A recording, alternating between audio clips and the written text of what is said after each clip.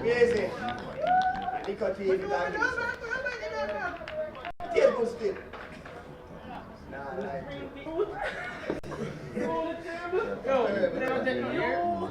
Measure me tell you. Yeah, boss, come here, bitch.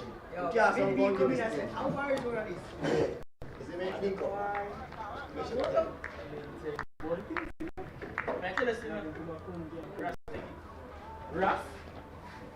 Hey, good morning everyone. Welcome to the Cricket Forum. We are live here in Santa Cruz in St. Elizabeth. It is the Spaulding Cup finals between the rural champion St. Elizabeth Technical High School and the urban champion Excelsia High School right here at St. Elizabeth Technical High School. The match started on time. At present the score is 50 without loss. St. Elizabeth Technical won the toss and they elected to field, and the score is presently 15 without loss.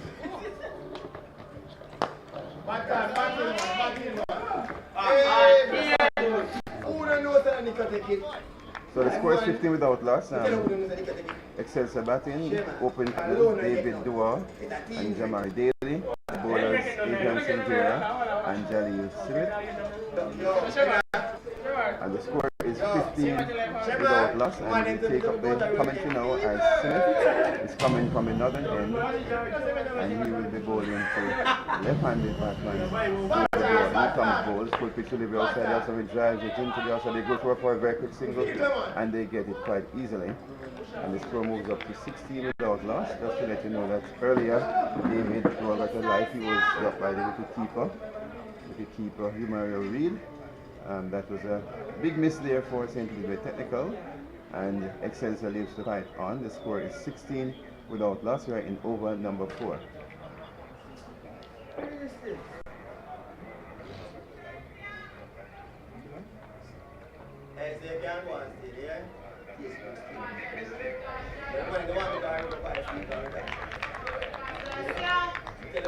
Smith now begins to pass the umpire up to the wicket now, bowls. Outside the outside.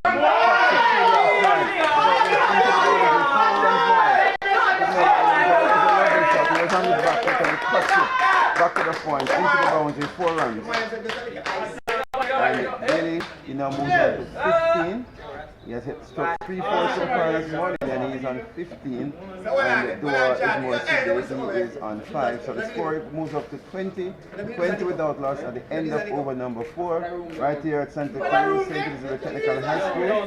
St. Elizabeth Technical High School versus Excelsior High School. And this is the Spaulding Cup final here at St. Elizabeth Technical High School. The score is 20 without loss. Remember, St. Elizabeth Technical, they won the toss and they elected to field. And Excelsia, they are now 20 without loss at the end of over number 4. And Silvera was the unlucky bowler. He so far bowled 2 overs, no maiden 3 runs, no wicket. And Smith 2 overs, no maiden 17 runs, no wicket. And Daly has taken a liking to Smith. But it's Silvera now, and he will be bowling to Dua. Sylvia up to the wicket now, balls to Dua, full pitch delivery, comes forward, he's in the outside, confidently. No rush, he goes up to Dua, and he's fielded there. Score remains on 20 without loss, 4.1 overs. If you just tune in, just to let you know that we are here at the Spaulding Cup, the final between the rural school and the urban school. St. Elizabeth Technical High School, where the rural champions, and Excelsior High School, the urban champions, right here in St. Elizabeth. Brilliant sunshine here, and the STETHS on the top, and they elected to field. And Excelsior, they are now 20 without loss, and we're in the 5th over I see there, turns the top of the mark. Passes the umpire, ball, goes quickly, drives it in the outside, well fielded there. Well fielded, and there is no run. The score remains on 20 without run. I'm in line. Can I share something? So, still there in the left hand. This ball is bowling with 2 slips in the gully. Cover points. Lead off, and final. I still there. He might have been ejected from the catch that was that, but he's rubbing the ball and flying, and he's getting ready now. He begins to move. Nice smooth run. Comes up now to wicket ball. And that's what showing the full face of the river. And getting more confident now is Dua. Much more confident than we have a star from Xavier. He's been bowling quite well. 2.3 overs, no more than 3 runs, no wickets. Bowling quite well. Yo, el man said 20 years, but they are told they are Xavier now. Top of his mark. Moving now. Nice smooth up. Passes the umpire up to the goal. Will be fully ready. Bring on the outside again, quite confidently. And no run. And this is going to be of one wicket here at St. Please come on down. We're going to be here for 3 days. 3 days. It's the Spaulding Cup final. 2 innings. This is intriguing cricket. This is the kind of cricket that we're talking about. That really shows your character. Because you have to stay up there all day and it's really a battle of attrition and who will break first. But the score is 20 without loss. And Daly has been looking quite quality. Hitting 3-4 so far. And the other hand we have Dua, and he is on 5. As Severa passes the umpire the balls, we believe we are forward to confidently to the outside, well timed, and there is no run. Score remains 20 without loss. Severa walks slowly back to the field.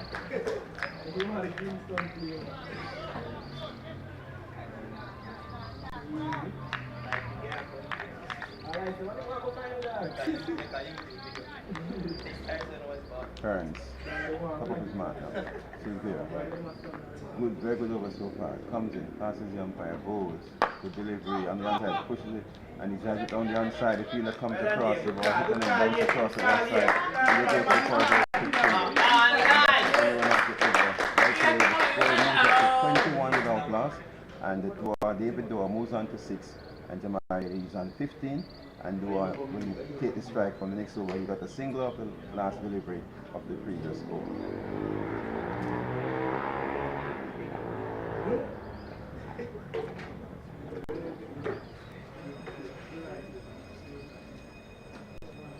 And there is going to be a change in bowling. Smith, who have been punished so far, going at 8.50, he has been pulled out of the attack.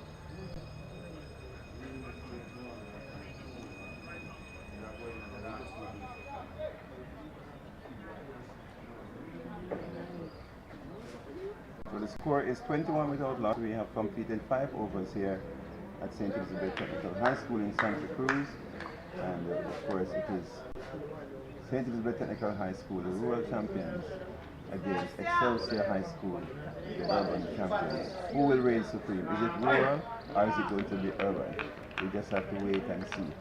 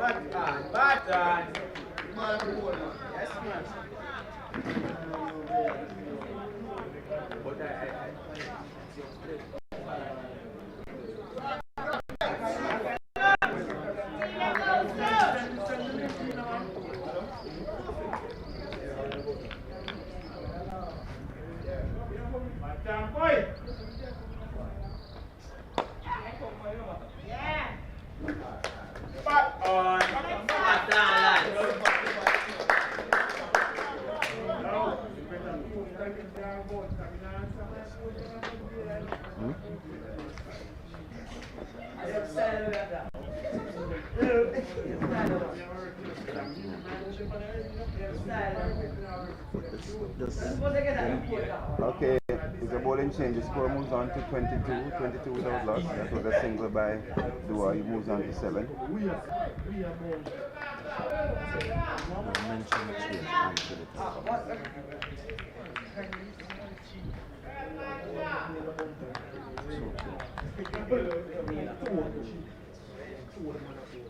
He comes now up to the ball, full pitch delivery, and he drives it into the offside.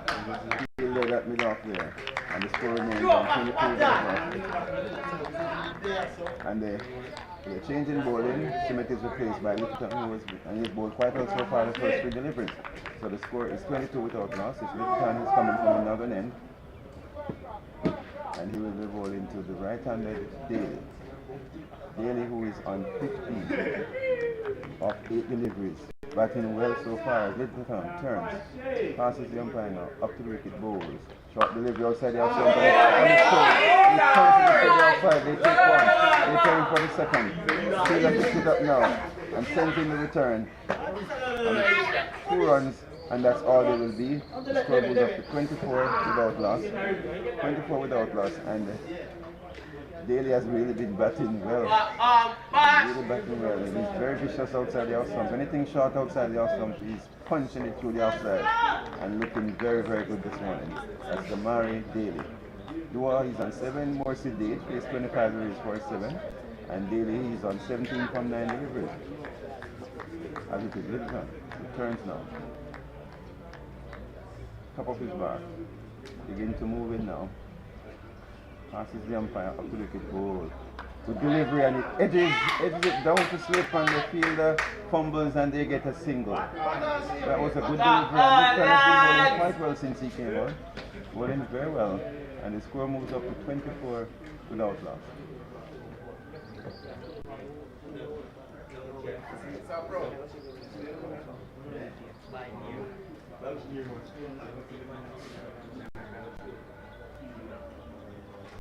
Score has moved on to 25 now, 25 without loss, 5.5 overs, 25 without loss. Littleton to bowl his final delivery of his first over. And left-handed David Dua will be facing. As in comes Littleton, up wicket bowl, short delivery, and he goes pull it on the leg side. There's a stifle up, but that ball is and that's the end of the over. It is 25 without loss. St. Elizabeth Technical High School, they won the toss and they elected to field. So Excelsia, they are 25 without loss with David Dua, he's on 7, and Jamari Daly is on 18. I must say that Dua has been struggling a little bit to get the ball away, and while Daly has been quite smooth in playing so far. He has played 3 fours, he has struck 3 fours, and he has only faced 10 deliveries in his 18, while Dua on the other hand, who's much more sedate, he has faced 26 deliveries and he has scored 7 runs with no boundaries. 25 without loss at the end of 6 overs. And Silvera, he'll continue. Silvera will continue from the southern end, and he will be bowling to Daly. Silvera has bowled 5 runs so far, 3 overs. 1 for 4. After the wicket now bowls, full pitch delivery, and he takes it out onto the outside. A very good delivery there, and he was equal to the task. 25 without loss.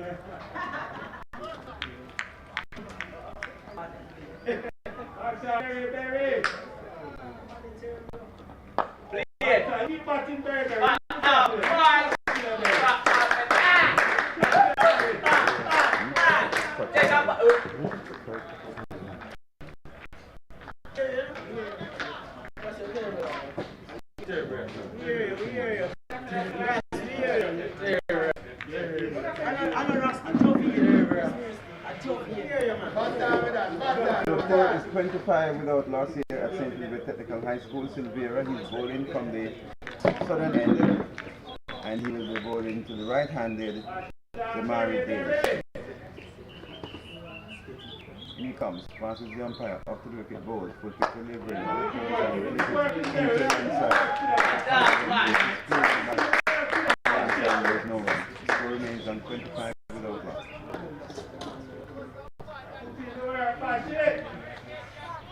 Adrian Silvera, so far he has bowled 3.3 overs, no maiden, 4 runs, no wicket. He has been sick of the bowlers so far, bowling quite well.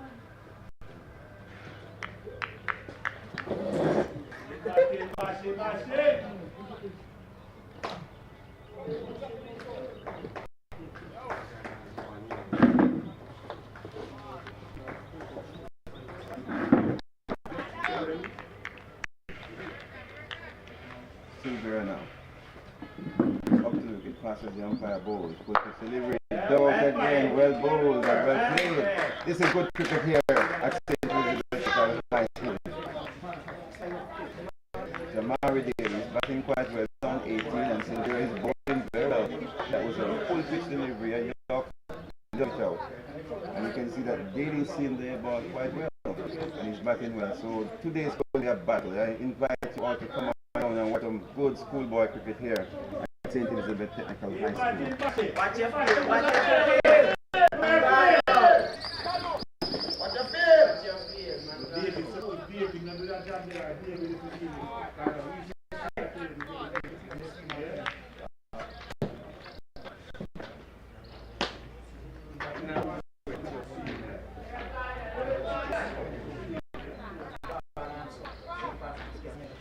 As Silvera comes in now, passes the umpire up to the goal, and he drives it into the offside where it's fielded and there's no run. The score remains 25 without loss.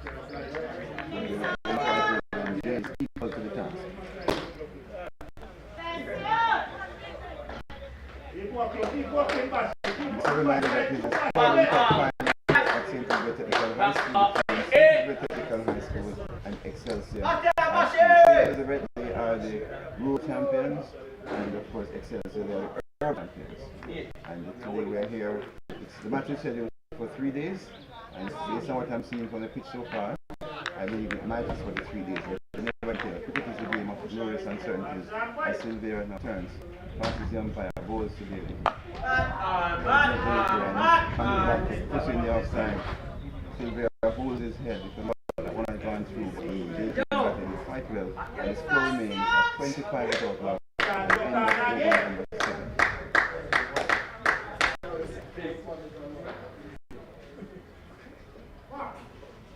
Like a one animal.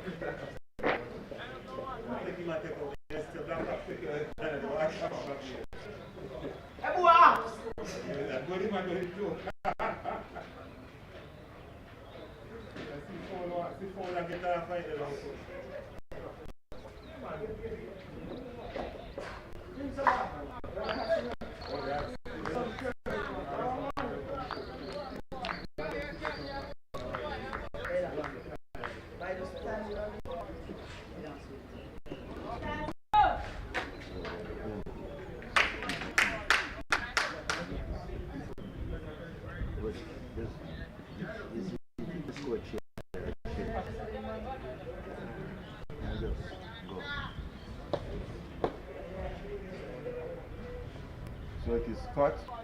He's going to continue. He bowled the previous over, very good over from the northern end. 1 over here, 4 runs over, and the score is at 25 as it is Scott.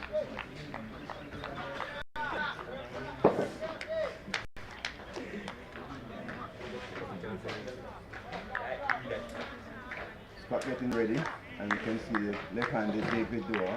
He's also getting ready. Struggling a little bit. He's on 7 from 26, and you can see now Scott begins to move in. Passes the umpire now to the bowls. The quick delivery is forward, and they go for a very quick single. It goes into the outside, and they get a single. And it's strange to see them get a single point there. It was a quick single, well taken though. There was actually no danger. And the score moves on to 26 without loss.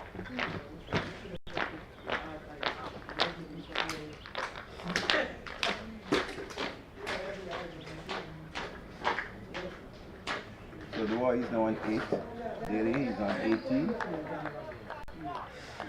It's 26 without loss. Two slips. Point. Cover extra cover.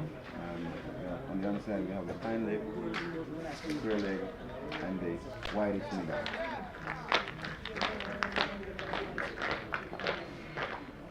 And stop.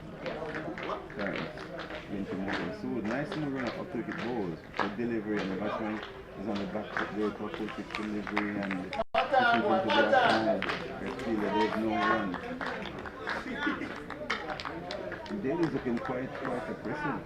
It seems to be in the T20 mood. They just won the T20 competition last week and he seems to be in no nonsense mood right now. Score remains on 26 without loss. Against the moving now. And he's not quite ready, but he's ready now. As Scott moves in now, he passes the umpire. I'm just going to take now bowls. Outside the outside,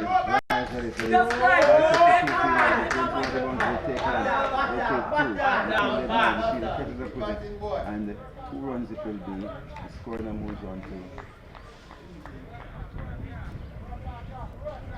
28 without loss, and really he has moved on to 20. Daly's on 20, Dua is on 8, the score is 28 without loss.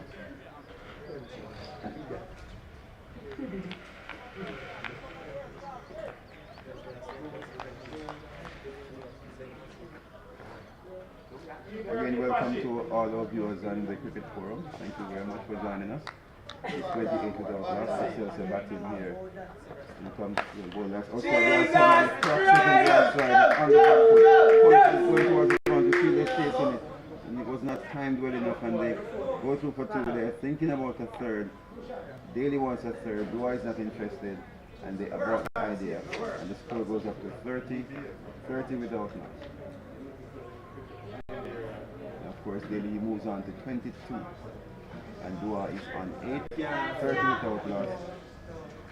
Excelsior inserted by STETHS to bat first here in the finals of the Spaulding Cup competition. And today is the first day. We were scheduled to for 3 days and it's very good weather here in St. Elizabeth. Early morning, brilliant sunshine. The bowler was on his way, the batsman is ready. When he looked up, he saw that the batter was not ready. So he had to turn back to his mark. And Daly has been quite good through that offside. Anything short outside the off stump, they punish it. As a result of that, they have taken out the square leg and they have straightened the offside field. So we are now covering the extra cover. The offside is very packed. We have 7 persons in the offside. It's a 7-2 field. And in comes up to the wicket balls. Short delivery outside the off stump. He's on the back foot, pushing the outside and they go through for a quick send up. Despite the outside being packed and the field and he with 1 foot of his hand, so there was no chance of her now. The score moves on to 31. Daly now moves on to 23. So the score is 31 without loss. In over number 8. 7.5 overs bowled so far. And Daly has been going quite well. He's on 23 with 3 fours. And David Dua, he's on 8. On 27 deliveries. And he's still Daly striking at 100.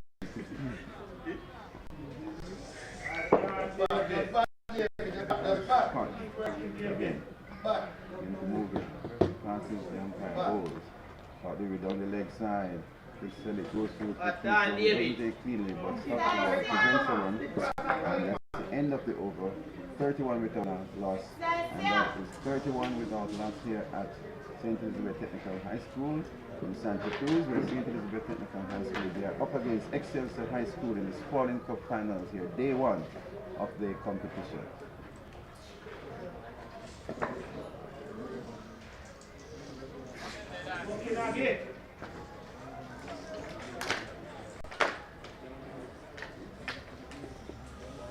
We also invite all the school children who are around. We'd like you to come on down here and support your team.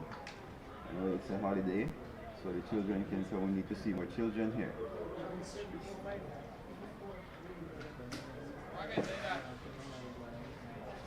And the senior still here is going to continue.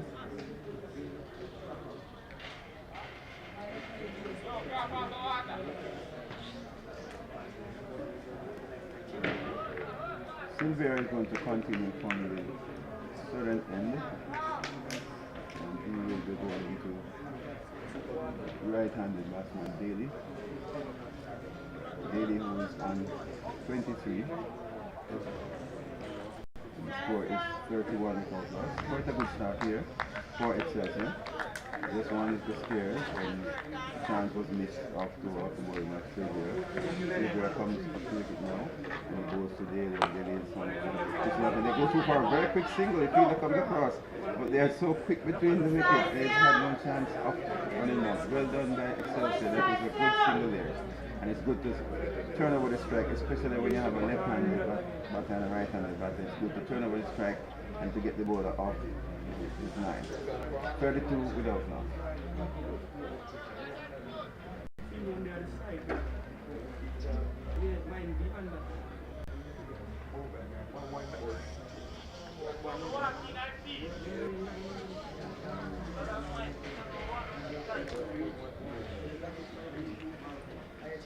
I must say the fielders are looking a little bit lethargic in this early morning. They should be sprightly on their toes.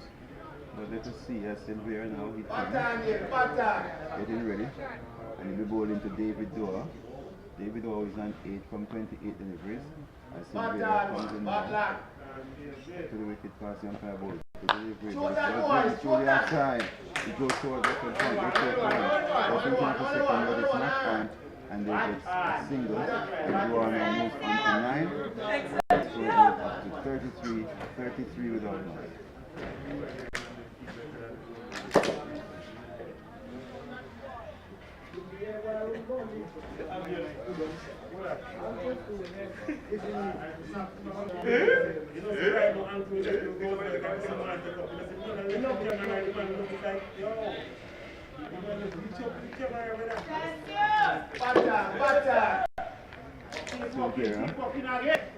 Getting ready again to bowl.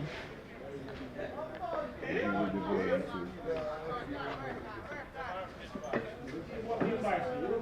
right-handed batter, and that is Daly, Samari Daly. As Silvera now comes in up to the wicket goes to Daly. Full situation. Down, he dives across and stops it. It's to 1.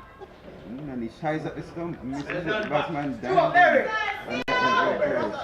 And that is really good cricket here, well fielded. And the score moves on to 34 without loss.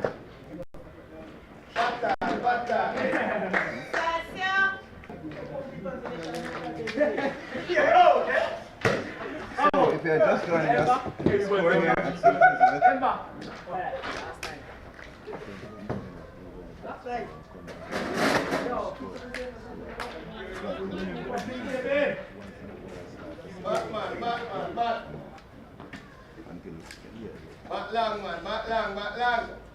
And Silvera now comes in, passes the umpire, bowls to Doan, comes forward, pushes outside, he cuts just talking about a quick single, and he was sent back by his partner David.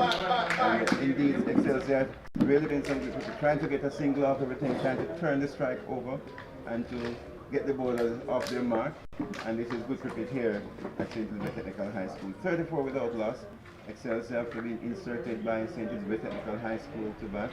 And STETHS would have been looking for early wickets, but the batsmen so far have been quite solid, especially Daly. Though he gave a chance to the wicket keeper, it was very low, and he was not able to take it. So the score is 34 without loss. And in comes Silvera, passes the umpire now, bowls. Full picture of the drive, the full outside.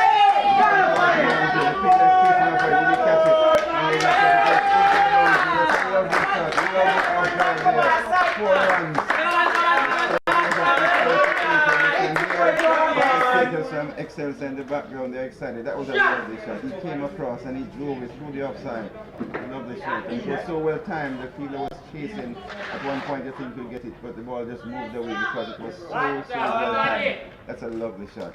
And Doan is now coming into his own. He has moved on to 13. He's on 25 and his score is 38 without loss. And that's the first boundary of St. Vera. Just back. He doesn't too pleased. But it's the war again. I'm facing St. Vera. And you'll be feeling much better with that shot. That came out immediately back. As St. Vera now comes in, passes the umpire, bowls to the one.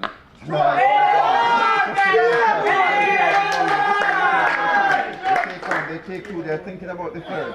And they're going through for the third. And they take on the arm of the fielder. And it is 3 runs. Well done, well done. The score moves on to the 40s. 41 and 41. As 9 overs are completed here at St. High School. And the batters have been quite good.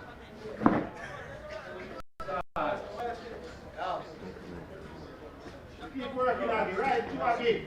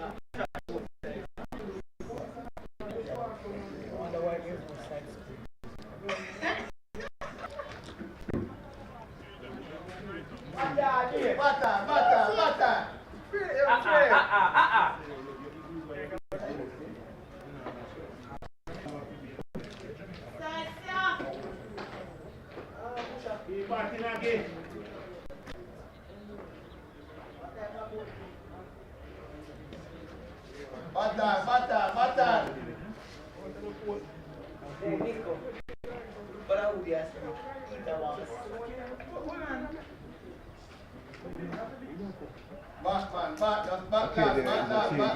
Kevon Brown, he'll be bowling from the northern end. That's Kevon Brown, and he'll be bowling to the left-handed blower. He has moved on to 16 and he's coming into his own now after hitting his first boundary out to 1-3 as Brown comes in bowls, isn't it? And he has it down towards and they take on, they come back for 2. And that's all. And it was that down to fine leg and they get 2. Score goes up to 37, 47 without loss.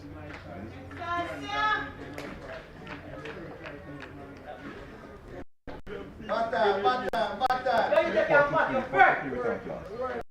In comes goes down the leg side again. Well taken by the keeper. That was wide on the leg side. The keeper across. Well done by Reed. Normally keeper does the lead. Score is 43 towards loss. In comes one goals and pushed to the outside by Dua. He could do it. Push it into the offside and get it done.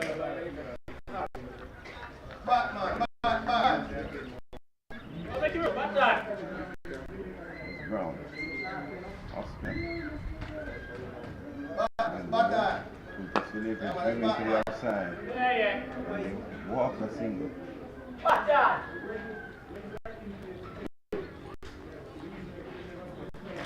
And of course, the Excelsior batters, they're looking quite comfortable here. You know, they, apart from the one scare where it was a mismatch, they have looked quite comfortable. And Dua was doing a little at the beginning. He's doing much better now. Just back. The score is 44 without loss. And the right-handed Daly will be facing Brown for the first time.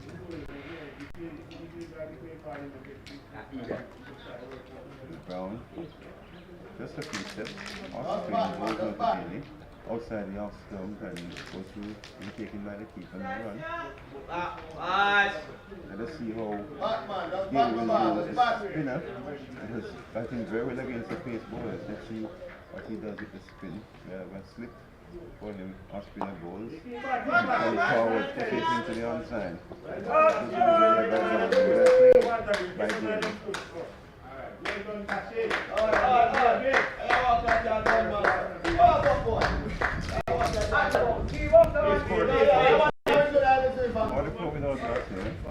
It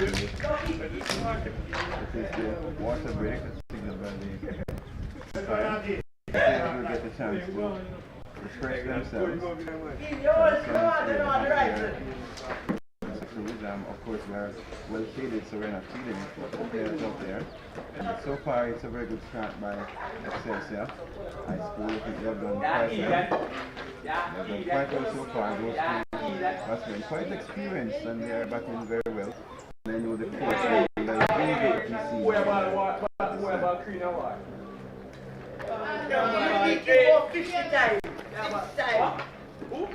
Him. Come on, I don't know my problem that. I don't shot there again. I know my problem that. What do you say? Yo, me and she got picked up and you know, I'll kick them how many to fuck with the pool. You know what?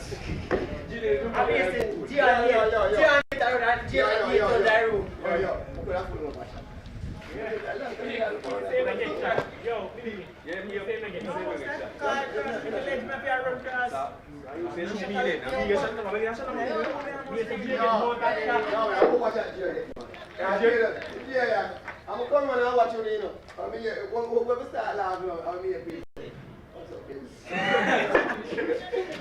I didn't want to say that. Say, yo, I'm turning and look good as a jar.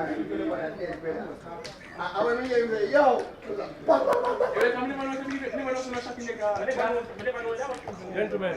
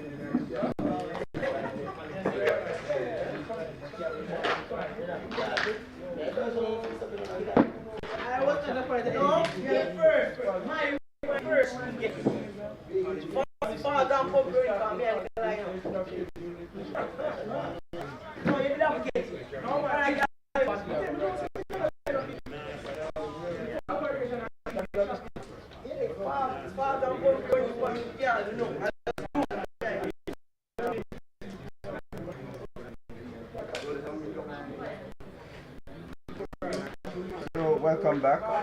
We just had the water break.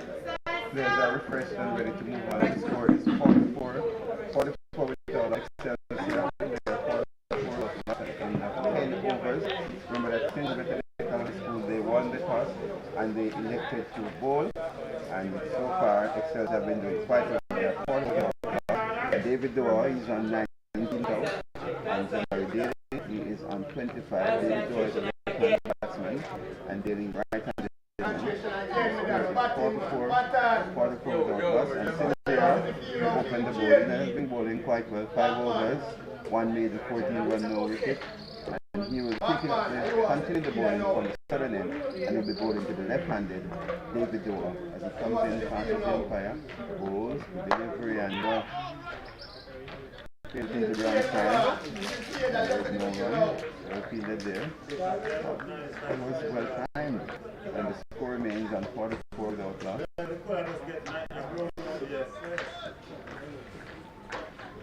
And Silvera walks slowly back to his mark, concentrating on what he's going to do with the next delivery. And he's at the top of his mark now.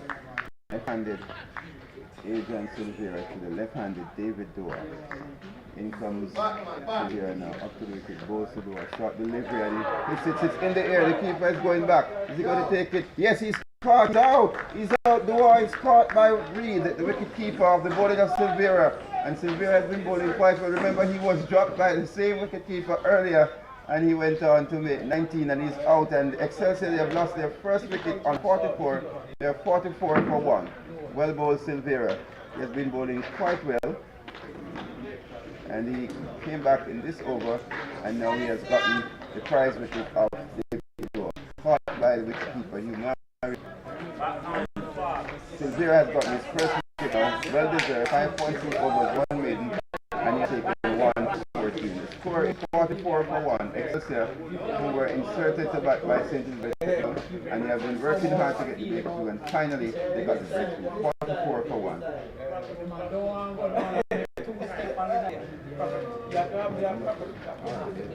You have to reach up to the wire. Yeah, man, you know. Right. And you're not going to keep up the gap teacher. You're closer to the wire. You have that pass. Positive steps right now. Emperor, with a rider half. And a whole heap of graphics. I don't know if it's finished. I was somewhere else. There was a poor Panama. Right. So don't be able to. But when you see picture, you saw.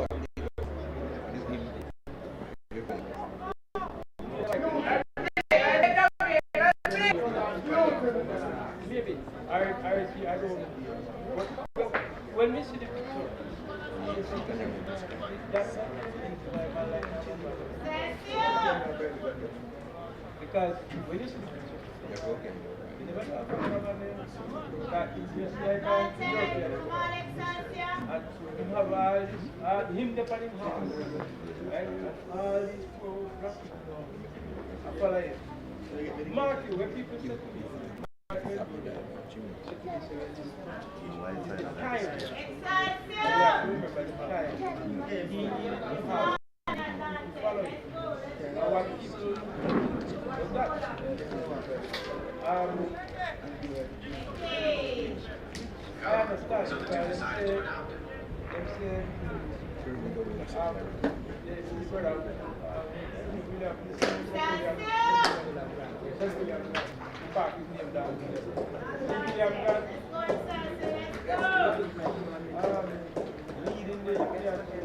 So after over number 25, the score remains at 81 for 6.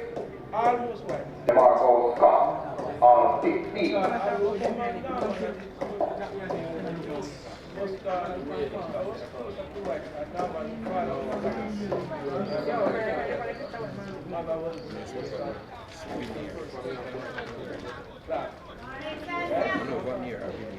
And this tall man.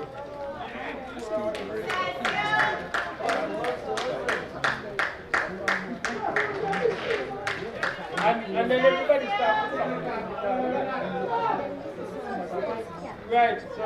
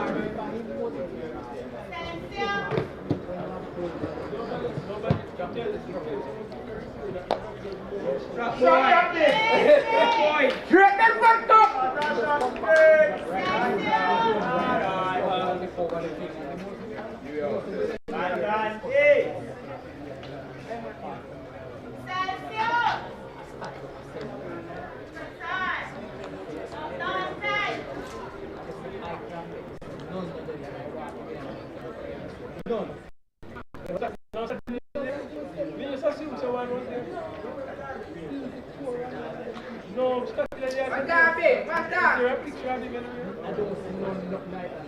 That is interesting. Somebody can say, yeah, used to one. Okay, welcome back. Thank you for joining us again. We want to apologize for the original transmission, which went on for a time due to some challenges that we have here with our internet, but we are grateful that we are back. So just to update you, the score is 87 for 6.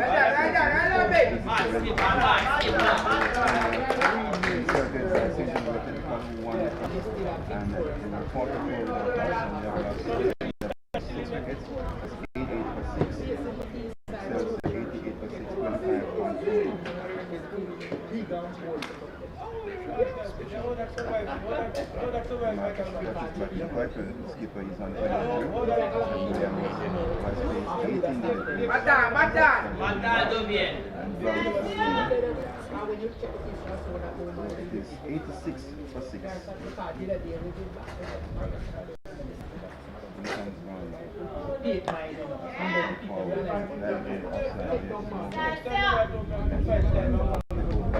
End of the over, and Excelsior want to have a spare at lunch. It is 12:15, 12:30 is lunchtime, so we want to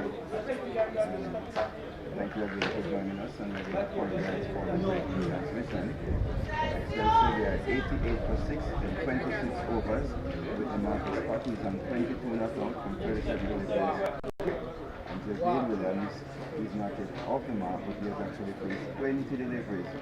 So he has been staying there, playing the sheet on parole with his keeper. And it's very important for him to stay there until lunch, and then after lunch they can review. STETHS will have other ideas. As you know, STETHS will have other ideas. And they have made a change. Is it Brown that's continuing? Brown is Smith. Yes. So we continue from the third end. The score is 88 for 6. Mr. Davis already apologized, but I just want to reinforce that apology. Yeah, we don't usually have a connectivity issue at this ground, but this morning is just one of those mornings where we had some connectivity issue and we're off for a while. But now we are back, and I know the image of as smooth as one would like, but I understand that something that is better than none, and at least the score card is up on the screen. So thank you for your patience and your understanding. We'll continue to work and see if we can improve the connectivity. And so we're looking forward to a good match. Over back to you, sir. Thank you very much, Mr. Brown. 88 for 6. As Semi comes in and the bowls, and that's doing the outside. And of course, the skipper, Marcus Scott, is on 22. And he has 38 deliveries, and he is getting quite well, fighting back as a skipper, because his team was in a spot of water when he came, and they are still in some about 88 to 6. It's not any position of comfort, but at least they are there, and Williams is staying with him. As he comes in it now, both are the drive into the outside, no run.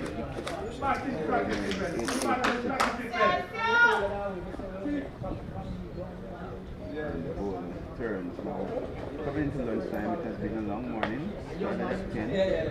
One for 2 hours and 17 minutes, and the players must be quite tired out there in this hot sun, but they're young people. They can manage their sit down. And he goes to start, and he jumps back and takes it down for the crowd, and he led by the wicket keeper. That was a fairly good delivery.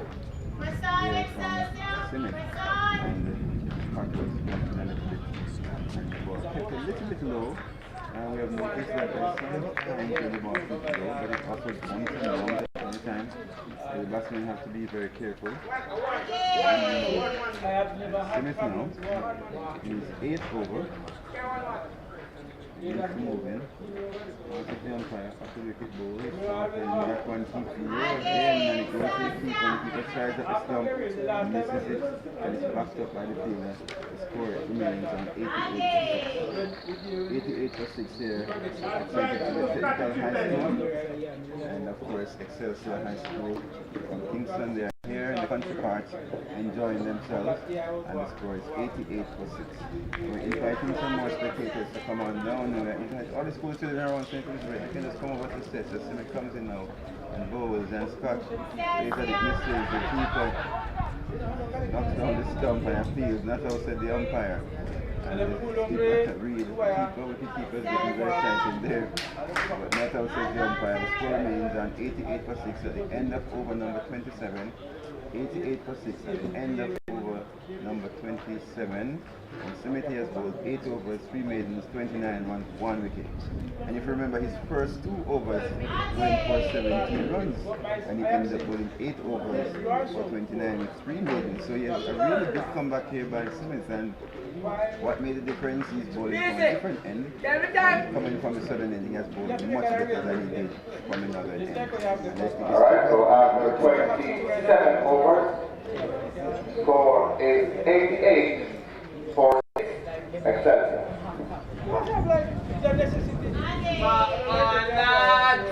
And of course, the fielders are moving slowly as we have 11 minutes left before lunchtime.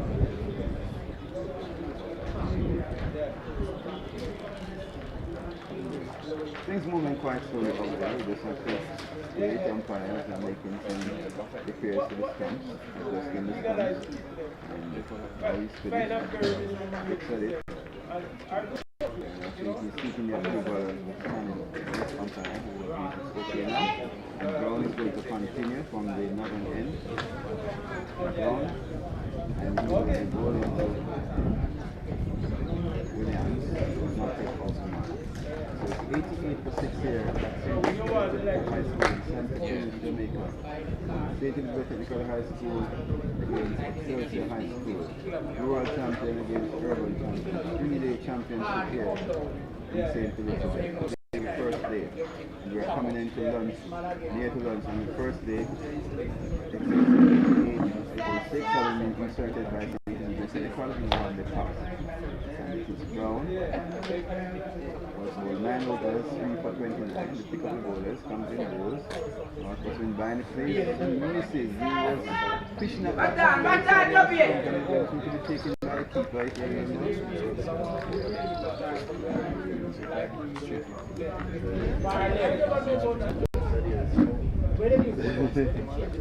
and he swings at this one again and misses on it. Down backward!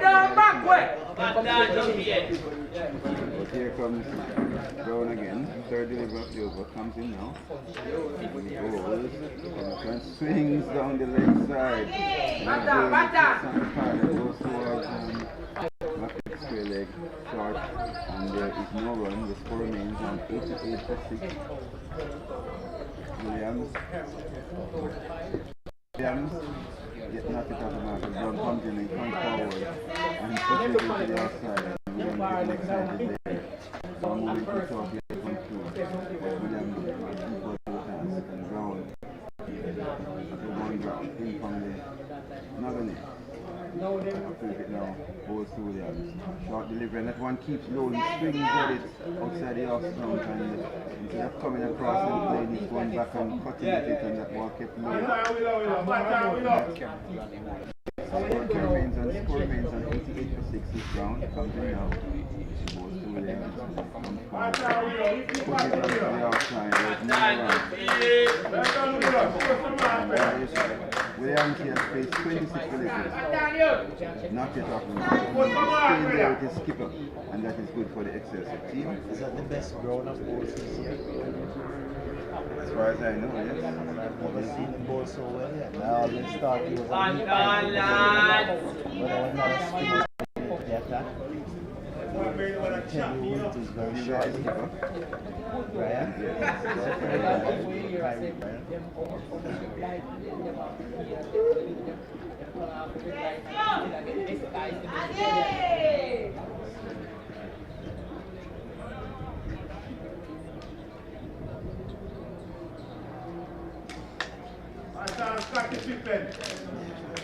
So it is Tyreek Brand who will be taking the bowling from the southern end, the Tyreek Brand, and will be bowling to the skipper. It's skipper to skipper that will be bowling, and the score is 88 for 6. And of course, Simit had bowling 8 overs, so Brand comes in, and it's off spinner.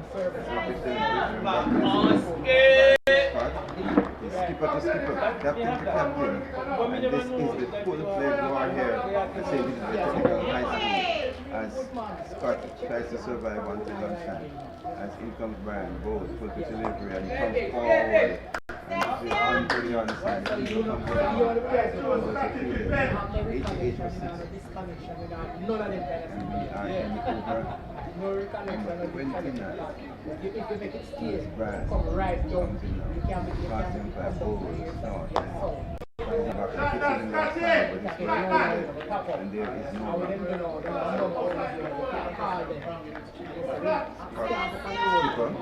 He's on 22 from 46 delivery as Brian comes in. Goes to Scott with pitch delivery, but he's on the back. There's some football skills there, basketball in his hand, showing some of his football talent there. Carry Brian, the line was that comes for shot delivery, the back punches it into the offside, there's no run. You can see that this batters are now in the shirt and they are going to back until lunch. After lunch they'll see what happens, but their job now is to take it to lunch without further rush. Comes Bowles on the next side.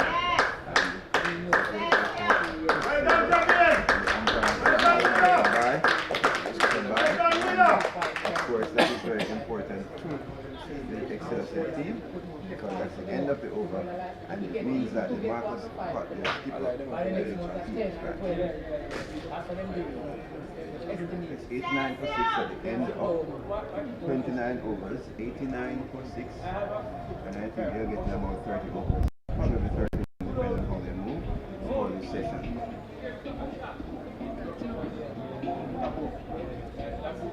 So as we come on here to the lunchtime here at St. Elizabeth Technical High School, we have a very intriguing match here with Excelsia being inserted by St. Elizabeth Technical High School. We are 89 for 6 as we come close to lunchtime as in comes from Bowles to Scott and that one keeps low, Scott puts down. Onside where it's fielded at spell like there's no run. The score remains at 89 for 6. Fighting for a steal. 50 deliveries for 22 runs as Brown Bowles very well comes in now and Bowles delivers on the back foot and stuff it and plays it into the onside. He comes around the field. Score remains on 89 for 6. Brown comes in, it's 11th over, short and on the back foot. Goes out to the field and there is no run.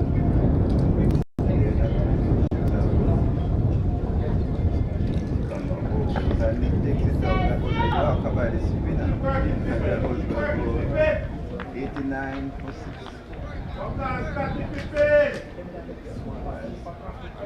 Here comes Brown Bowles, the ball is on that side, they're thinking about a single, they change their mind, the score remains 89 for 6. I think we should be able to get another over in before lunchtime since they're using spinners. It does make a difference as Brown comes in now. Both Scott. Scott is forward. Put it into the outside. The keeper skips down and takes it. And that's the end of the over. End of over number 30 is 89 for 6. That's the latest score here at St. Elizabeth Technical High School in the Spaulding Cup throughout here between St. Elizabeth Technical High School and Excelsior High School. We're getting another over to be bowled by the skipper, Tyree.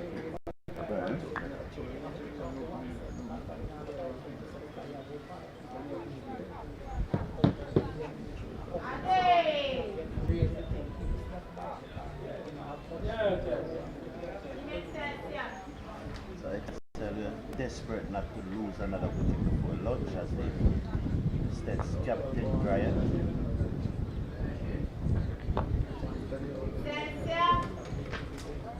And that one popped and the batsman just put it on the side. Very convincing. It's another black ball. As in comes Brian Bowles to the outside as he picks it in the air towards the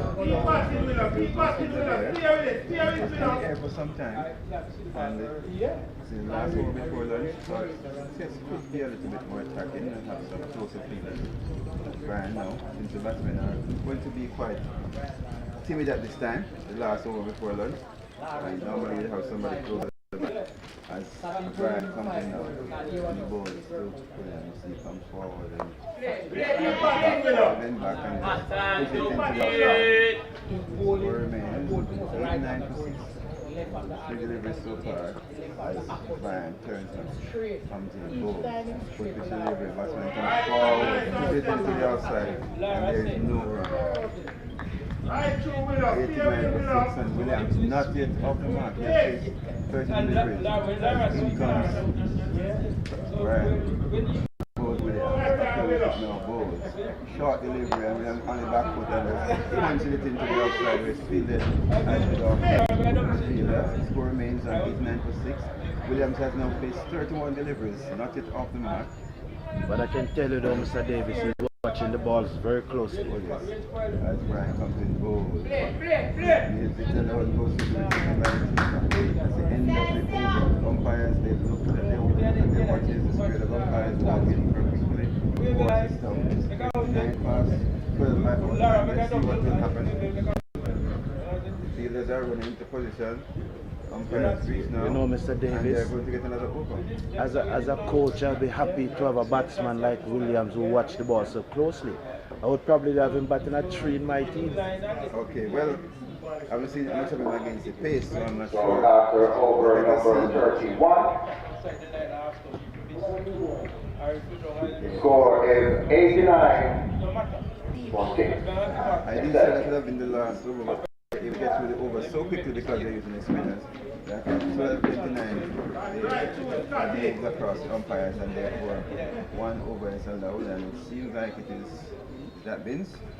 Yes, it should be.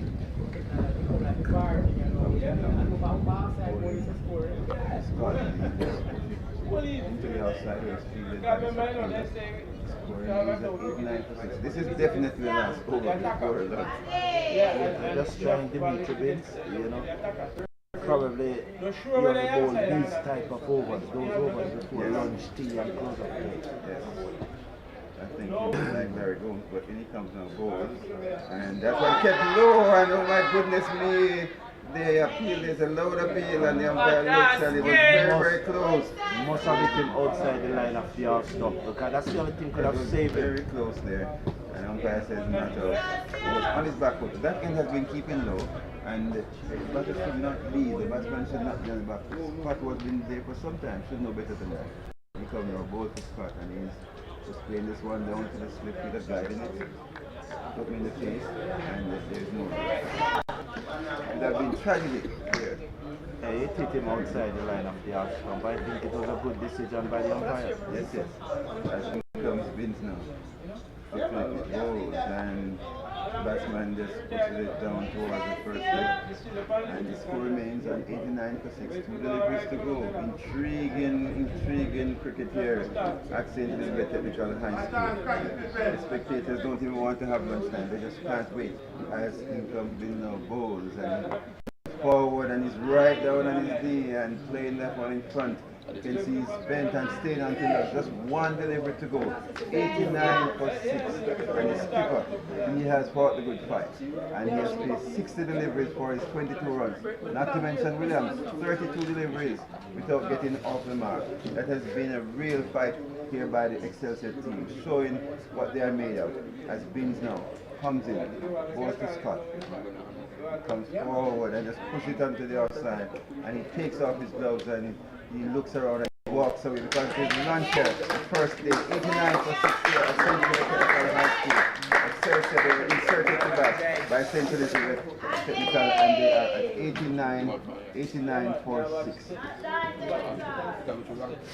Lunch on the first day of the 2025 Spaulding Cup Championship match between Excelsia, who incidentally is a defending champion when they beat Manchester last year at Melbourne, and they are 89 for 6. They are the Grey Shield, and of course the Grey Shield is sponsored by First Global Bank, and the Edley Cup is sponsored by General Insurance. So it's 89 for 6 as you Or hear. 89 for 6. After 32 overs, The Marco stop on 22. Jose Williams gets the score. So 89 for 6. Score at the lunch break. Okay, so just to update you what happened this morning. The toss was won by St. Elizabeth Technical High School, and they decided that they would field. They inserted Excelsia, and Excelsia started with David Dora and Jamari Daly. They put on 44 for the first wicket before 44 for the first wicket before the Mario. Let's get that straight. He's an artist by trade. Okay, Dua, he was caught by the Mario Reed after bowling of Silvera, and he made 9. 19, and then the first wicket, and then the second wicket was Forbes, and he was bowled by Brown for 1. He was bowled by Brown for 1. The third wicket fell when the score was at 50 for 3, when Justin Adlam, he was bowled by Silvera. Justin Adlam bowled by Silvera for 3. And then 6 after that we have the fourth wicket at 52 for 4. Well, Jamari Daly, Jamari Daly was bowled by Brown, Kevin Brown for 27. So you're based now, he's always 27. Oh, yeah. And then after that, they lost the fifth wicket. And Nikolai Mackenzie, and he was LBW, was caught by Reed again, after bowling of Simmet for 5, and he faced 4 deliveries. And then the last person to go before lunch, Giovanni, he was LBW to down for 6. He was down for 6. At that time the score was 73 for 6, and since then Williams came in, and Williams is not out on the north. He has been placing 32 deliveries. He's there with his skipper. Scott is on 22 from 61 deliveries. So this pair, they have done very well so far for Excelsia. We are going to take the break for lunch and turn to remind you that the score is 89 for 6. Bowling for St. Louis Technical, Adrian Silvera, 8 overs, 1 maiden, 17 runs, 2 wickets. Daniel Simmet, 8 overs, 3 maidens, 29 runs, 1 wicket. Delante Scott, 2 overs, 1 maiden, 10 runs, no wicket. Kevin Brown, pick up the bowlers, 11 overs, 2 maidens, 29 runs, 3 wickets. Tyrese Bryan, 2 overs, 2 runs, no wicket. And Reachable, 1 over, 1 run, no wicket.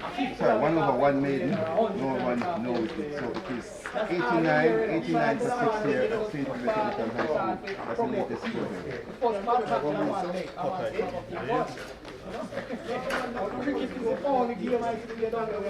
we are now going to take the break, well-deserved lunch break, and we invite you to use this lunchtime to come on down to St. Elizabeth Technical High School to watch this intriguing match between Excelsior High School and St. Elizabeth Technical High School.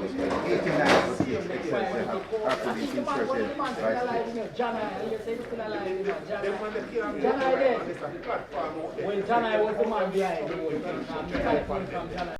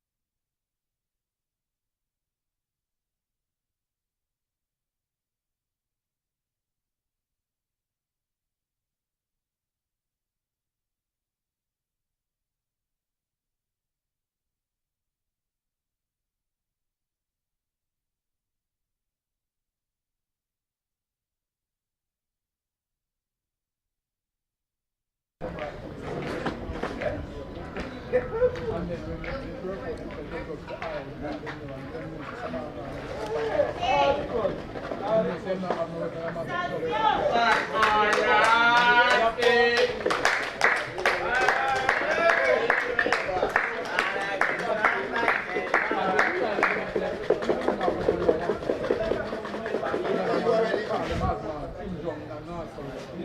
them say my weapons are man pick up and have it.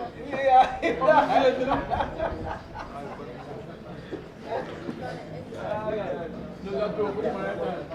The first time in Trump went, Trump called him Rocket Man, and all the best rocket, Trump called him Rocket Man, so Trump can't call up. Head of state and Trump publicly doing everybody that call him Rocket Man.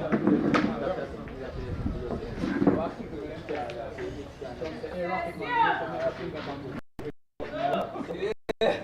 line up. Yeah, Rocket Man, you know some of my up and I get to one. Line up. Ready for this? Ready for this? Trump, my friend, no. Tough start.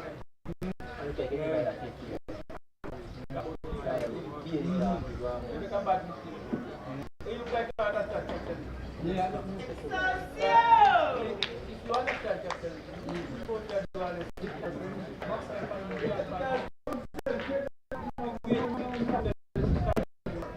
Everything is in the everywhere. So they come to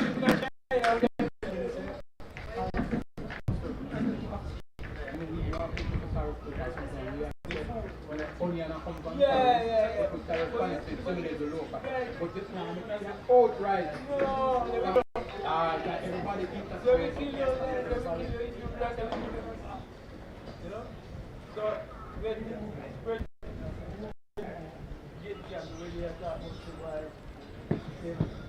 when you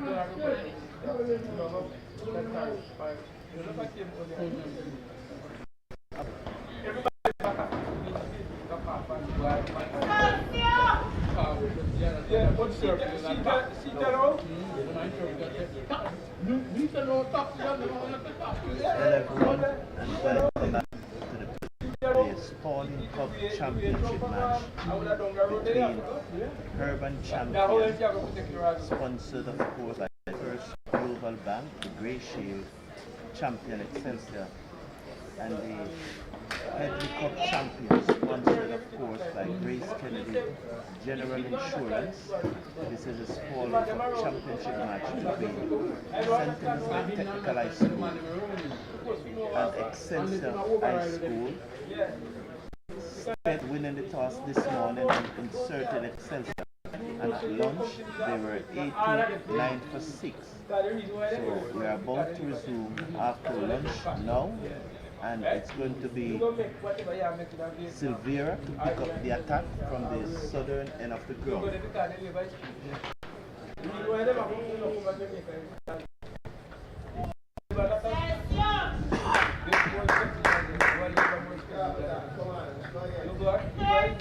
Silvera to Williams, it's outside the option, so we'll be taken by the keeper. This goal remains on 89 for 6.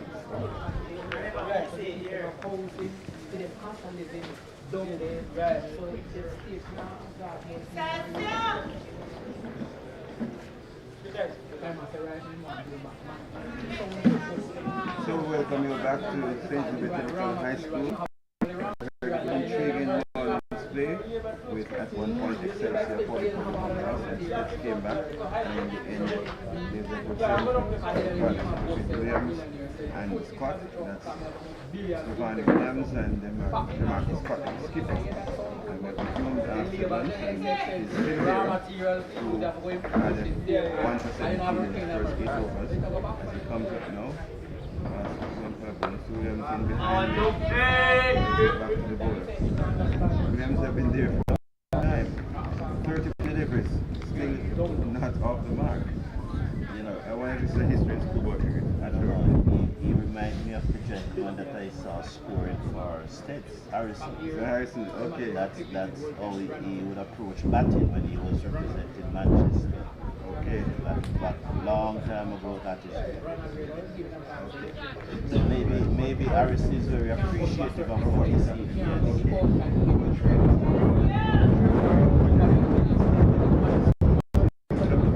That stadium is coming right through. So and there is no run. Score remains on 89 for 6. I love it because he looks very comfortable at this place. And as I said to you earlier, I know the coach loved him. I would have got him probably at number 3. Okay. Alright, you can ask his colleagues if they think he could put him number 3. So I think they're probably too young to understand the tactical genius behind number 3. So we're coming in for the second inning. He has faced 35 favorites, nothing off the mark. Everything is 0. Runs, 4s, 6s, strike rate. But here comes Silvera up to the ball to Williams, and he drives it, straight drive, and now he's going to get off the mark. And he gets a single off the mark. Yes. 90%, and you can hear the appreciation. He's now on 1 on 36 deliveries. That was a good shot. Batting is, to me, I love how he's batting. I can't hide it. I love how he's batting. This is a 3-day match now. Yes, all the time. Your team is in trouble. Yes. You still have 8 8 sessions now. Yes. It's just one gone. So here comes Silvera. He has to move in. He's now going towards the spot. North. And behind it, Nathan. And there is no run. The other thing, Mr. Davis, when Williams had this battle, will give Scott a lot of confidence on the other end. And he just hit the single and hit around the single. And he knows that it appears that Williams can't get out. Right. Because at one point he was protecting him, but now he realized that, hey, this fella can stay here and he's looking confident. But the fact he has made he has scored, but he has looked good. And he Not seems to be in any trouble. And he continues to straight. Right. And that was the downfall of somebody batsmen too, because sometimes the ball keep low. As the player now comes in and he bowls the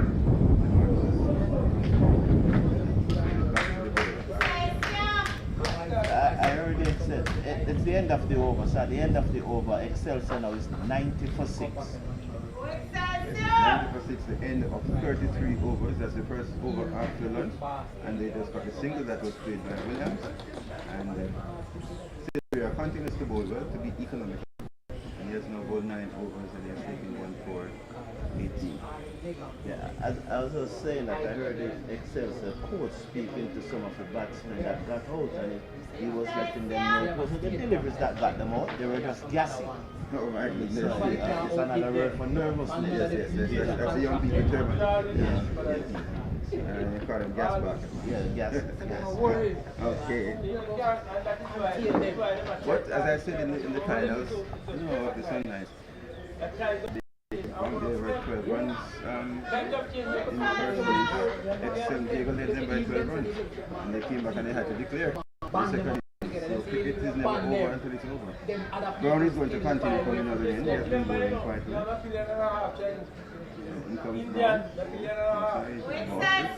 shies at bowling but did not bowl the delivery. Scott who is facing. That's Williams facing. And he comes now over short and punch confidently into the outside. Looking in no trouble at all.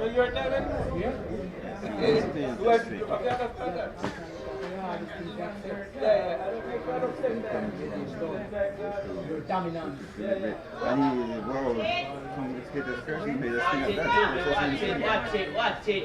And that was a good delivery, and he was beaten outside the option. The commentator's curse is real enough. It's a real thing, Mr. Davis. It's a real thing. Even though there's here, yes. Okay, and we see, I think he's retrieving the helmet. I think they're going to put someone at forward out there. And someone close there, and he's asking for the box. So yes, he's putting somebody under the box somewhere. So I think he's going to be a forward out there. Right. He's sending for other protection for the young man. But in comes Brown now bowls. and he is right behind it and puts it back on the outside. Yes, I think he's probably sending for something to the family jewel. Okay. And he comes down, goes on the left side, and he hits it down towards and they're thinking about the second, but that's all they will get. And Williams moves on to 2. Increase score by 100%. That was a good shot, you know, the ball was short down the left side and he pulled it. Right, and the score moves up to 91 for 6. And Williams is now on 2, and Scott is on 22.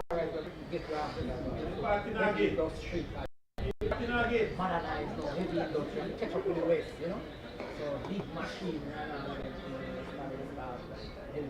He comes back and he goes to Scott. And Scott is right in behind, puts it onto the outside.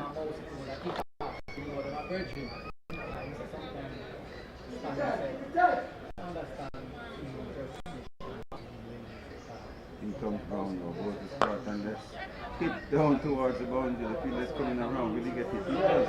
And they only get a single. That was a short delivery and I think that could have done better with that one. That should have gone for 4. But there's a challenge on that side of the field. You recognize what Mr. Brown?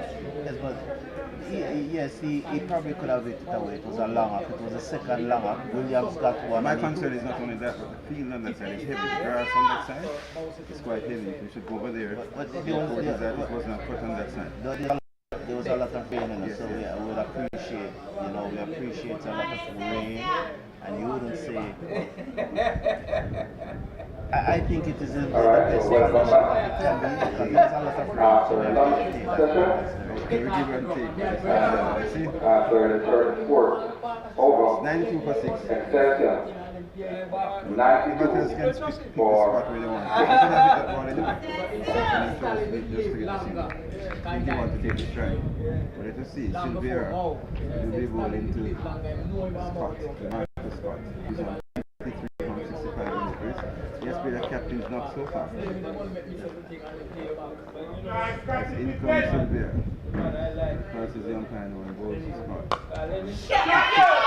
Really on side, goes towards the boundary. The fielder goes that was a lovely shot like that. And it rolls into the boundary. The fielder chases it in despair, and just before reaching it, reaching the boundary, 4 runs. And the score moves up now to 96 for 6. 96 for 6. Indeed, we have a lot of cricket left in this game. There's a lot of cricket, and that was a lovely shot by Scott. You know, but it's a big field at STETHS, especially. Yes, it's one of the football fields that can run 3 runs on. Yes. Not many places they have that unless it's overthrown. And Sylvia comes in now and goes to Scott. And that one keeps low, but it's well played. Well played by Scott. He's rocking the ball. He's on 27. The score is 96 for 6. As we have brilliant sunshine here at STETHS Technical High School in Santa Cruz. Good day's cricket so far. We're going to need some more spectators to come on down and enjoy. The cost to enter is actually free, so you can come on and enjoy some good cricket. But if you are able to come, we'll appreciate you going onto your YouTube channel to the Cricket Forum, where you can get ball by ball commentaries. Adrian, this is here. So we're up to it now. And he bowls to Scott, and if he's short and he's right behind the right pitch and puts it back on the onside to the bowler, who looks at him and turns now, walks slowly back. I don't know what's going through his mind, but it's 96 for 6. And so I'm asking that question, and look at the batsman who and say, wow, you're right behind that one. Let's see what you can do with the next one. And skipper come and say a few words to him. Say a few words to him. That's the skipper, Brian. And Sylvia now drops the ball on his panel and typically fan the fashion as he begins to move in. Soon comes up now, passes the umpire. And it's good for the before, and not outside the umpire. I think that one just beaten there, Scott, and you notice that there's some of the people that are keeping a little bit low. And the batsmen have to be careful. The score remains on 96 for 6, and Scott is on 27, and Williams is on 2 from 40, 27 from 69 with 3 fours. Walter Radley tell them so look here, we can't stay for the university. And these Excelsia batters must be for this partnership that they have put on. Really doing well to up them. Not many times have run, but they have stayed there. As in comes Silviano and goes to Scott. Short delivery and it's it towards the wicket where it's feeling and there's no run. So short with the wicket. And it's feeling that should be for the forward square. No run. Score remains in 96 for 6. As Excelsia first towards 2 figures. Yeah, definitely. That was a disaster. It's a partnership. Free partnership in 94 deliveries. Very good partnership. In the context of the game, 23 run partnership in 96, 94 deliveries. 23 runs. These two, they have really done well so far. Silvera having to move in now. Up to get balls to Scott. Put swings at it and misses it. And the keeper shies at the stop, misses also. And Silvera put his hands on his head because that one must have been very, very close. But Scott lives to fight another day. It is 96 for 6 at the end of over number 35. Silvera, he has bowled 10 overs, 1 maiden, 22 runs, 2 wickets. Brown so far, 12 overs, 2 maidens, 31 runs, 3 wickets. And these two have been the pick of the bowlers for STETHS. Silvera is showing great strength because So at the end of the 35th over, Excelsior 96 for 6. Cut short now. They would have killed him. Because if he didn't know that, and then they release him, get the man's over. March, go up for the place peaceful. Yeah, you never know, so they would have killed him. They never know, so they would have killed him. They never know. He walked him in. And when I hear these guys, I'm going Always going to contact from the northern end. And he will be bowling through them. Brown comes in now. The pitch delivery comes forward. Puts it into the outside. There. No run. He's after the 1980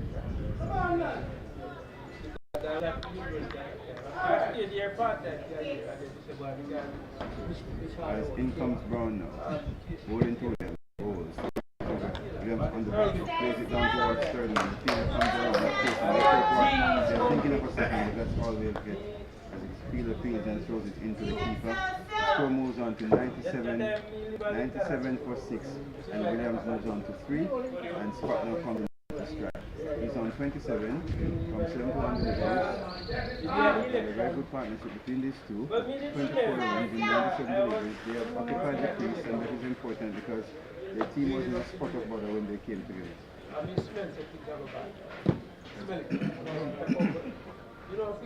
Balls, and the ball goes to be taken by the keeper. Left around by the batsman, Scott.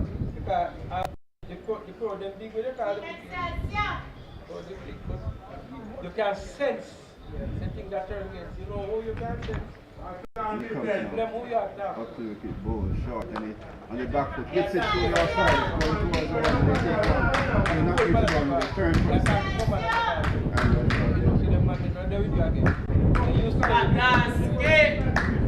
the score is now, the score moves on now to 99 for 6, 99 for 6, and Scott moves on to 29.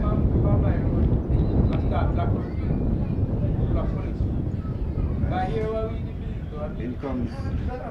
I thought that was a fight. Oh my goodness me, there's a mix up there and it's going to be a run out. Oh my goodness me. Oh my goodness, I cannot believe it. I cannot believe it. It's not Brown who is bowling, it's Brian who is bowling. It's from Brown. And Williams has to take the, he has to be the sacrificial lamb because the two batters were at the same end. And of course, the skipper said, you go, because I am not ready to go yet. Williams did very well. He made 42 deliveries, he scored 3 runs, and Excelsia 7th wicket is 99 for 7. That was a poor, terrible mix-up there between the two batters who were doing so well to take their team out of trouble. And can you imagine, of all the ways to be out, to be run out. The score on 99.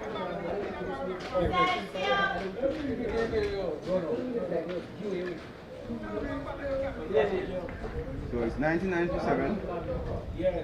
And Williams walks, takes it back to the pavilion, walking very slowly. And I'm sure you won't be able to look at the score. Of course, the skipper, I'm not sure whose fault it was, but the skipper will have to stay out there because I don't think he wants to face his coach. So he will have to stay out there.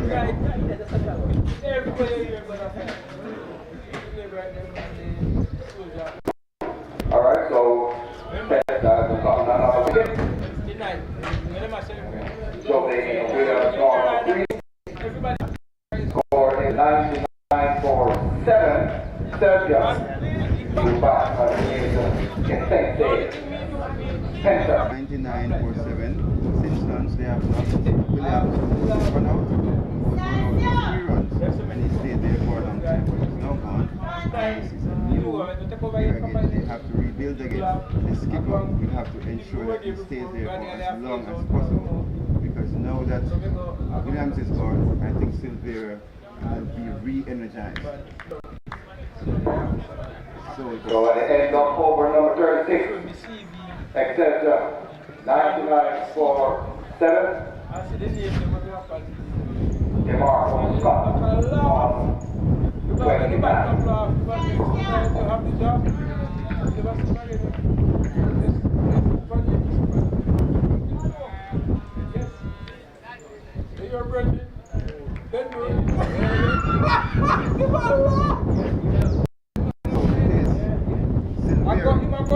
Take up the ball again from the surname, and he continues to be tight.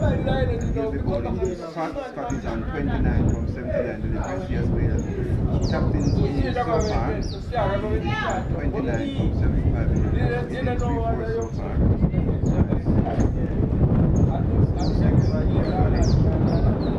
Couple points, mid-on, mid-wicket, and fine leg on the bounce. Silvera now begins to move in. Up to the passes there and boom. And that went right through him. Oh my goodness. That went right through Spencer. He knew nothing about that ball. And it went through to the keeper. Score made 99 for 7. Spencer faces Silvera.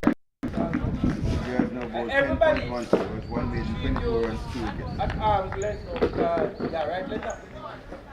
Right? So the first year of right leg up, you get a 5. First year of right leg up, you need to get a 5. Somebody not giving a mind. Third year of right leg up.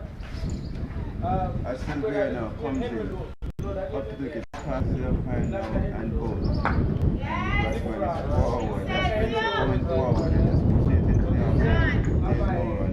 29 for Spencer expected to play the same role that Williams played while he was there.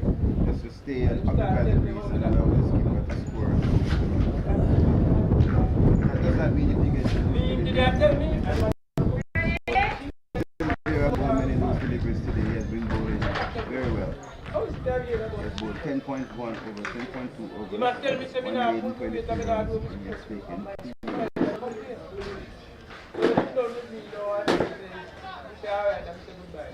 Silvera now turns up straightens up now, comes and bowls. The delivery is forward, plays into the offside. And well played by Spencer.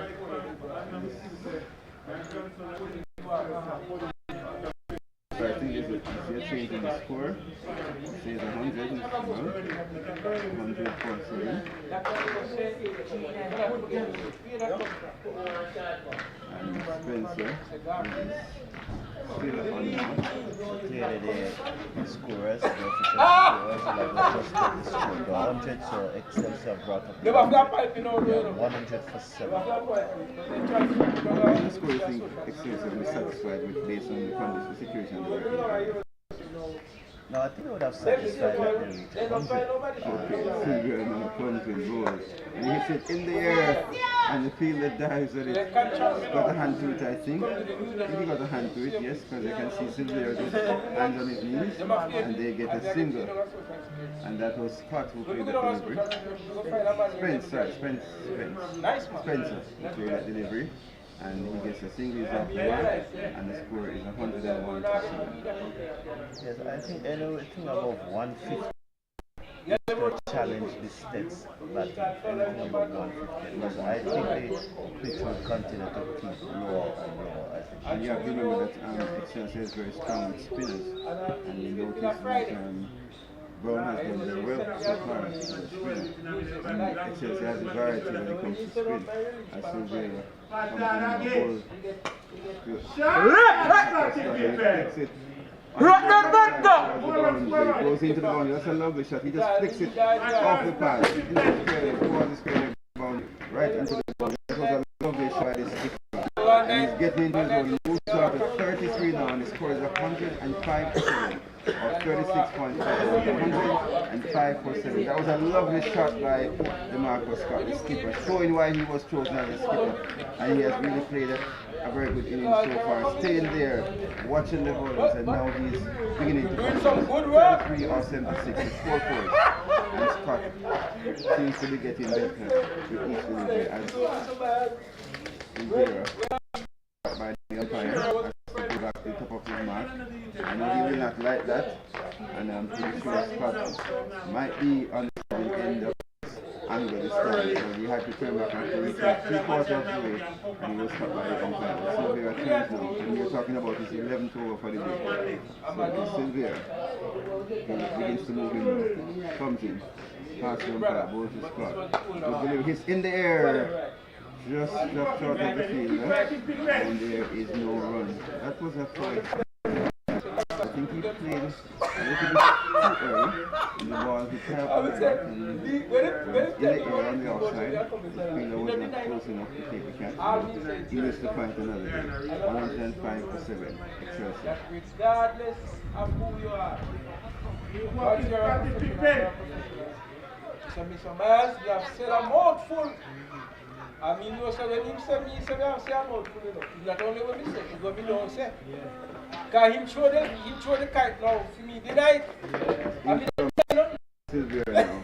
Okay, bowls to Scott, and hit it in the air. The fielder comes, it goes over the head of the fielder, going towards the boundary. I don't think it will reach. The fielder dives, flicks it in. And I think he only took a single. He's protecting the other batsman, Spencer. He takes a single. The score goes up to 106 for 7. That's the end of the over. And even though Scott could have gotten 2, the responsible skipper decided that he is going to take on and the job to protect Spencer. The score is 106 for 7 at the end of over number 37. 106 for 7 at the end of over number 37. The Marcus Scott Spencer on 1.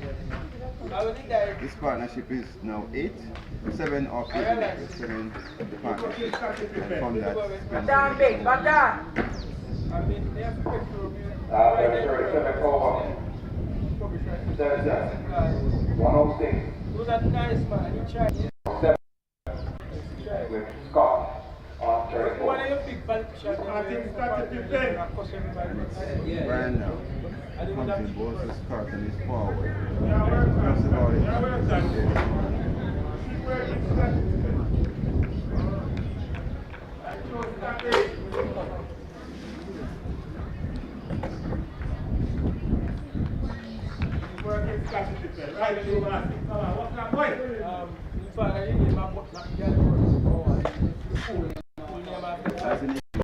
Put the delivery and Scott hits it in there. The field dies it. He takes the catch. That was a magnificent catch. At one point I thought it fell out of his hand. My goodness me, that was a very good catch. It seems that, is that Littleton? That was a wonderful catch. My goodness me, Scott came forward, it popped, and the fielder dive and got it. That was a very, very good catch. And catches win matches, and it's now Excelsia. They have lost their 8th wicket. And remember, Scott, he could have taken 2 for the previous.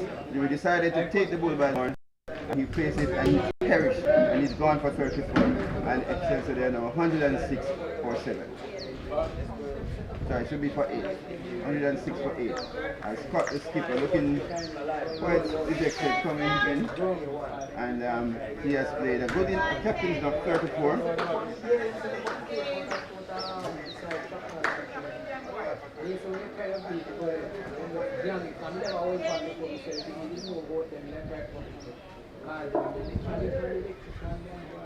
So the skipper is gone.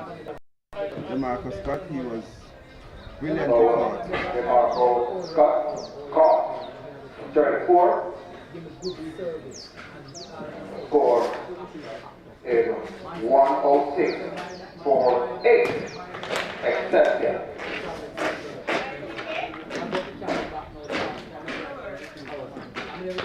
The new batsman is mouthwatering.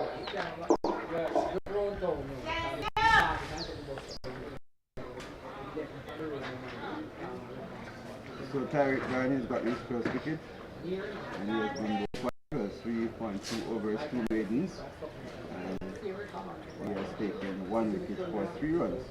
The bowling there by skipper. It's very ironic that he got his counterpart, his captain counterpart. Oh yes. I wonder if this have anything to do with what the result of the game would be. Then he comes over, bowls to the new batsman, he comes forward, puts it on the outside. And the new batsman Walters, Malik Walters, and pushes forward, there's no run, as Brian comes in again. The ball to Walters, and he comes forward. He comes forward and puts it into the outside. And they're crowding the back now. They have silly mid off and silly mid on. As Brian turns now, comes in and goes to Walters. He comes forward and plays it right in front of his eyes, right in front of him. Take a shot. By killing any spin, that man has been able to extract. The score remains 106 for 8. The 2 new plays, Walters on naught and Spencer on 1. The balls and those will be taken by the keeper. That's the end of the over. End of the over. The score is 106 for 8. A successful over in which Brian got the wicket of his skipper, DeMarco.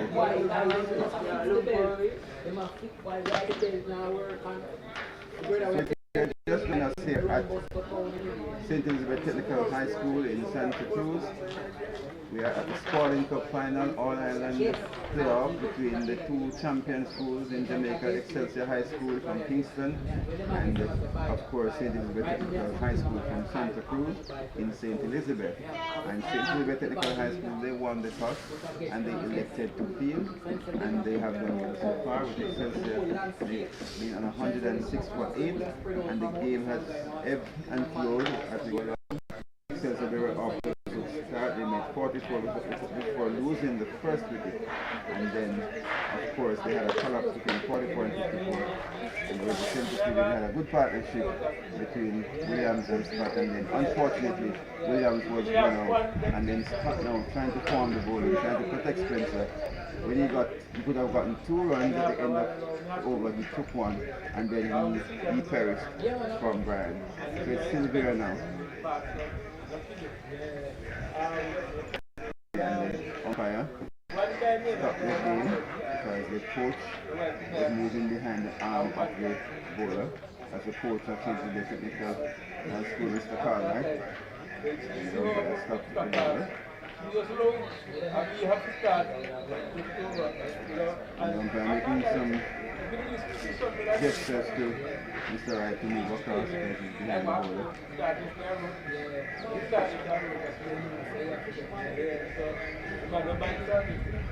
it is still comes in, goes to Spencer, and he swings at it and misses, and the ball goes through to be taken by the keeper. I'm not sure of the instructions he's under, but that does not inspire confidence at all. He needs to stay there. They still have 2 wickets in hand. It's 106 for 8. They need to get something over 130.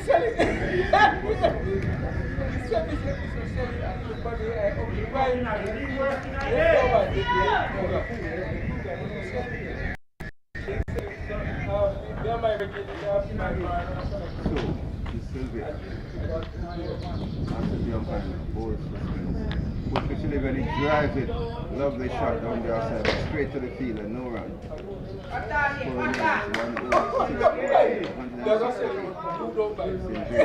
Innings 12 over. 12 overs. He's bowled 11.2. He's 12 over. 29 runs off him so far, just taking 2 wickets. His economy rate is at 2 points.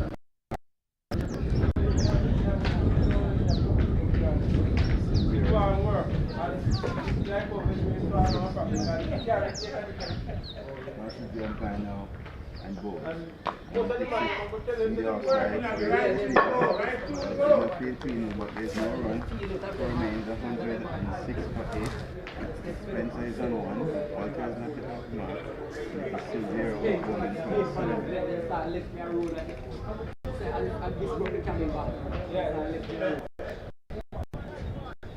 Alright.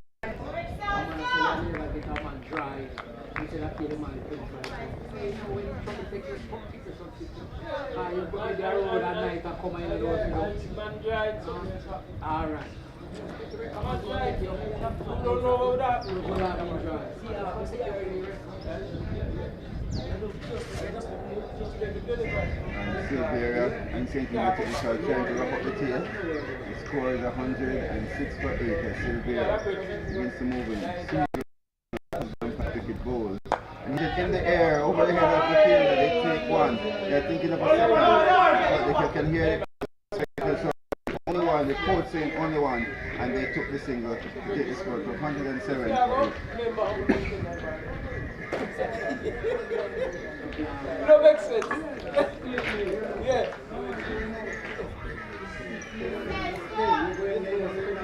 Yeah, that's it. That's a chapter, next chapter.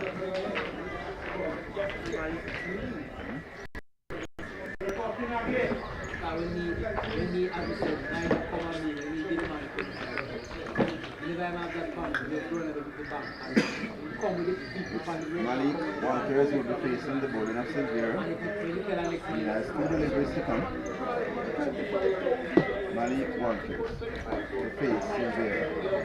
Walters is in north from 4 deliveries. And they're taking a long time. That's what happened with Sylvia now. Moves in, passes the umpire, up to the ball. Quick pitch delivery. There's no run. The score remains on 107 for 8.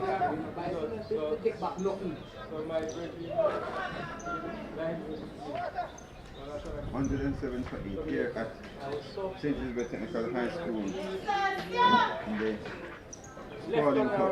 This is the ISSA Spaulding Cup between St. Elizabeth Technical High School, the Rural Champions, and the Excelsior High School, the Urban Champions. They're here, so it's the best of the best schoolboy cricket in Jamaica, and I'm disappointed with the crowd. We should have more persons here. Expect more students here, but here comes Sylvia. If you look at now bowls and the batsman takes evasive action and the ball goes out onto the outside and there is no run. That's the end of the over. End of over number 39. It's 107 for 8 for Excelsia. Walters not at the mark and Spencer on 10. The STETHS Cup is sponsored by Grace Kennedy General Insurance, while the Shield is sponsored by First Global Bank. So Excelsia, they are the winner of the First Global Bank schoolboy cricket competition, which is called the Grey Shield, that is played for by the teams in the urban era. In the rural areas, it is played for the George Spaulding Cup, sponsored by Grace General Insurance. And just to make the point, Mr. Brown that is parent company Grace. And they're the ones who sponsor the championship, boys and girls championship. So they must be commended. They are in charge of these things. Seem to have a good relationship with ISSA. Yeah, well, they always love sports for the past 100 Brian years. comes in our bowls.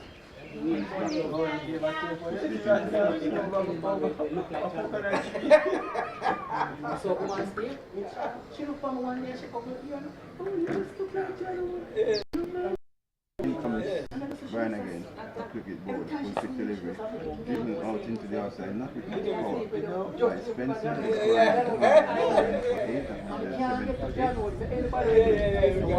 here in the game now, where Excelsia is trying to stay there and keep setting the field down. Shut that youth! Shut that youth! It's 6 runs, it's over the boundary, 6 runs, a lovely shot that is, wonderful shot. And that was Spencer.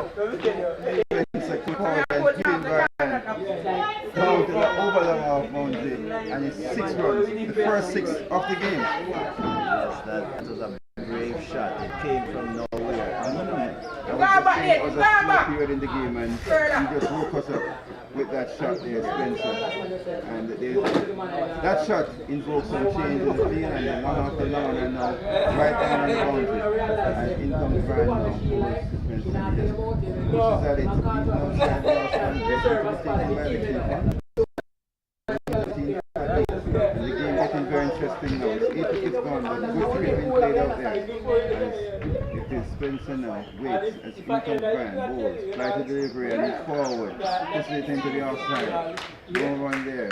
And since the change on the field, Spencer have been hunting just to come forward and push it in. But let's see what will happen as Brian turns on, final delivery of the over, comes in now, bowls to Spencer. He just come forward and push it back around the outside of the pitch. And there is now, that's the end of over, 113 for 8, Spencer and Walter nothing.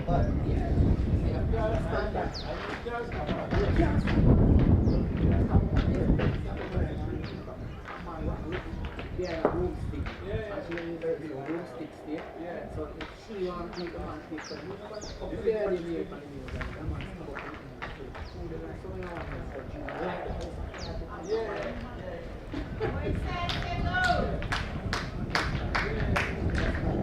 So 14 overs completed.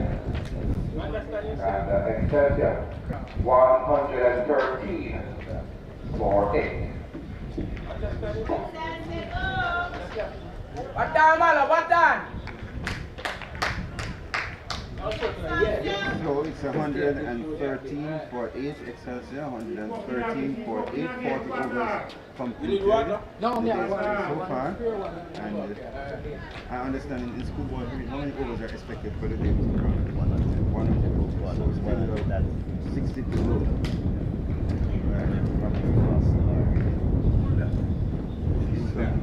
Cricket now bowls. Full pitch delivery, hits it on the outside, but it's well fielded, and there it is.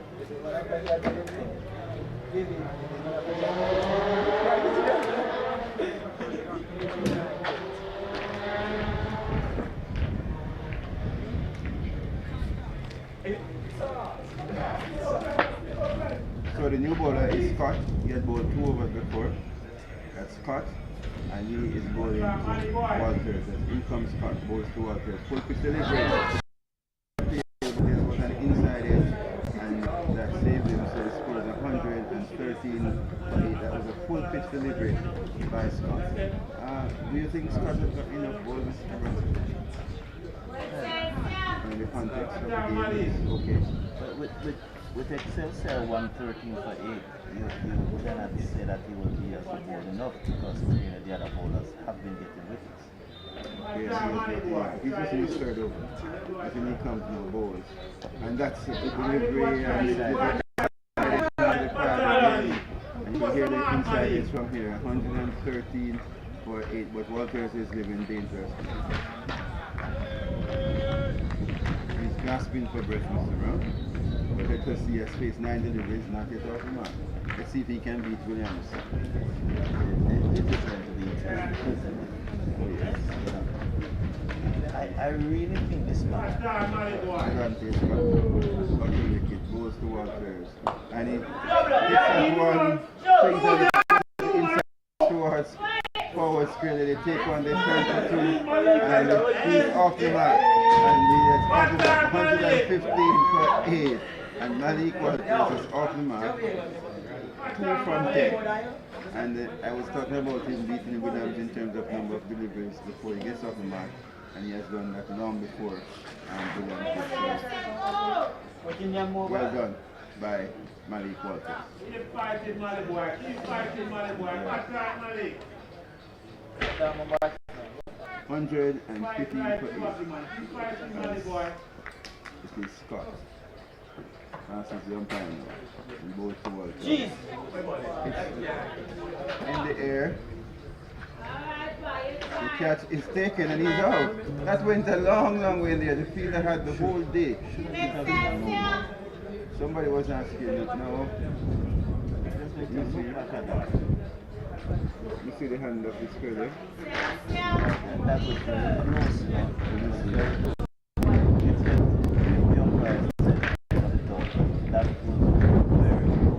Okay, he's out. He's caught. And the score is now 15.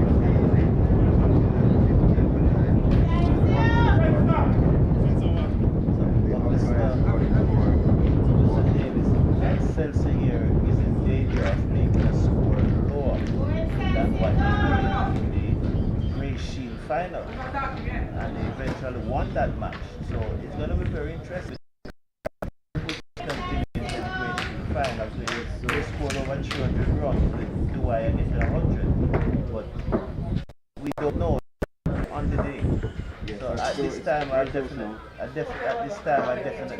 think that St. Elizabeth Technical, the rural champion, should think they are in a better position. Yes, they are. And water break taken, but those are runs on the board, and these are schoolboys, so you never can tell what will happen. It's 2 innings, and that's the good thing about cricket. It's not a single inning, it's 2 innings, so it's not over until it's over. You have to get the 20 wickets in order for you to win. So it's 115 for 8. But just be reminded though that even though it's 2 innings, if there's any disruption due to rain or anything, the first innings is what would count, as you saw in the match between Finsbury Technical and Manchester High School. And STETHS won on first inning, and the third day there was no play at all due to a wet weather. Go on. And we have Right, so Excelsia not a wicket. play, so when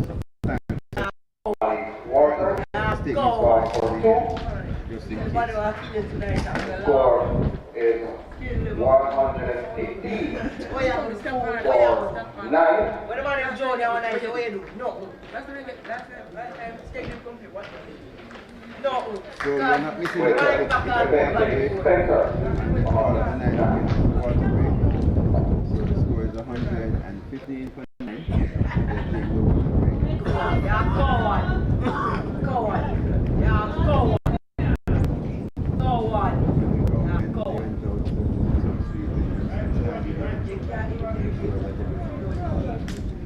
Mr. Van, what do you think about the picture? Go on. I've not actually been out on the field to look at the wicket.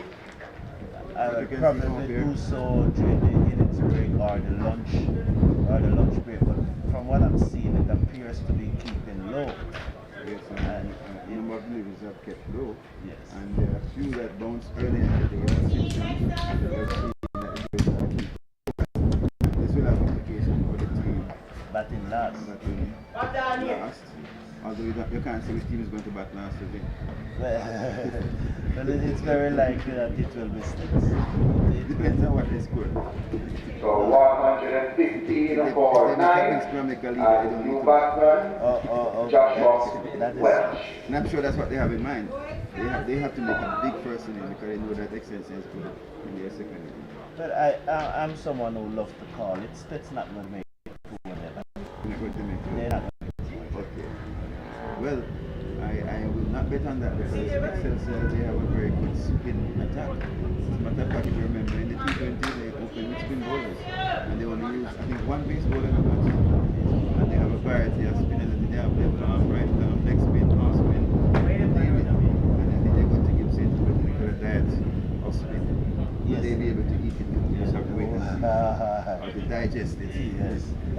How would they have the appetite for the diet that they are served? Because sometimes you serve somebody a meal and they don't really need it. So let's see now. As it is Scott, so you see he got his wicket. 2.5 overs, 1 for 12. Scott comes in now and he goes to the new batsman. Scott running faster than how he's bowling. Seems so, but it's 115 for 9 and that's the end of the over. And Scott, he has got the first wicket, he has bowled 3 overs, doing 12 runs, 1 wicket. So the STETHS bowlers are doing quite well. I think it's only Vince who has bowled 1 over, wasn't got a wicket. Yes. So after 41 overs, Excelsia inserted by STETHS. They are 115 for 9. 115 for 9.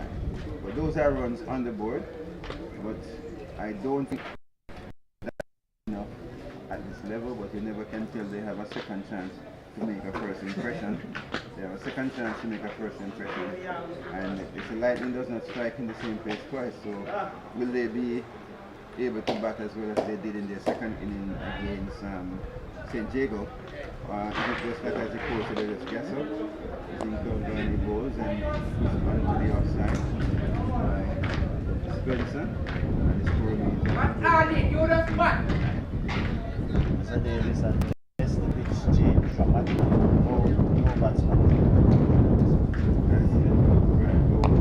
It's in the air, going for the they're going for the second. The field is very big, so you can always take on the fielder here, and they get 2 runs. That's Spencer, hitting that for 2, going up to 117 for 9, with Spencer now on 10. So Mr. Brown is predicting that no batter will make 100 on this pitch. Harry will have a different thing in his mind. I know Tyree And Vince, yes, so they're the top batters.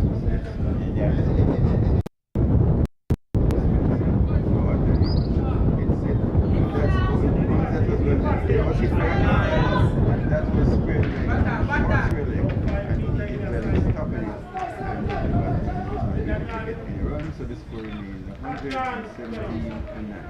As in comes Brown, goes to Spencer, fly to delivery wide outside the off stump, and the batsman was mostly taken by the kick.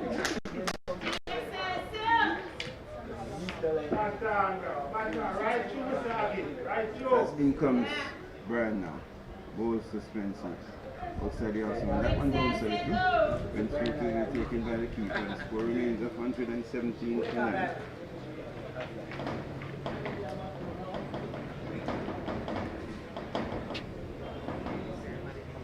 He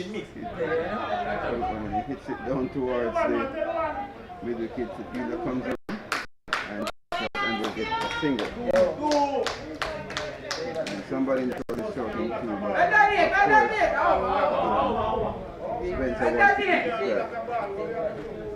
So it's 118 for 9 at the end of over number 42. St. Elizabeth Technical winning the toss, inserting the first at the back. 113 for 9. And at this time, St. Elizabeth Technical will be the happier of the 2 teams. Go out for the 42nd over. 118 for 9.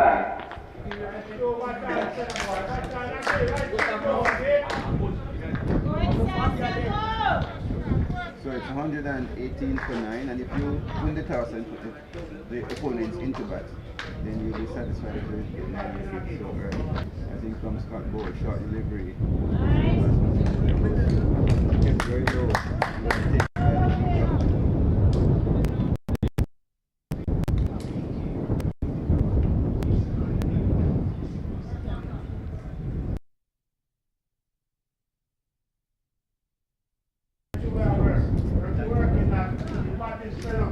It is. Start now. Getting ready. You will be bowling.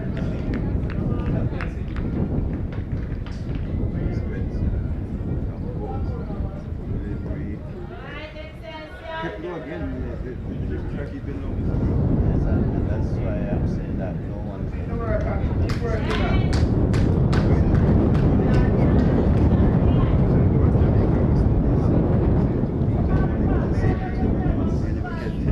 that is true. As I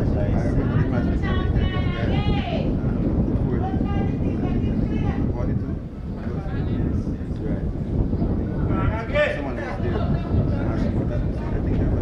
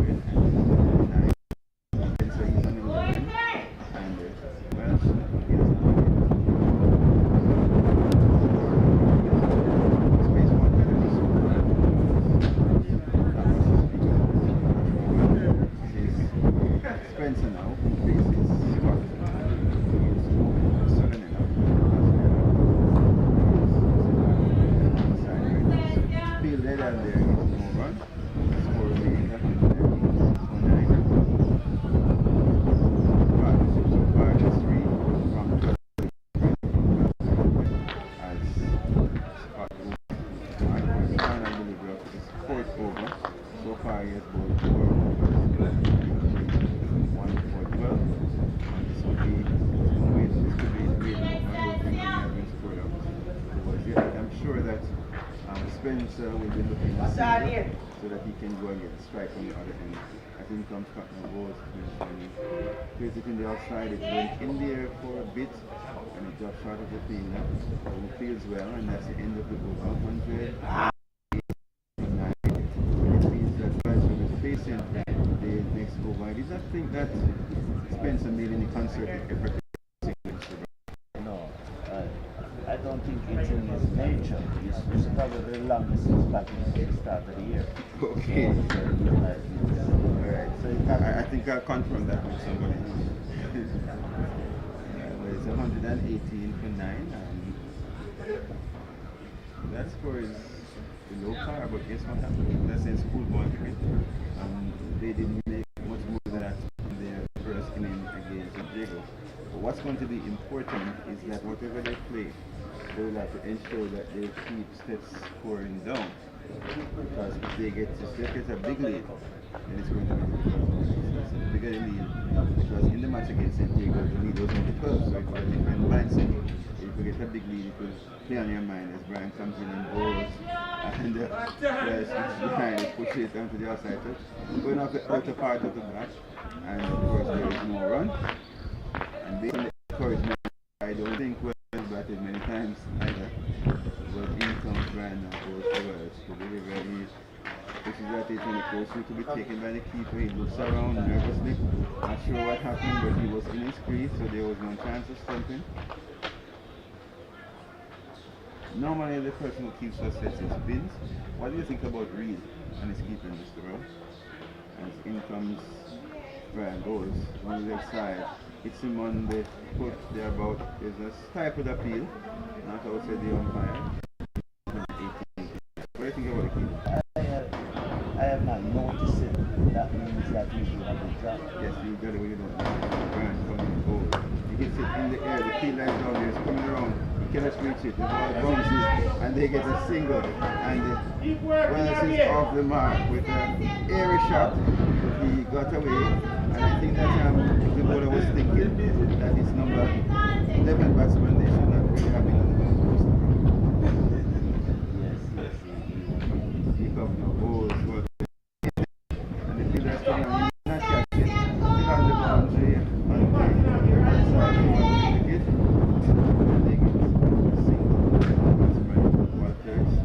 Spencer, sorry, rehearsal shot as Welsh now will be facing Tyree Brand, and Brand comes in now to bowl to Welsh. Becomes bowls and it's forward, puts it back to the bowler, no run, 120 for 9, and that's the end of the over.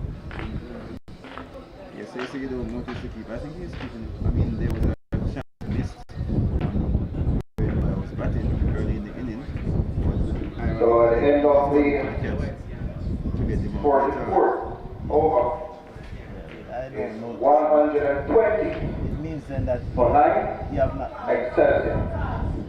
It means then that you have not done anything spectacularly, and you have not done anything bad. You're just doing an effective job. As a keeper. But when you say a school though, they can have two people. It speaks well for school and for the future and for success and time. Is it coincidental that the coach was a keeper? In comes Scott now, and he goes, and that one keeps low, but the batsman played well. But towards indicate there's no run. I think there's a single right. Yeah, They all could right. have It taken was a a single. wicket keeper. But I think that Spencer wants to form this right now. So he doesn't want to change the strike after the first time. Hence he's staying, he did not take the single. But I think this single is there for the offering. They want to go at Welsh. And it is being protected by Spencer. Are you saying that it doesn't matter which one? No, Spencer is on 12. So in comes Scott now. Oh, short delivery. He hits it out into the offside. And there is the score remains 120. I think Excelsior will reach 130. Well, I never knew they would reach 120, so it's nothing mad. So what I know about this game is really the game itself knows what I know. Okay. As Scott now turns, he has taken 1 for 12 so far. He was over to come now up to the wicket goals, short delivery, and he swings at it and passes outside the edge and goes to be taken by the keeper. And once then 29.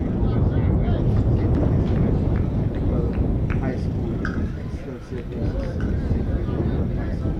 It's intriguing cricket here in Santa Cruz. 120 for 9 Excelsior actually inserted into by State High School.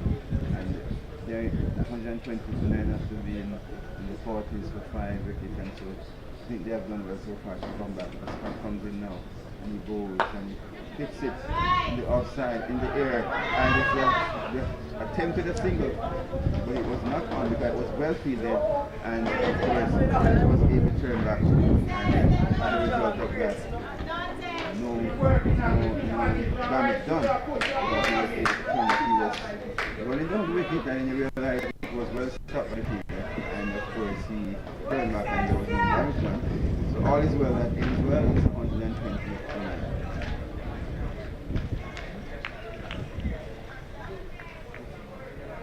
Scott comes in now, begin to move in, passes the umpire up to the wicket and bowls to Spencer.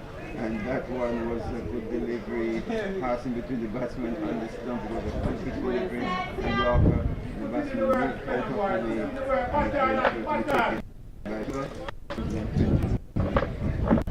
That's the Lante Scott, and he's bowling to the fence Spencer. 129, Spencer is on 9. Sorry, it's on 12. Spencer on 12 and Welsh is on 120 for 9. That's currently the final score. Spencer trying to hit the single, but he comes in and goes to Spencer short. So no appeal, not outside the umpire. Batsman was jumping back though. But too good again. Perhaps if I was a skipper, I would pay some other end to Mr. Brown. Tail. Tailenders are not going to look very good against these bowlers. generally, you know. Because that's why they're batting at 10 and 11, they are not really good. Okay. Well, it depends. If the team has all good batters, then all rounders. But at schoolboy level, that is what it usually is. And it's batting at 11, that is Welsh. Bringing on a new bowler, is Bins. Wicketkeeper Bins.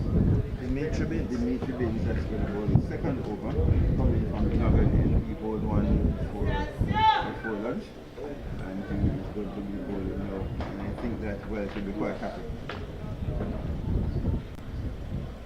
As he comes now bowls, and he swings at it, misses it, and the keeper takes it behind the stump. And the score made 120 for 9. 120 for 9.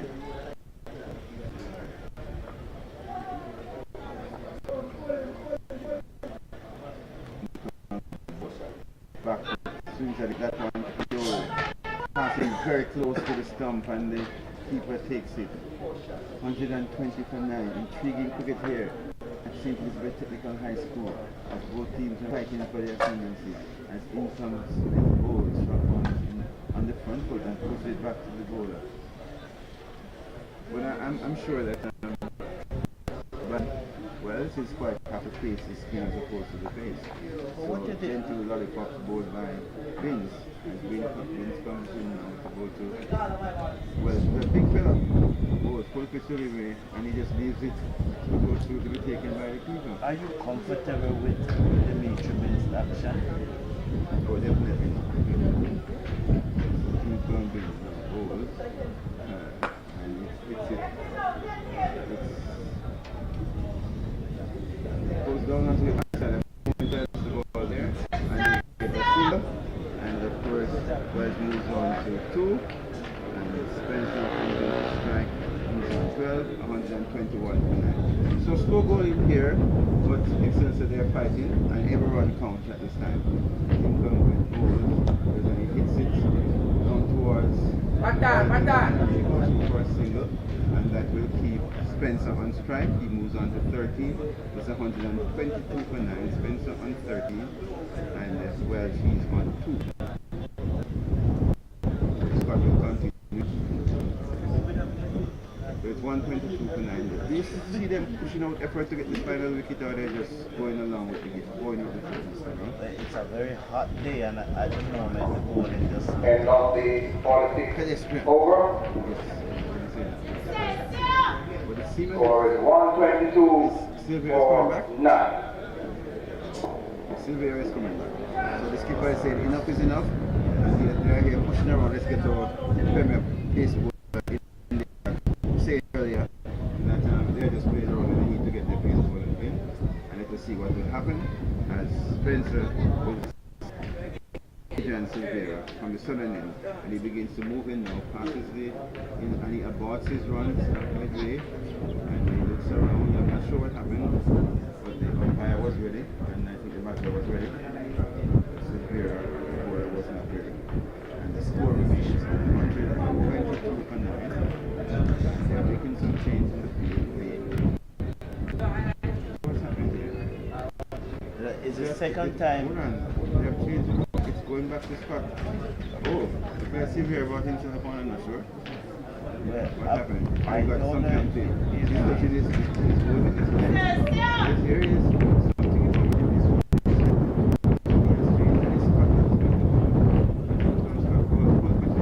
Wide down the leg side. Goes towards the ball. The fielder comes around and he meets well. And they get one, and it's a wide. So, Mr. Brown, let's see when Sylvia is having some discomfort here. Probably. He's putting his hand on his hands on his head now. So he could be in some pain. Because he was running up and he about his run about 3/4 away, and then we saw somebody else came to bowl. He was holding his leg, and now he is still in the field out at mid-on, so ultimately there he is again. Yes, again touching at his calf. Yes, and he's not moving all that freely. Yes, definitely. Yes, Yes, and if he's not bowling, he can come off because if he's not going to bowl, you don't want to damage it much more. Balls, good pitch delivery. And he hits it. Four runs.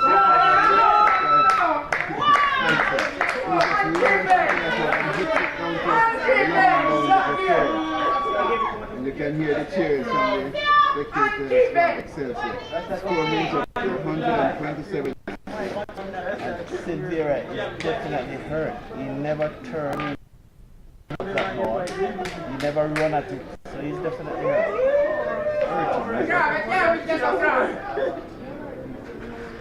Definitely. You can feel him hobbling around. Right. I'm not sure whether emergency. In comes Scott now. Up to the wicket. Ball suspension. And he hits it again, but this time straight to the fielder. Wide lead on. And no. Sylvia is still now. I guess he's feeling to be better now.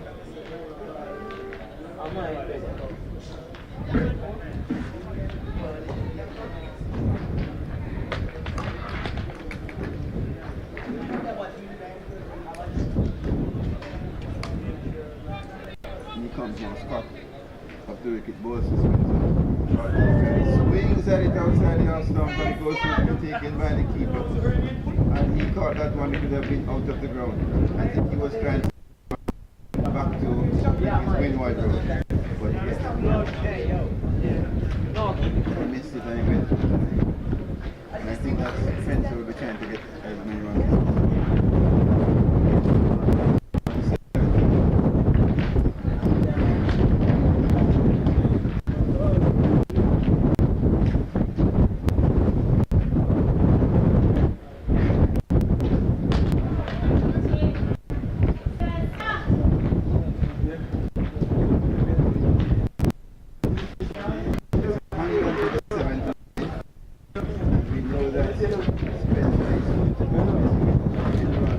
as possible.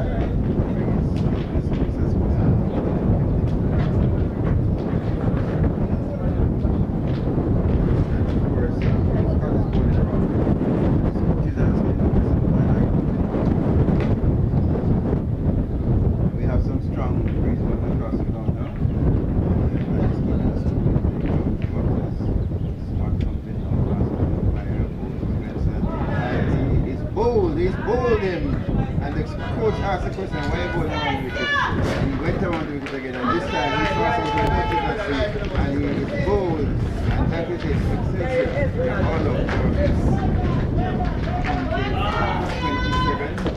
127 all out, and that is Spencer. He was bowled by Scott for 17, and Tony was going after the run, and that is the end of Excelsior.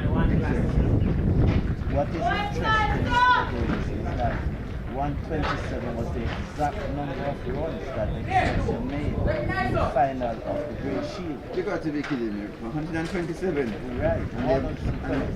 what they say, lightning no strike twice in the same place. Well, maybe that was not the Sheffield Park. Alright, so that's the end of Excelsia High first inning.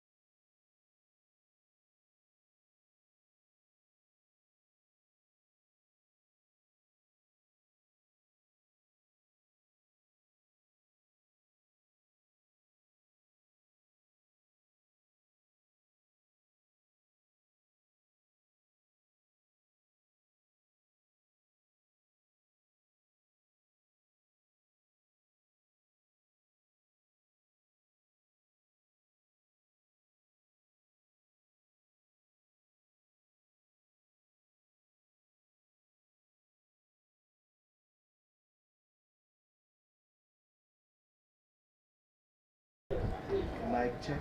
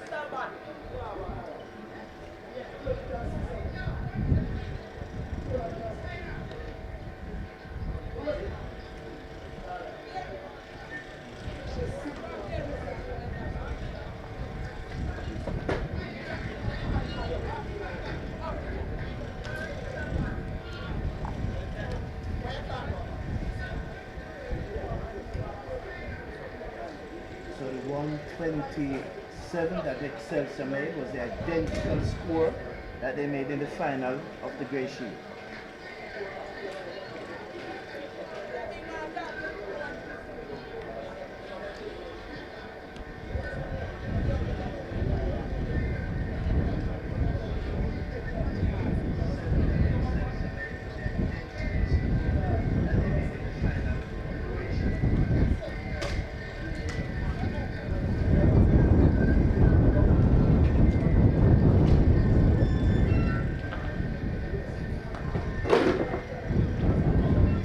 Very interesting to see if history will repeat itself.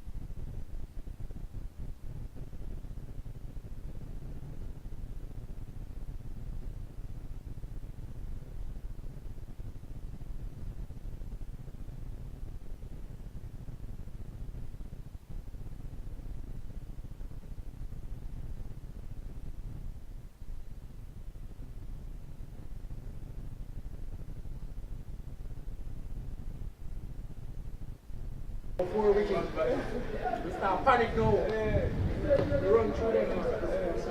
So the SDC come on, the SDC. The Excelsia team is currently on the field warming up, going through their fielding drill as the umpires complete. At the opposite, at the old stars beat up the young team. But like everything else, so much, yeah? I like everything else. But I don't go for them back line.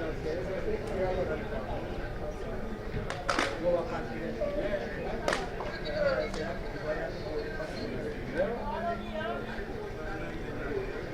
only come back to the young.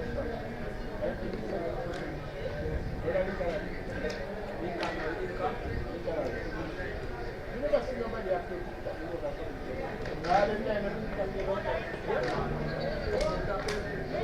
When you come home, you must have already. We have to say home. race course, 36 park. They have a big center there, and it's gone down there, the politics there.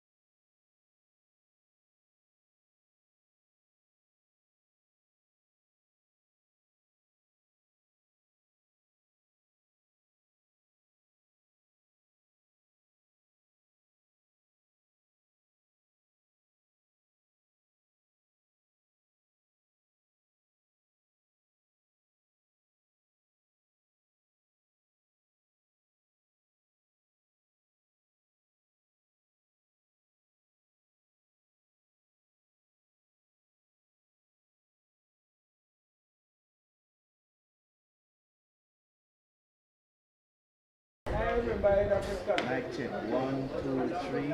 Mic check. So the umpires are going back out now for the start of the STETHS innings. The Excelsia players are already on the field. There's not enough space. He said there's lots of space. All them need to do is still look up to man and do it. I'm doing the build up of the parents. I'm build up proper, super complex ministry going on. First of all, this meeting is going to be all of them tell you what to do.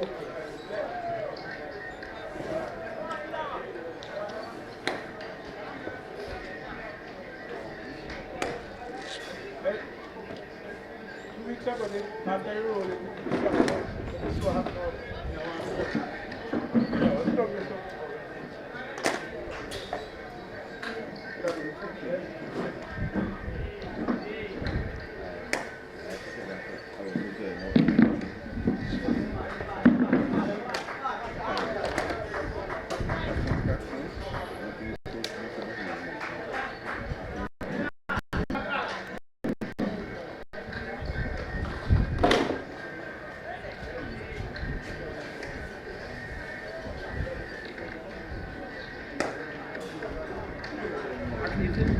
One good thing in the emancipation part. Yeah, because that does Okay, go good with afternoon. Thank you again for joining us. We are Technical High School. So give you the news that Excelsior after the uncertainty, 6.5 overs, they are all out 127, 127. Ready for Santa Cruz High School.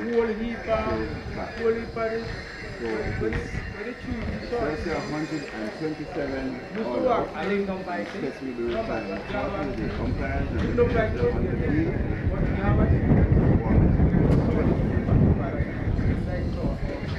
All over here.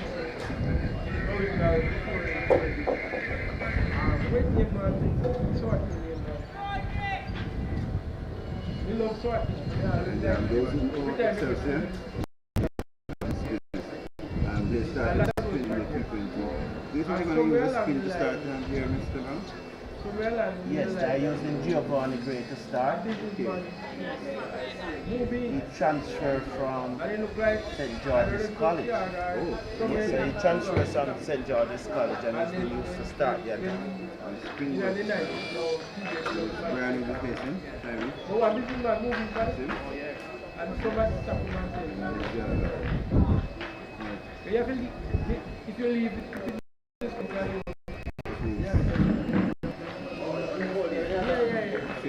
I hear the permission.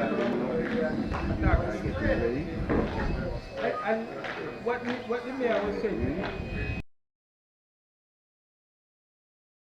is modernize this park. You don't need to build a new park. You don't build a new park. You don't build a new park. You want to extend that park already. That's one park. That's very nice.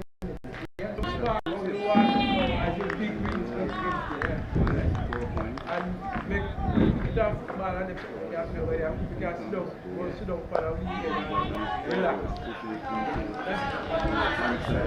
That's what they're planning to do with the Myers. That's what they're Well, that's what they're planning to do, to do a Brooks Park.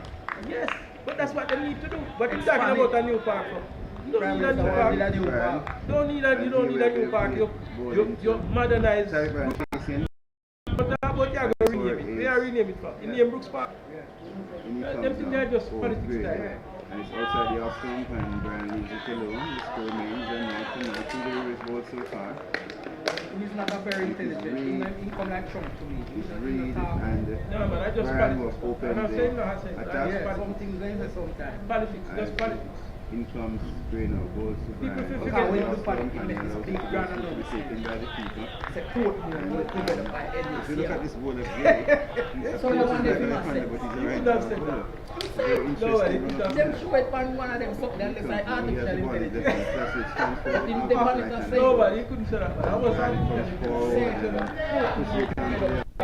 But it surprised me, look here, look on the highway. Look on the highway, see how many poses. Yes. And he named the planet now. Yes. So they put nothing behind them. So, in comes Gregan. I covered that. I was working with the Caribbean movement. Object to the highway. And what he said makes sense. Yes, I want to see in the beginning. Concentrate on the local government. And a lot of people support it.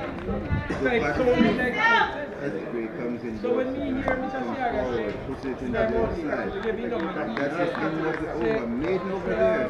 From he there. always support. First over. And was very content. Just And me I said, why forward. And I not think next that year makes they're some going back? way. Brian Bucking is trying to stay there for a long time.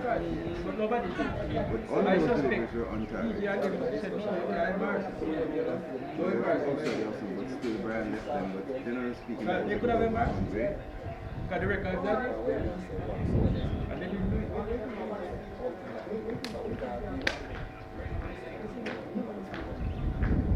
I remember when the Causeway Bridge built back in 1969. Independence, it was the first settlement over there. Yeah. And when the Causeway built in 69, you can drive from Kingston to otherwise you have to go on a ferry. So maybe that's why your boys So the score guy again, maybe the here one saying, over. the guy never born, never born. So he probably used to the car. Yeah, over. We will now be facing. Right. So maybe that's why. And it's Mackenzie's man. And I would even say, Mackenzie will be bowling. Yeah, but Siaga was planning. Spinner again. Spinner Both planning. ends spin. Balls. And we lose it alone to be taken by the keeper. This is a data spin. Right, we know so them Excelsior, and that's what we expected. spin bowling strong. Mackenzie goes to read. And he leaves it alone outside the off-stump, taken by the keeper. And sets in no hurry. They know that they have a lot of time and not much runs to play after. So here comes Mackenzie now. Goes to read, puts it to the ground, he comes forward, puts it into the outside. There is no run, the score remains and not for naught. 1.3 overs. Remember they're chasing 127 made by Excelsior to get into 20 plus income goals. Read and he's forward, pushes into the inside, sitting it on there in front of the back. And the score remains and not for naught. And you can see the coach urging on his team. As he comes back in the puts forward and puts also it's running towards Ferdinand to take one. And they're going through for a second and they'll get it quite easily. So STETHS is off the mark, we are 2 without loss, and Reed is off the mark, he's on 2. He came forward the ball to the outer edge, going all along the ground. Never had any legs to get there, but they got 2 runs and the score is 2 without loss. That's Mackenzie now. To go to Reed. Mario Reed. As in comes Mackenzie with 1 slip. Comes and goes. And he swings at it. Wow. And he puts on the pad. There's no one. There from the score remains 2 without loss at the end of over number 2. I think that was bat touching off the pitch there. I think he hit the bat against the pitch. Sound that it was always far from the line of the ball. Good get by the wicket keeper. Yes, very well done. And that wicket keeper, is he the opening batsman? One man, New Zealand, 200 New Zealand, he did a little shot. You put him in the test, first man he come out, and we make 200 again, and 100 again, and 600 hard runs. So the man make, and I don't think by him, I don't think he come on the year. The score, 2 without loss. It was beautiful. The man, with our gaps, the man go through there for 3 times as a plug the gap. Which way you move the man from? Yeah, where you move the man from and then start playing.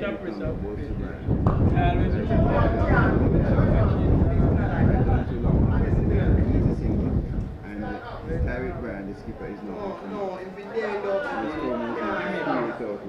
Jamaica play The first degrees.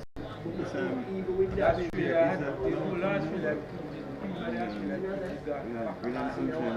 so they send them second side after the big side, not at the big players.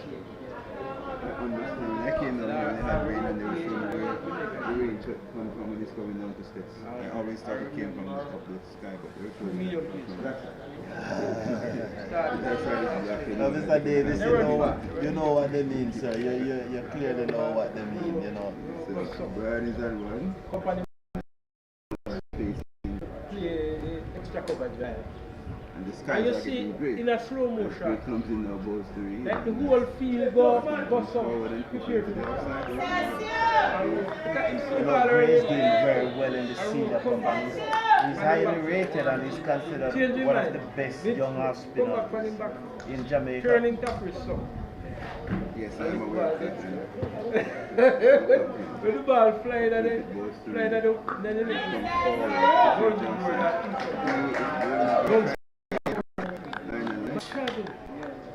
look at that.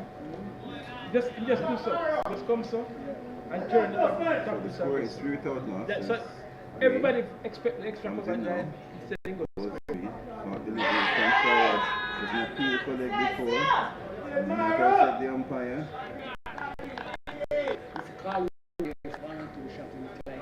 Yeah, Remember shot like Yeah, chop like now the keeper glove. Yeah. I just see the late goal. So grey now. Call up there.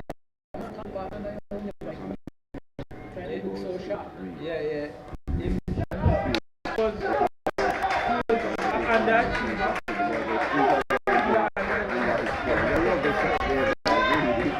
but also How did it down to yeah. find the square find the boundary, Right. white find the area, and And you see it going back. love the shot there. Yeah. And the score You was never 7 see Hooper. 7 out loss Yeah. with Mario When the the match- keeper for when STETHS today. He's on I 6, can't see it. and Brian is Thing on dive, Channel Paul dive and see. You know I get Hooper. Channel Paul, Obviously, Jimmy the and overcast Vlad, condition is the more difficult. causing a little more glitch again. You know, from morning we have not The been only having time the best Hooper start. dive And that boy, if you take the outside edge and it is dropped by, it is dropped at first leg, but every time that is dropped, he is dropped. And the score was 7, could have been easily been 7-4, and it's 7 without loss. And the wicket keeper, the fielder dropped it. And of course, you remember when Excelsior batted, they got alive early, and STETHS is having the same luck. And in the end, though, Excelsior didn't benefit much from it because he made 19. It was a bit of benefit. We'll have to see what will happen if Reed will be able to benefit. But very good bowling here from great, he bowls well. After fast bowler, hey, gentlemen, dive And Mackenzie will continue on the northern anyhow, we end. miss it in high guard. 7 I know, you know, will when continue. he became He will be captain, bowling he too. started. Right. So I asked him, he said, why you stop with this? You know, the man said, he never liked sleeping ball. Yeah. And the reason why he must go, he must go because Biff tell him say nothing. So Brian is on 1. And you Biff tell him say now nothing. Go there. you're on 6. But after when And you the start score is practicing, 7 without loss. say, but Virginia, And they you have trail to by test. 120. And it is But the whole of Nikolai like, Mackenzie. yes, like, yeah. Like you're batting with their slips. Yeah. That's why Batman must play. Do you think And we're them have the having eyesight and the sharp. They definitely seem so, Mr. Davis. Yes. It's very rarely you find and it. back along the wicket? Who can You can see that Brian looks a little some man that nervous. can do that, some other. This means a lot to these guys now. Winning this Spaulding Cup, it means a lot. Always a man. Mackenzie goes to Brian. Short delivery and he hits it down towards middle. The fielder comes around, they take 1 and that's all they'll be. As they just jog through for 1. And the score goes up to 8 without loss. And Brian moves up to 2. Then you see him on the lead now into strike to place the next delivery from Nikolai.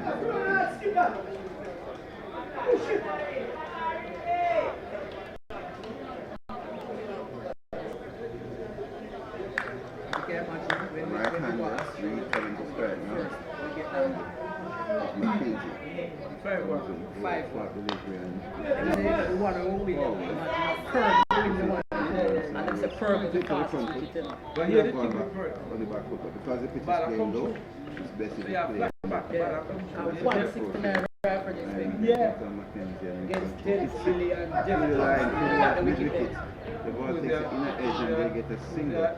He was trying to hit it straight, but the ball peeled off the inside edge, goes towards mid wicket and they get a single. And the score goes up to 9 without loss. And the Mackenzie turns on. The ball is now to Brian. Brian is on 2. Get that He girl. is on 7. No goals and Brian scoops at it on right side. There's a slap, there's an appeal from the person at point. Not sure how we'd see a card from the leg side, but he appealed it. The bowler didn't appeal, the keeper didn't appeal. And he goes to Brian. Short is on the back foot, puts it back to the bowler. And that's where it ends with You can't do what comes. It was a baptism. And them said, come out the fast and Lily. But And side arm.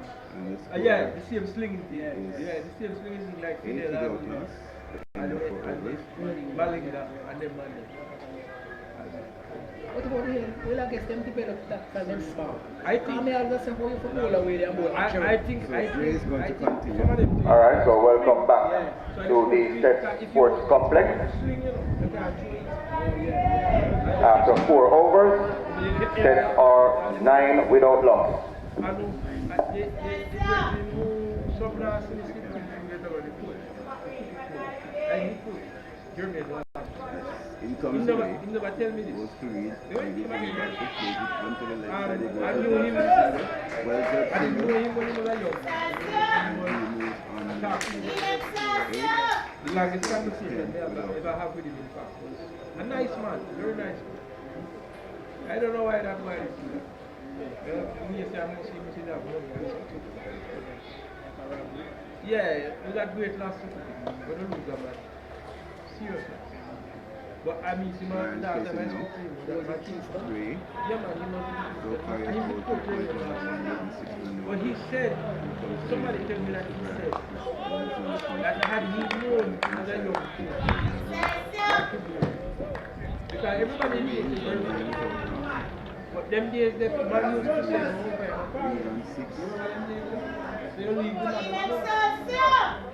But him said if he didn't know what to do, he would have turned Germany and slinger. But when he became a senior coach, Punches it into the cover of the ball. It's well fielded and there's no run. so a lot of the people you see people like that. Punches it into the cover of the cover Because field, because straight to them him. just jerk him, He yeah. feels well and throws it back So to you him. get And everything. scoring runs and on the back. You can't drop too low because if you drop low baseline, Then comes they say underarm. goals. And if they don't do Puts it back along the pitch, showing full respect for the bowler. He still remains on 9 without knock. here how it happened though. They are playing New Zealand because the underarm bowling was how cricket started. You mean so? Yeah, after cricket started, that was how you bowl first. Underarm. And they have it to say, about 200 years ago, I was going to play with our brother them or whatever. And she have to have a bit like every time she do so, I had a buck up like that. He can bowl and he can bowl, he takes him on the And that's flat. a bowling start. The ball goes up to the point area, where it's being dead in the field. But forward, not a very contact game, not outside the umpire. Australia Score played remains on 9 without them. about 83. Yeah, man. And New Zealand are winning the match. They win the last over. And over a couple runs left. And you know Australia, they are like it. Not to nobody at all. And that also one day game, one day international. Right, Satan. And then go to the little brother. Towards square, in front of square. The ball goes into the boundary number 4. This ball is I think that is a shot of class. That shows his class and his class. The 30 here at the St. Elizabeth High School. We were chasing 127. So we have some way to go. It's early days yet in this match, and at present, STETHS is in the ascendant, so we never can tell. Only 13 1 points so far without loss here. 127 Team arm, they don't get so. I'm not sure what time to that. You can't get no lower than that. Down this? Lower than that. Okay, so I think they are ready now. As it is, that wasn't enough to win. I think the comes in goals, but we just put it down the short program, vacant area there, and they get this easy single.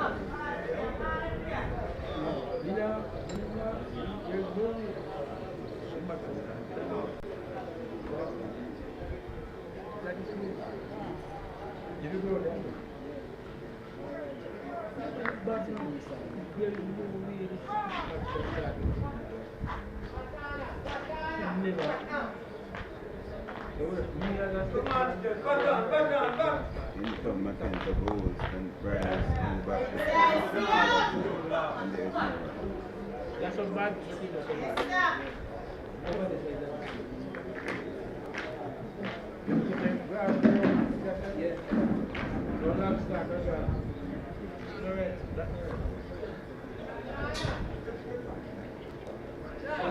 And Income now goes to Brad and he just flicks it down towards the kind of and he's getting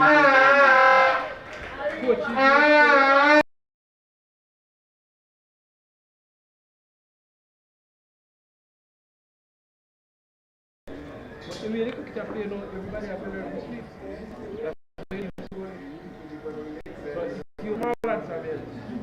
You never see Marlon play. So that was a lovely shot by Brand. He has played two lovely shots now. This one was a sweep down to the boundary. And when the spinners are bowled, you have to have that shot in your arm, Mr. Brand. Remember Lara? Some of them now listen that's what he used, a sweep. He pulled out the broom. He pulled out the broom. Loud appeal there. But the appeal is coming from the field point. The wicketkeeper did not appeal. We from Barbados. He gone back and he goes to Brian. And Brian is sitting there on towards the boundary.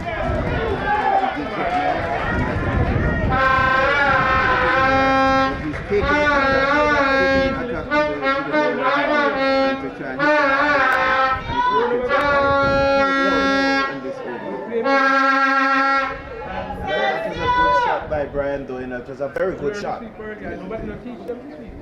15 with the last one. The ball always, score goes up to 23. And Brad is on 14. So that field for us stumping there. That's outside the umpire. The score remains on 23 without it. Brian on 14 and he's on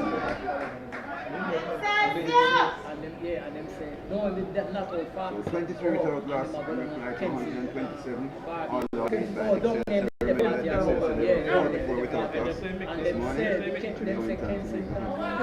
Early morning, you know, God anticipate something big on the radio cover. And I'm sure you know it took a long time for them to reach 50. England. They lost about 4 or 5 scored. Yeah, it was really a long time. It took a very, very long time. So we definitely hope that this is going to be an interesting match now. This is skipper that's going to win. Yes, it appears that Scott is coming on to replace well, Scott you know, Scott would be the senior man because he just started attending Excelsia in September. Quality will probably is a more quality spinner. Scott. And really forward. And the calories, I think Scott is trying to get in 2 or 3 overs before the tea break, and the tea break is what? 3:15? 2 or 3 overs before the tea break. He's probably trying to get from his end, from the southern end of the ground. So it is Scott. Goes away.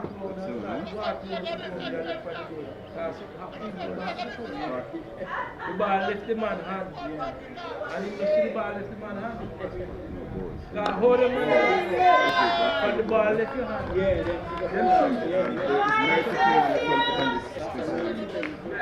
You see the ball left the man hand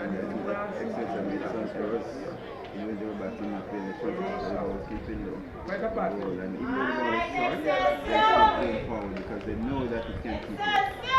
So it's a good approach by STETHS so far, but it's their own home ground, so they should understand the pitch more than anybody else. As turns now, Scott comes in, goes to short, hits it into the offside, where it's well fielded, and no run. That he could have hit that one anyway. He hits it straight to the fielder. Should have really found the gap there. As Scott now comes in and goes through short, and that one kept low, but he's on the back foot, punching it down the outside. The fielder comes around and does not stop it cleanly, and therefore they get a single. And the score moves up to 55. Same thing with them use match from that 5-1.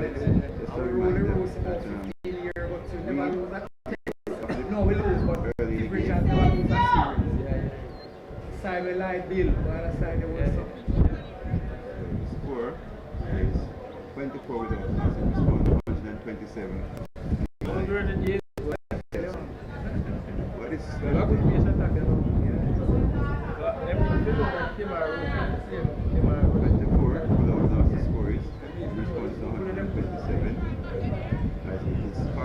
skipper, the Marcus some young fast bowler comes in with a final may I watch it from my computer? looking at the balls, tiring. Punches it on the onside and takes it. And he moves on to 15, and the score goes up to 25 without loss in over number 7. So it's cool conditions here at St. Louis because right now we have clouds covering the sun and it's covering right over. For those clouds coming us right now. So STETHS They might be firm, but for now it's okay. Nice conditions. 25 without loss.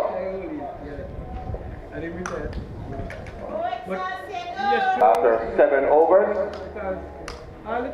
chasing a first inning score made by Excelsia, 127.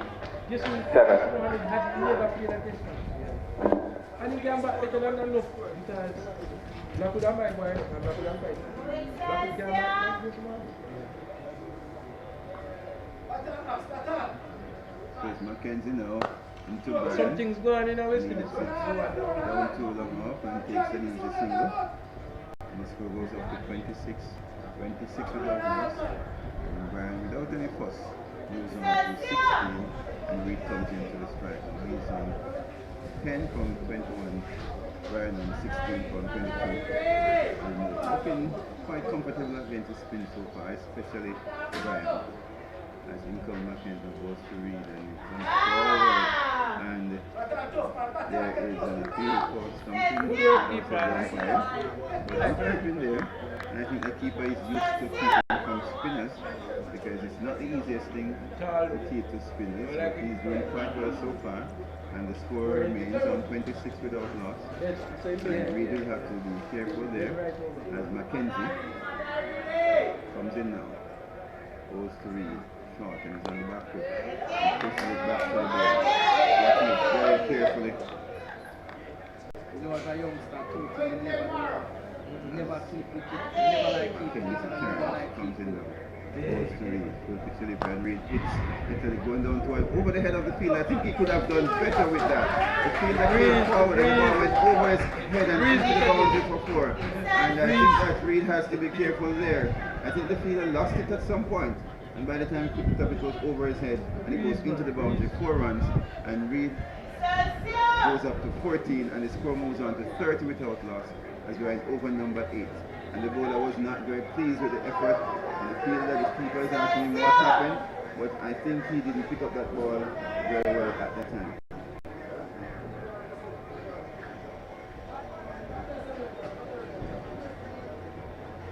In comes Mackenzie, goes to Reed and he comes forward, pushes it back to the bowler. Much more careful approach now by Reed. I think they need to stay there until T, that's what step 1. Of course, Excelsia would like to get the wicket before T. As in comes Mackenzie, goes to Reed, the delivery, and he comes forward, pushes it on the offside. There's no run, 30 without loss. And we have some good cricket here at the Technical High School. I'd encourage you to come on down. This is cricket, lovely cricket.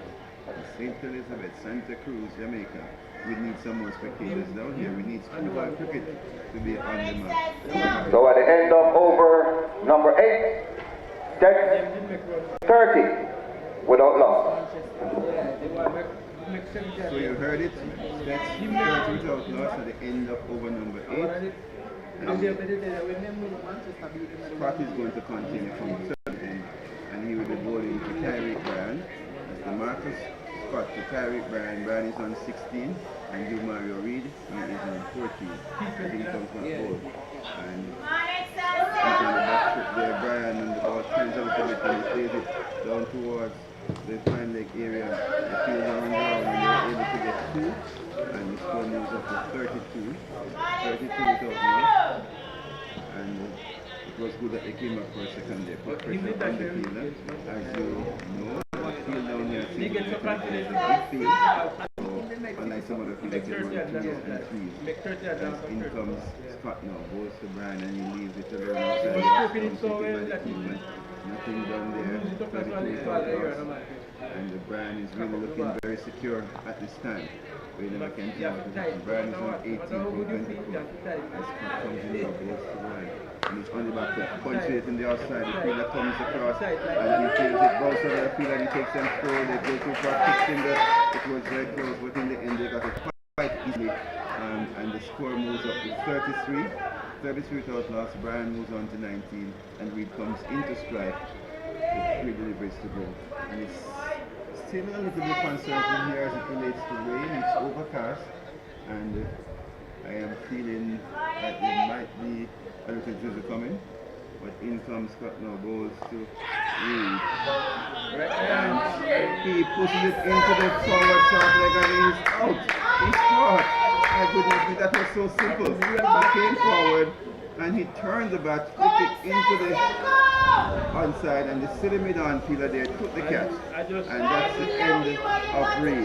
Gone for 14, 33 for 1. A very good breakthrough at this time for Excelsia. And that's what they wanted before T to get that piece on the wicket. Yes, he's caught the forward shot leg. So Excelsia with their first wicket. Umaro Reed caught for 14.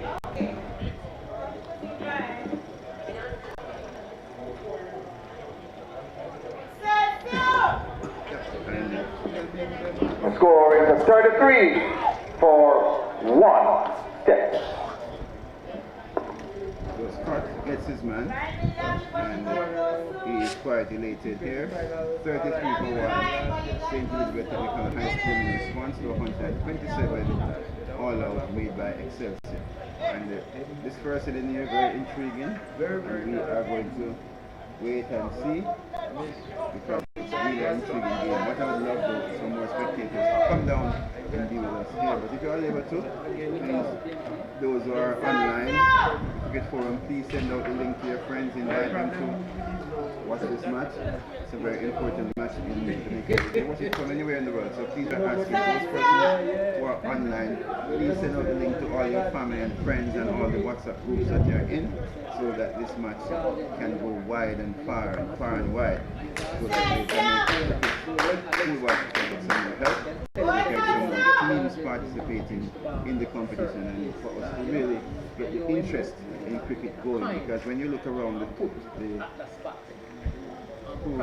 here in the compound and the pavilion, in terms of spectators, it's really sparsely populated, and we need to have some more persons here as it relates to cricket. So it's ordained Vince who has come out the back, and he will be facing the Marcus Scott, who has taken 1 for 5 now, and he's in the second over. So it's 33 for 1, St. Elizabeth Technical in response to 127 all out made by Excelsior. Scott now, feeling quite confident, comes up both to Vince, and he drives it into the offside, where it's fielded, and they did not get a run. It was fielded, and the score remains, and 33 for 1. Lindsay is not yet off the mark, just face one as in comes now goes to Vince, with pitch delivery, comes forward, pushes it into the offside, and the fielder comes across, takes it and throws it to keeper, and that's the end of the over, over number 9, and St. Elizabeth Technical High School, they are 33 for 1, 33 for 1 in response to 127 made by Excelsior. And they just lost. I think after that, they just lost opening batsman Umar Reed, and he was caught at point with short leg off the bowling of Scott. And we have the Tyrick man, he's on 19, and the new batsman Odain Vince, not yet off the mark.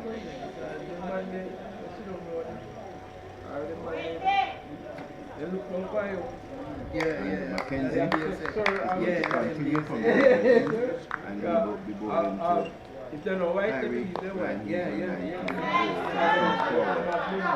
into the offside, and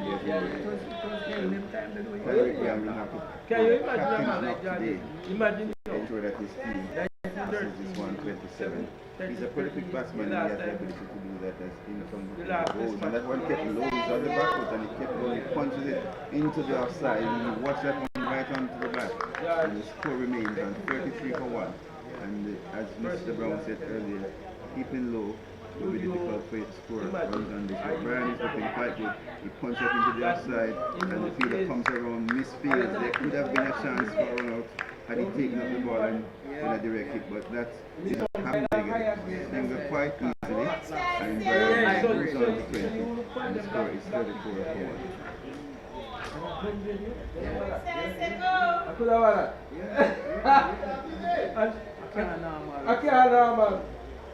Nikolai Mackenzie. I know black Americans are going to Odain Vince for the first time. Can you imagine that them the day still they won't know? Goes to Vince. Imagine that. Bowling is bowling all over the place. This comes on record. He has some gone to the right, leaves some gone to the left. Vince is beaten and bowled. He's gone for naught. And Stetts are in trouble. They are 34 for 2. And Mackenzie is running around the field. He's so elated. It is 34 for 2. It is game on here at St. Elizabeth Technical High School. Excelsia playing against St. Elizabeth Technical, the best schoolboy team in the island this year. And it is 34 for 2. Alright, so Odain Vince gone without scoring. So it's 34 for 2.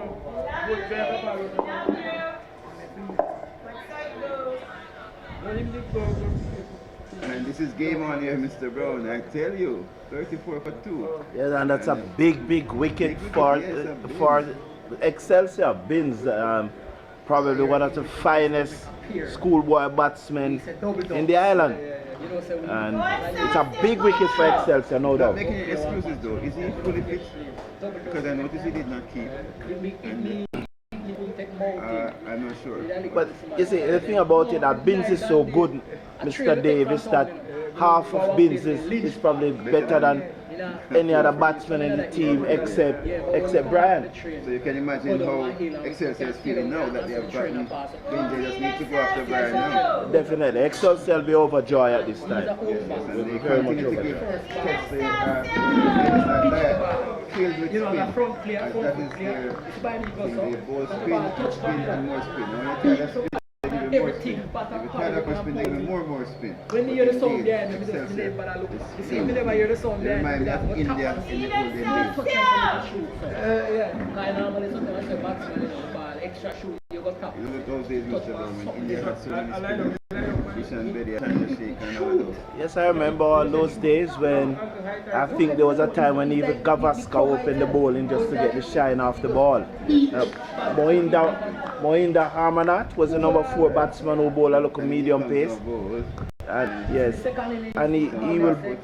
And puts it along the pitch. The batter is Jadu. Lynch Park. Sahari Jadu is the Next new innings, you batsman. know, the And man he's facing Mackenzie, who comes in now, bowls. Delivery and Not very close, not very out. close down the leg side. Probably going down the leg side. And the score is 34 for 2. Indeed, it is.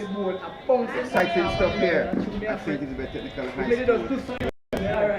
Excelsior making 127 all out. St. Elizabeth Technical 34 for 2, losing 2 quick wickets. And right now it is quite balanced this game. Yes, if I am to give someone the edge, I will definitely give Excelsior the edge at this time, because we all know that the STETHS batting fall off sharply after the dismissal of Binns and Brian. So really and truly, Brian is going to be very important that he bat long, and he will probably have to be there when STETHS pass 100. Okay, thank you, Mr. Brown. I will not make that call. I said I'll wait and see if Brian, or it depends on what Brian does, really. And this comes in goes to Brian, outside the off stump, and the batsman's shoulders and arms and legs should be taken by the keeper. Exciting stuff here at St. Elizabeth Technical High School. The sun is coming out again. Still over, but a little bit better than it was. Scott comes in now. You tell them, say, Brian, don't do that. and he hits it on the left side, straight to the fielder. No runs, score remains on 34 for 2. Brian on 20. Jadu, not yet off the mark. This is intriguing stuff here. Intriguing stuff here at St. Elizabeth Technical High School. As Scott comes in now, up to the wicket, and bowls to Brian, and he leaves it alone, allows it to go through to be taken by the keeper. Brian has been very selective, very watchful, especially since losing those 2 wickets. He has gone back into his shell as Scott turns now, passes the umpire, goes to Brian with delivery, outside the off stump, he leaves it alone. Responsible batting here by Brian. Good game, skipper to skipper. Remember that Brian got skipped, so let's see what will happen now. Is this revenge? And Scott seems to get Brian as he comes back now. Up to the wicket, goes to Brian. Brian leaves it alone and it's supposed to be taken by the keeper.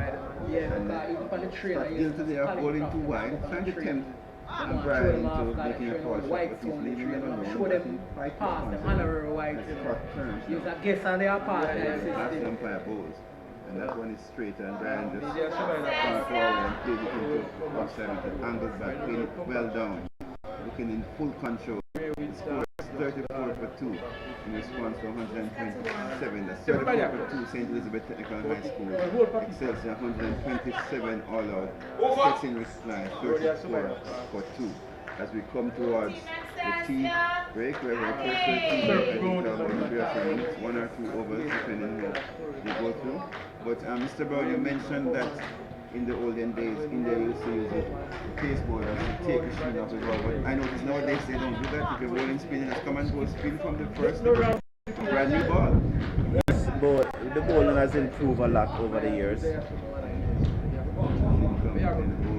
They're thinking about a single, but of course they change their mind.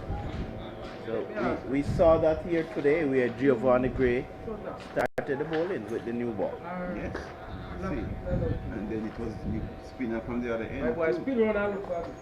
So Mackenzie comes in now, goes. There's a load of people with there, but that one is going down the leg side. Going down the leg side. That's the second time it's been stuck on the leg side. but why is he looking to turn that ball though? Why isn't he looking to play straight? That he should be playing straight, he should not be looking to turn that ball. I think it's missing leg stump though, but he should definitely be looking to play straight. Mandela was in he's forward, he's better. Listen to the outside, sent that by his same partner, and there is no run. That's like being a suicide single at the time. But the more experienced brand with him, been quite cool and composed. I think this 127 is a big total, you know. He goes to Jadu and he comes forward, puts it onto the onside, and the fielder forward shot, he runs around, picks it up, and there is no run. 34 for 2. Intriguing stuff here at St. Elizabeth Technical High School. As Mackenzie comes in now, goes to Jadu, puts it to Liver, and he swings at it and misses. Goes through to the keeper who takes off the bails, and there's a loud appeal from the spectators, and the score remains 34.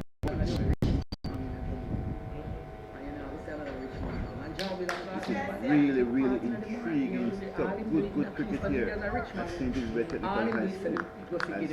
As Mackenzie now. About to run, stops by the By those saying that, you know. outside the off stump. Just Score remains by on saying that 34 for 2. That is St. Elizabeth Technical in reply to 127 all out made by Excelsia. Step on the top this morning and they put Excelsia into bat. Excelsia made 127 all out in response. St. Elizabeth Technical they are on 34 for 2 with their skipper Tyreek Bryan on 24 34 delivery and Jadu is on now from 8 deliveries. 34 for 2.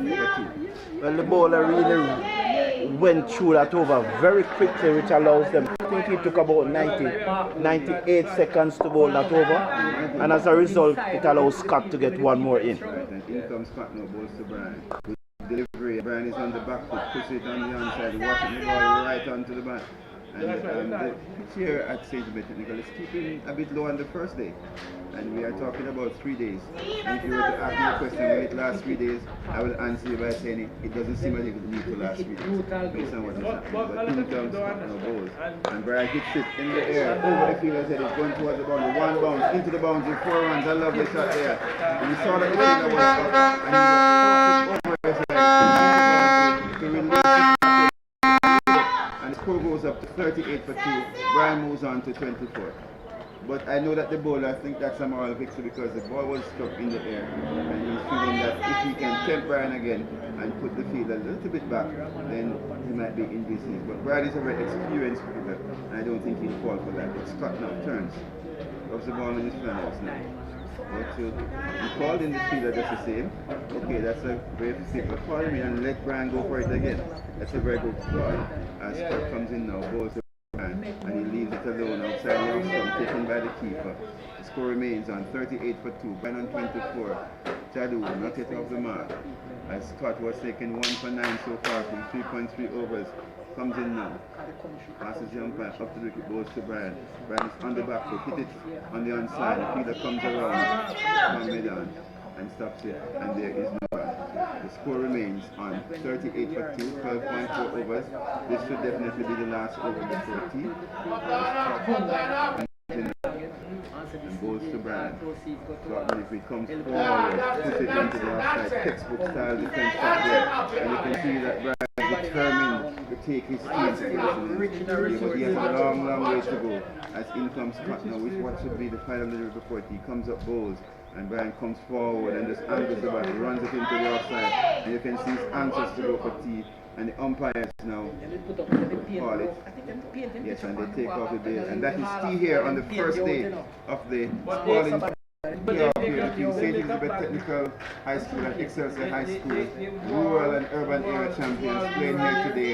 A very intriguing day's play so far, with St. Elizabeth Technical winning the toss and electing to field. Alright, so tea time. And Excelsior they are now 30 at T 38 24 and January for two. of the month. Replying to a first inning score made by Excelsia. 127 all up. Tea time. Taxpayers' money. Build Survival Park. Survival Park was rebuilt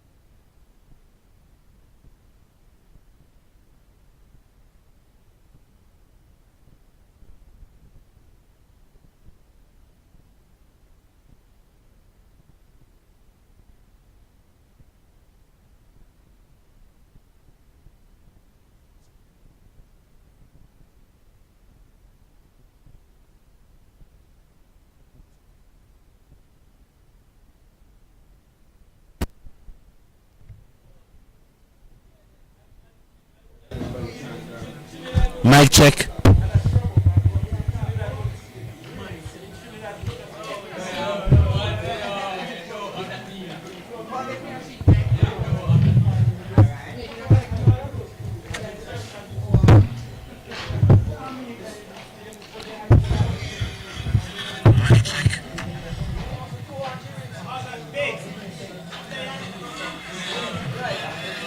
Mic check 1, 2, 3.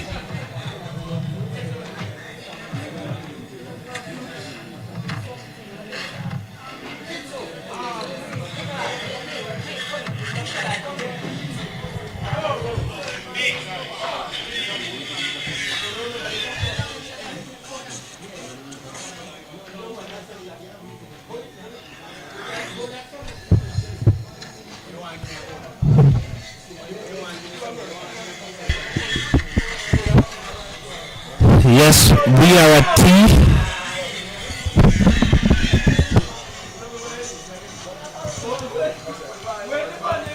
A very exciting Spaulding Cup championship match in progress here. Excelsia were bowled out for 127 in their first innings, and at T, STETHS are 38 for 2.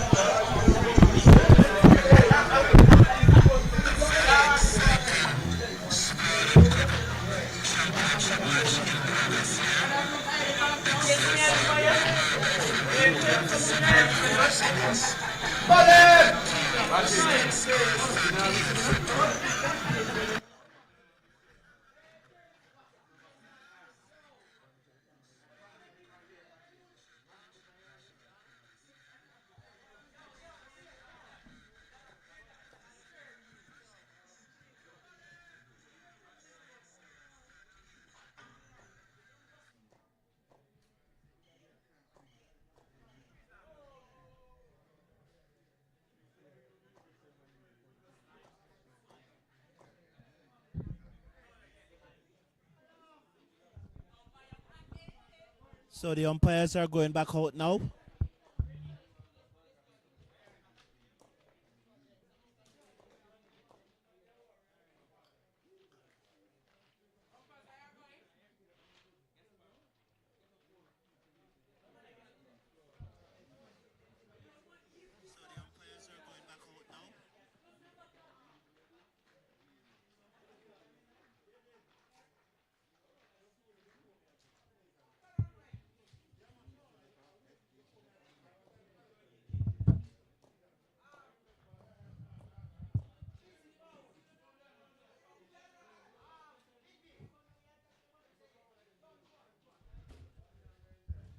So we have Mr. George Henry in the house. Mr. George Henry is the chairman of the Headley Cup Cricket Committee for ISSA.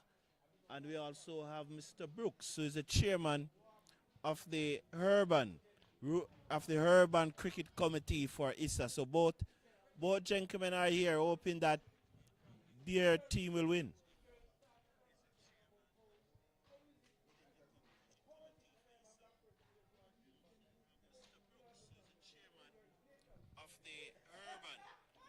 Of the Urban Cricket Committee for ISSA. So both gentlemen are here hoping that their team will win.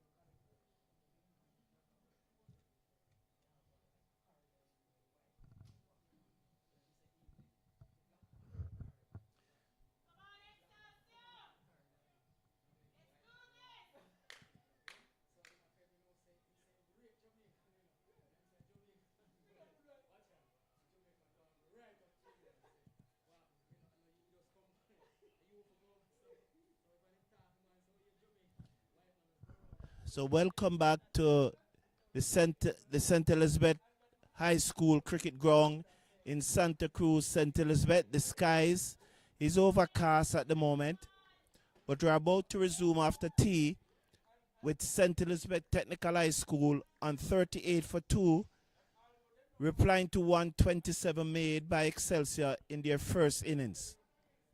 38 for 2. The batsmen at the crease are Shair Jadu along with Tyreek Bryan. Is Jadu on strike as the right arm off spinner? Nikolai McKenzie tossed that one up and he's onto the front foot, played it out into the covers, and there's no run. 38 for 2. As you can realize, I'm a bit worse after 8 days of cricket and sleepless nights.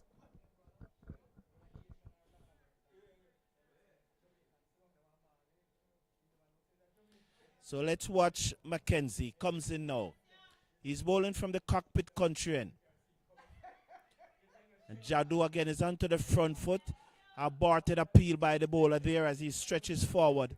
And again, there's no run with the score remain and 38.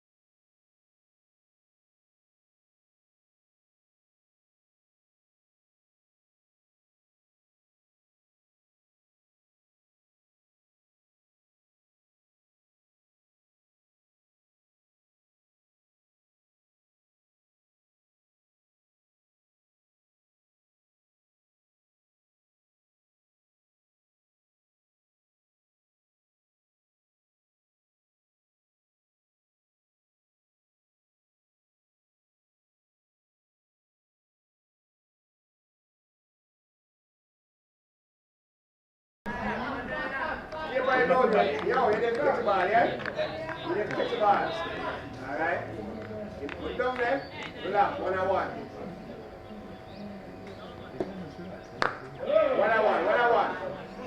1-1. Okay, so. Well done, 20. Well done. Alright, you're going now. Yes, sir, Ricky. I think that we was there by Mackenzie. And it's very, very interesting here at St. Technical High School. And everybody's wondering who's going to get first in there. And how long will this game last? Because the springboarding is really potent from Excelsia. And STETHS will have to really back well in order to get first in here.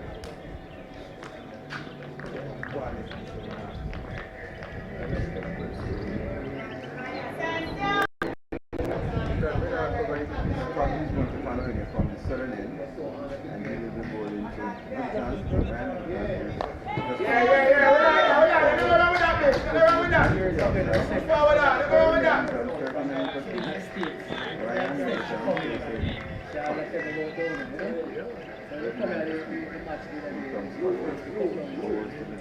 Well done.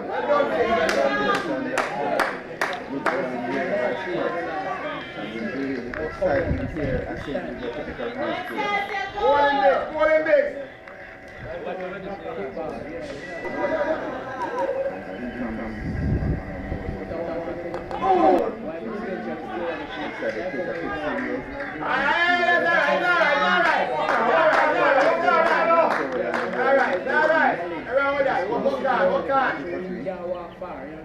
Excitement continues here at St. High School. Overcast conditions, nice and cool. Welcome for the field inside.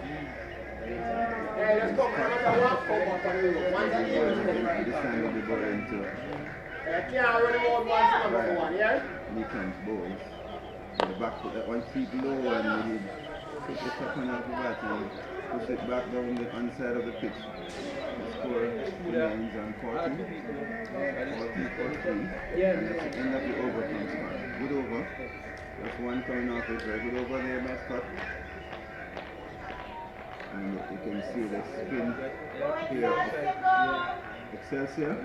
Absent the technical a little bit on the rope. And it is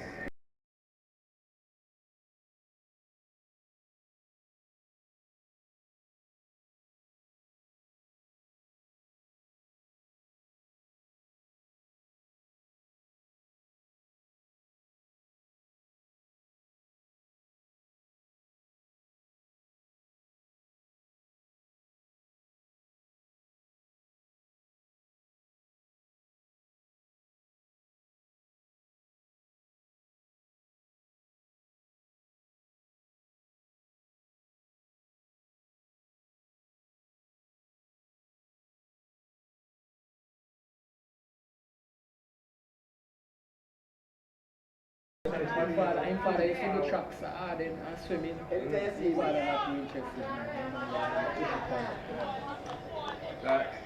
Children live what they learn. Yeah. They might admire them.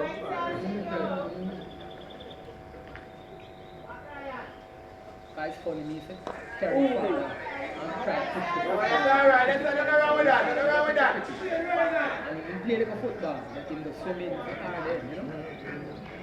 Swim at least in swim and you can play like a football. This is the grandson when do nothing.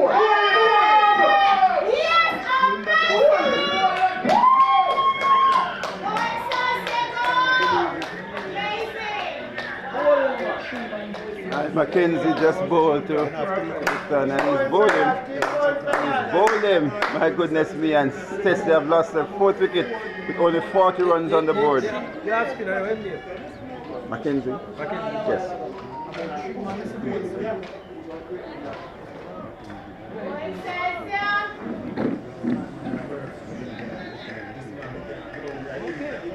Okay. I read about it. So STETHS they are in trouble here. It's 40 for 4, and the Excelsior team they are cock-a-hoop right now and looking very good. And ladies and gentlemen, it was there. It is an intriguing. Alright, so Excelsior with another wicket.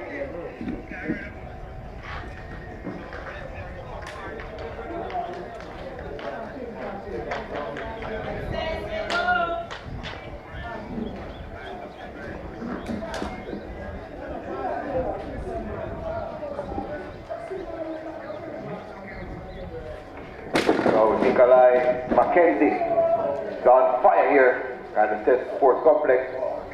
3 for 19. So, score is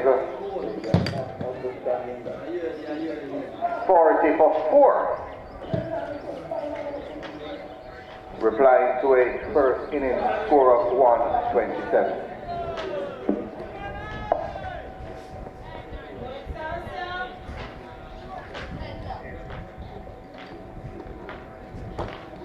So Mackenzie comes in now, bowls.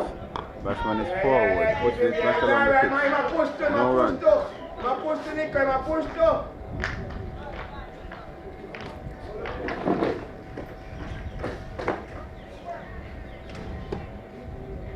Here comes now Mackenzie, bowls. Good delivery. Bring back to the bowler. Well fielded.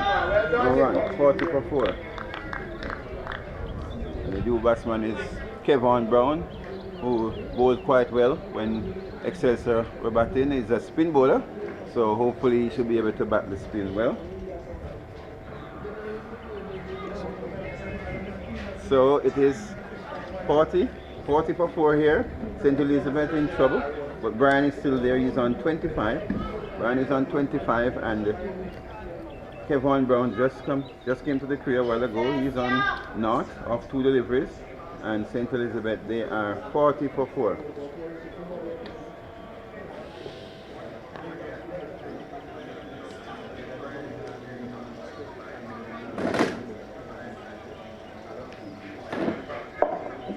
Alright, so 40 for 4. Ryan Lickerton gone for 1. The new batsman in is a Kevon Brown. And it is Scott who's going to continue. So far 5 overs, 1 made, 11 runs, 1 wicket. As in he comes now, bowls to Brian. On the back foot, punches it into the offside. There is no run. And of course, Nikolai Mackenzie, 8 overs, 3 maidens, 19 runs, 3 wickets. And he has been a destroyer so far. And St. Elizabeth Technical, 40 for 4, 16.1 over. And we see there Scott making a few changes to the field. And he's getting ready to bowl now. He's putting the field in front. Brian on the offside is going down to a short mid-off, almost beside the bowler. And they have a plan here for Brian as Scott turns now. Passes the umpire, bowls, well flighted, and Brian strokes it pleasantly into the offside, where it's fielded not cleanly, but fielded clean enough for them not to get a single. And Brian is looking good, and this is a cat and mouse game now. Very intriguing game, as in comes Scott now. Bowls to Mackenzie, leaves it outside the off stump, and that passes stump very close. But Brian is very good at judging those from morning. He has been doing well, and the score is 40 for 4. Right in over number 17, Scott begins to move in now. Comes in, bowls to Brian. Brian leaves it alone outside the off stump. It goes through to be taken by the keeper. 40 for 4, and the spectators are on their toes here. And you can hear the cheering from the Excelsior team. It is 40 for 4. As in comes Scott now. Bowls to Brian. He comes forward, push on the inside. They thought about a quick single, but they changed their mind. The score remains 40 for 4. Pressure here on the batter. And Brian is looking quite calm and cool as Scott turns now. Comes in to bowl to Brian. In he comes, bowls. Quicker delivery. He hits it through the outside. I love the shot. Fielders, 3 fielders going on it. They take 1. They turn for 2. And it goes very close to the boundary. And they are thinking of 3, and they're coming through for 3. And they take it, and now it's falls, and it's an appeal for 1 out. Not out, says the umpire.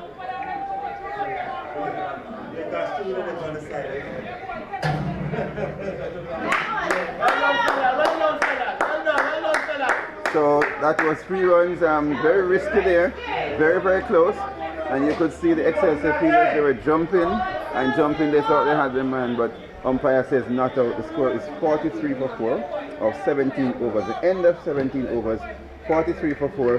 Kevon Brown not yet off the mark. Tyreek Brown is on 28 from 49 deliveries. He has been there since the start of the innings. The Marcus Scott, 6 overs, 1 maiden, 14 runs, 1 wicket. And the destroyer, Nikolai Mackenzie, 8 overs, 3 maidens, 19 runs, 3 wickets. St. Elizabeth Technical, 43 for 4. It was clearly not out the ball.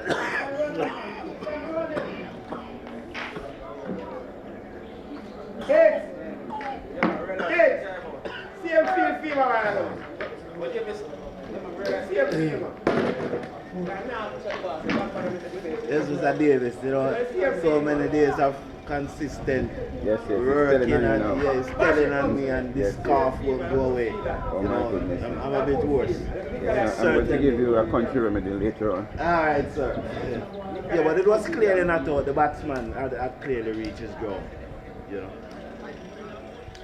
Come on, Nico, come on, Nico. So it's Mackenzie now. Ball into Brian, comes forward, and that one kept low, but Brian was equal to the task and kept low and he came forward and pushed it into the offside. Every delivery here is an event. My goodness me, you can't turn to the left or right. It is so intriguing as Brian pulls away and the bowler pulls away, and so this delivery is not bowled. The score remains on 43 for 4 as Mackenzie turns now into the up to the wicket, bowls. Brian is on the back foot and that one kept low and he pushed it out into the offside. He has to hurry down on it as it kept low, hits it into the onside and they go through for a single. And Brian moves on to 28. And the score goes on to 43 for 4. Should be 44. Brian is now 29 and it's 44 for 4. 29 to Brian and the score is 44 for 4. Brown will now face Mackenzie. Mackenzie has been bowling really well. And he comes now. Goes to Brown. Brown on the back foot hits it into the onside. And the fielder comes across the field and throws it into the keeper. Knocks down the stump. And no run. 44 for 4. All fours. 44 for 4. Remember that Excelsior lost their first wicket at 44. And they took a long time to reach. By the way, in the 50s they had lost 5 wickets. So let us see what will happen here. It is 44 for 4. As in comes Mackenzie now, bowls to Brown. He left it alone and he goes to the keeper and the skipper at first he put his hand on his head saying that was so close. Had there been another coat of varnish on the stump he might have been gone. That's how close it was. Well, from here, that's the way the fielders reacted anyway. As it is Mackenzie. Turns again. Nikolai Mackenzie. Into both to Kevin Brown. Is forward and that was so close. And we are observed by the keeper. Not sure what happened. Look at the keeper, he served the stump. And it was very close. 44 for 4. And Kevin Brown is under pressure. 5 deliveries, no run. And he has to remember what Williams did earlier today.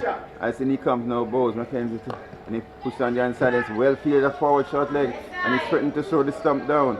And indeed, Excelsior, they are in their element. It's 44 for 4, St. Elizabeth Technical. And we are at a very interesting point in the game.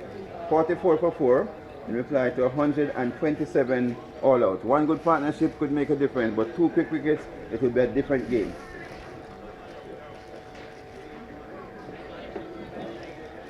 And Scott is going to continue from the... So at the end of the 18th over, check. 44 for 4.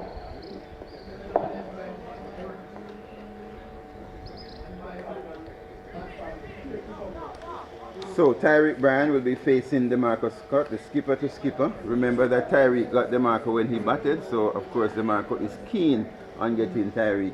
As he comes now, bowls to Bryan. Flighted deliveries on the back foot, no ball signal by the umpire. That's a cardinal sin by a spin bowler. How could he overstep? And he's not even a tall person. I'm not sure what happened there, but it's a no ball signal by the umpire and the score moves up to 45 for 4. The Scott comes in now, bowls to Bryan, and he comes forward, and my goodness, beaten. The ball seemed to have brushed the pad or something, goes through to the first slip. Not sure what happened there. But the score is 45 for 4.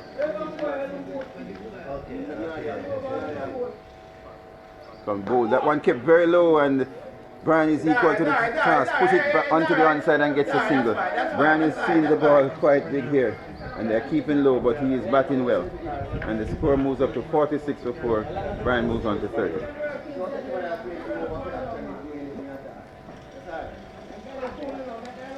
And now it brings Brown into strike. Brown will be facing Scott, the Marcus Scott, to Kevon Brown. Come on, Scotty, get to this, man. So 46-4 here at St. Elizabeth Technical High School as Scott comes in now. The ball to Brown. Full pitch delivery, Brown drives, takes it out the edge, going towards the third man boundary. They take one. They turn for the second. It's going towards the boundary. They take two. And that's all they will be. So 2 more runs to the total. And Brown is off the mark. He's on 2. And the score goes up to 48-4. As he came forward and he took the outer edge, went all along the ground, no danger. And it went close to the boundary. And they got 2. The score is 48-4. And Brown is on 2. As Scott comes in now, goes to Brown, comes forward and pushes it into the onside, the forward short leg fields. No runs, pressure here. Forward short leg, right under the back. And Scott comes in now. And he goes to Brown. In he comes, goes to Brown. Full pitch delivery. Brown drives it on the offside, and that seems like that's a metal ball because it didn't move far. Score remains on 48-4. Good bowling here by Scott. 6.5 overs, 1 maiden, 18 runs, 1 wicket. As he turns now. Final delivery of this over. Passes the umpire and he avoids his run. Dead ball signal by the umpire. He turns back and Brown is now getting ready as Scott, the Marcus Scott, turns now. Comes in. Past the umpire bowl. Flighted delivery and Brown comes forward. Pushes into the offside. No run. 48-4 at the end of over number 19. End of over number 19. St. Elizabeth Technical in reply to 127 made by Excelsia. 127 all out. They are 48-4. Remember that STETHS won the toss earlier today, and they inserted Excelsia. At the end of the 19th over. George said to carry 4 cases of water in this thing. So originally was made for the water. When I carry it, when I take it out until I talk to Keys, because originally was made with STETHS to provide water. Well, I don't know how keep it a mix up. And it is Mackenzie now. He's going to be bowling to Brian. Comes forward and he pushes it into the offside. That was a very good delivery. You could see the batsman searching for it, and if it was a newer batter, we'd have been in trouble. But Brian has been there from the beginning of the innings. He's on 30, he's the captain, and he's playing a captain's knockers. When it comes in bowl, down the leg side, he sweeps at it, misses the keeper, misses too. It's going towards the boundary. Is it going to reach? Oh, just reached. And it is 4 byes. It's 4 byes. It goes on to the boundary. Good try, man. Brilliant try, man. Byes, and it's 4 byes. And the score goes up to 52-4. So Brian swept at that one, he missed, and the keeper also missed, and it went to the boundary slowly, and the fielder was very close to it, and the umpire had to confer with his third umpire in order to ensure that it went to the boundary. And the soft signal from the square leg was also 4. So the score is 52-4. St. Elizabeth Technical in response as Mackenzie comes in now, goes to Brian, and he goes on the back foot and just dabs it in front of him on the offside. Good bowling here by Mackenzie, really bowling well as he turns now. Brian gets ready, settles and waits as in comes Mackenzie now bowl. Good delivery and Brian is forward. There's an appeal, not sure for what, but there's an appeal probably for LBW, but he's clearly coming off the bat. It's 52-4 here with overcast condition here in Santa Cruz, St. Elizabeth at St. Elizabeth Technical High School, and it's Excelsior High School versus St. Elizabeth Technical High School in the Spaulding Cup right here. That's the All Island, 2 best team in the island at this time as Inical Mackenzie bowls, and it's on the side and he hits it, and it hits the fielder, try to stop it. It was in the air and it bounces off the field, and it was hit so powerfully that it still went into the boundary for 4. That was a powerful shot. That was a powerful shot, and the fielder, he tried to stop it and it hit him and it goes into the boundary for 4 runs. The score moves up to 56-4 and Brian moves on to 34. That was powerfully struck by Brian, and the fielder for a time was in trouble, but he looks brave and he looks okay. But I would ask the coach to check him after to make sure that he's okay. Alright, he gives the thumbs up that he's okay. And Mackenzie, and I notice that there are no close fielders again as Mackenzie comes in now and bowls, and it's driven into the offside by Brian, and there's no run. And that's the end of the over. The end of over number 20. St. Elizabeth Technical in response to 127 made by Excelsior. They are 56 for 4. 20 overs completed. So we have had 66 overs almost in the day so far. And St. Elizabeth Technical High School, they trail by 71 runs. They need 71 more runs in order to 56 for 4. Excelsior made. So 56 for 4. Brian on 20 overs. Brown on 2.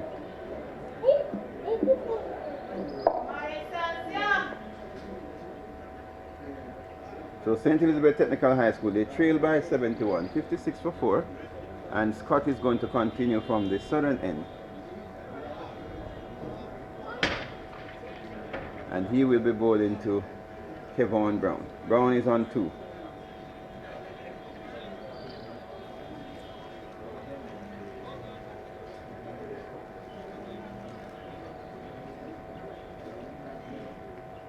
Scott has bowled 7 overs so far, 1 maiden, 18 runs, 1 wicket. Mackenzie 10 overs, 3 maiden, 24 runs, 3 wicket. As Scott comes in now, goes to Brown, full pitch delivery, Brown comes forward, puts it into the offside, where it's fielded and there's no run.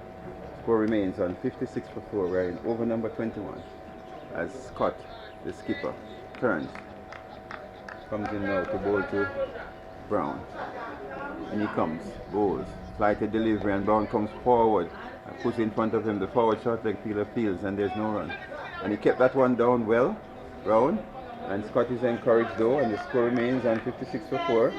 As here comes Scott now to bowl to Kevon Brown, and he comes bowl, flightedly outside the off stump, and he cuts.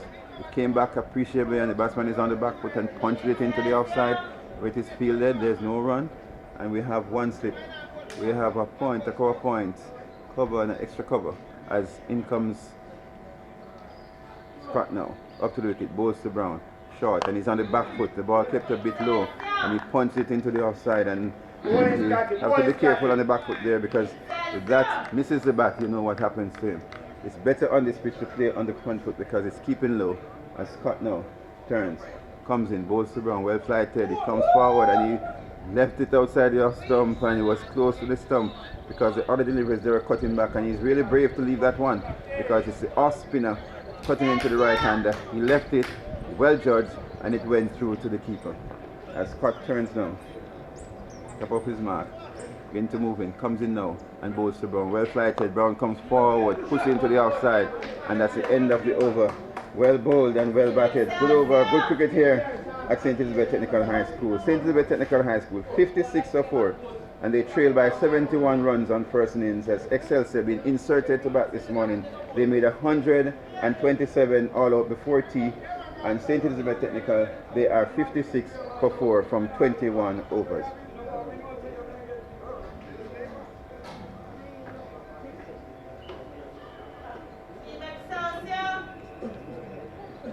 And of course, Mackenzie will continue. He has bowled 10 overs so far, 3 maidens, 24 runs, 3 wickets.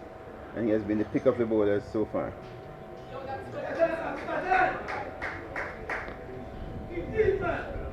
And remember, Mackenzie, he was the one who bowled Bins, beat him in flight and bowled him all over the place.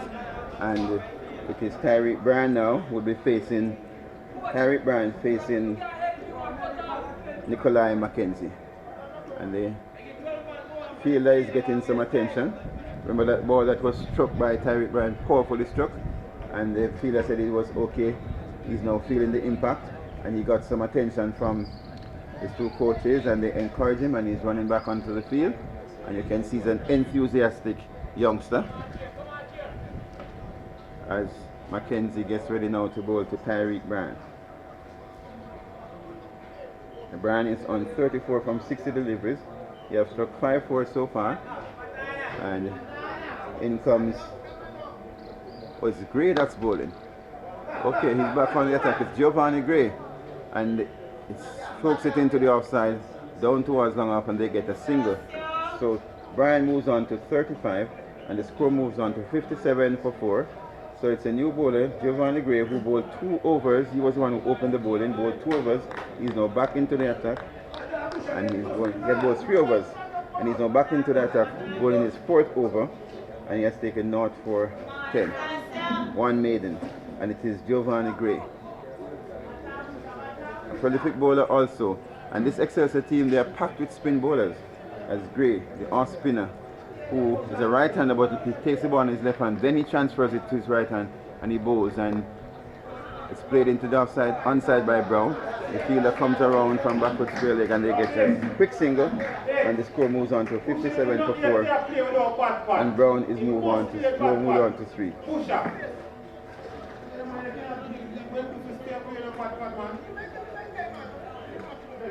And Brian is now facing, as in comes Gray, bowls to Brian, short, on the back foot, punches it into the offside. That one keeping a little bit low, as most of the deliveries have been keeping low. It's 58 for 4, and we're in over number 22, 58 for 4, and it is Gray, Giovanni Gray, comes in now, and he bowls to...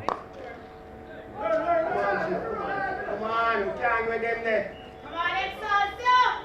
Brian Tyreek Brian, and he hits it down the offside, and they get an easy single, and the score now moves on to 59 for 4, Brian on 36, and it brings Kevin Brown into strike, as Giovanni Gray comes in now with his 5th delivery, and he'll be bowling to Kevin Brown. Brown is on 3 from 17. He has been playing the sheik anchor role with his captain, just like Williams did for Excelsia, but he'll have to stay there much longer if St. Elizabeth is to overhaul this total, as in comes Gray now bowls, and he's forward, just drops it on the onside, and the score is 59 for 4. Just 1 delivery to go in this over, and they have a forward short leg now, attacking the batsman.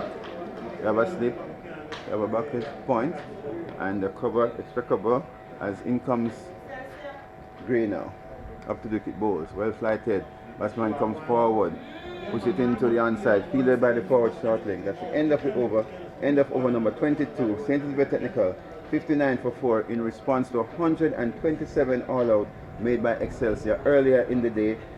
Just for those who are just joining us, to let you know that St. Elizabeth Technical High School, they won the toss, and they 59 for 4. Excelsia to bat, and they were bowled out for 127 just before After the 22nd over. St. Elizabeth, they are now 59 for 4, with Kevin Brown, he is on 3, and Tyreek Bryan on 36.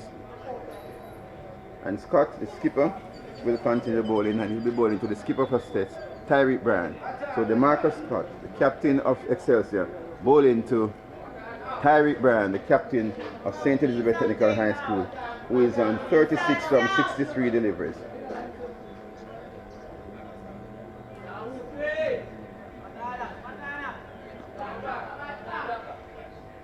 Here comes Scott now, bowls flighted, and it's driven pleasantly into the offside, down towards long off, and they get an easy single. He just walks the single, and the score now moves on to 60 for 4, and Brian moves on to 37.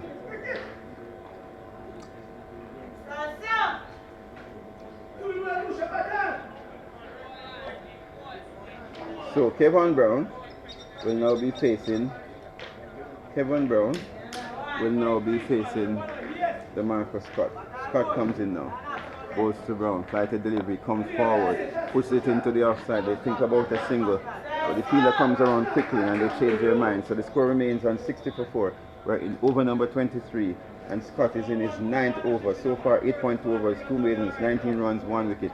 As Scott comes in now, goes to Brown, comes forward, puts it back on the outside. There's no run. The score remains on 60 for 4. And they trail by 67 runs. They need 67 more runs in order to overhaul the total made by Excelsia, as Scott comes in now, bowls to Brown, and he hits it in the onside down towards long on. The fielder comes in, picks it up, and they get a single, and Brown moves on to 4, and the score goes up to 61 for 4. 2 deliveries left in this over by Scott, the Marcus Scott. He has bowled 8.4 overs, 2 maidens, 20 runs, 1 wicket. 127 all out made by Excelsior. St. Elizabeth Technical, 61 for 4. They trail by 66. as Scott comes in now to bowl to the skipper Brian. Comes and Ryan punches it into the outside and they go through for a quick single and the fielder fumbles and they get an easy single there and Brian moves up to 38, the score moves up to 62 and they trail by 64.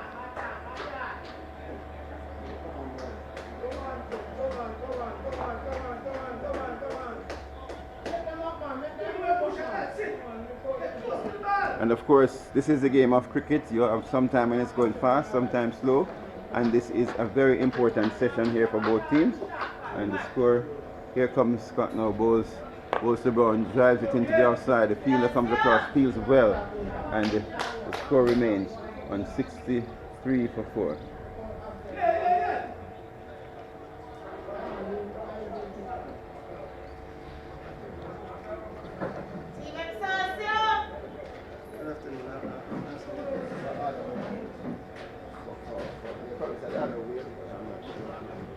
And that's the end of the over. It's 62 for 4, 62 for 4. Brian is on 38 and Brown is on 4. And Gray will continue. Giovanni Gray will continue from the northern end and he will be bowling to Tyreek Brian. Brian in the yellow helmet and it's sunshine here again in St. Elizabeth as the sun turns the corner towards the west, and we have one slip as Gray comes in now, bowls to Brian, and he pushes it back on along the onside. They thought of a quick single and little mix up here. Brian sends back Brown and he gets back in time, no danger there, and the score remains on 62 for 4.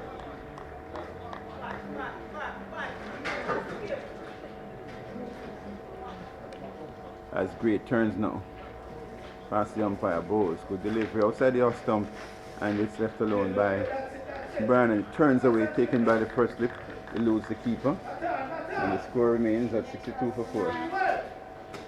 As in comes Gray, bowls. That one kept very, very low and it dug out by Brian, going towards the third man. It takes it inside edge, they take one, they turn for a second, and that one hits him right in the pad after getting an inside edge. He dug it out. That was well bowled and it kept very, very low. And Brian was very lucky there and he got 2 runs. And of course, he was very lucky, was played on the back foot, which is a cardinal sin on this pitch, as in comes Gray bowls. And he comes forward, pushes it onto the onside. And he remains, he's on 40, Brown is on 4, it is 64 for 4, 23.4 overs. And the umpires, they have signaled that the next over will be drinks. And the players will get to break first to cool down from this as Gray comes in now. Bowls to Brian, he comes forward, puts it on the offside. There is no run. The score remains on 64 for 4. One delivery before the drinks break. As Gray turns now, Giovanni Gray comes in to bowl to Tyreek Brian. He comes in, bowls, so he comes forward, pushes it back along the pitch to the bowler.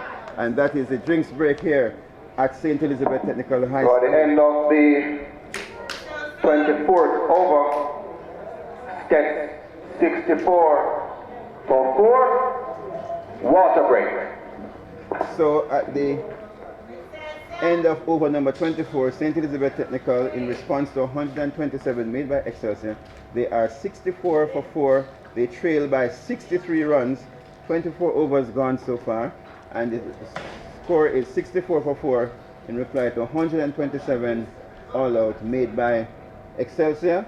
STETHS, they trail by 63 runs. The not-out batsman, Kevin Brown, he's on 4 from 23, and Tyreek Brian, the captain and the opening batsman, he's on 40 from 71, and he's playing well, leading his team. Out of the 64, he has scored 40 not-out so far, and he's standing between Excelsia and the first innings. And after the water break, it's going to be a very fascinating afternoon play. We still have overcast conditions, but no immediate threat of rain. The possibility exists that we might have some bad light later, but as it is of now, it is nice and cool here at St. Elizabeth Technical High School in Santa Cruz, in St. Elizabeth. Not very often you hear you say nice and cool in Santa Cruz. It's usually very hot, so we give God thanks. So the score here, it's 64 for 4 in response to 127 all out.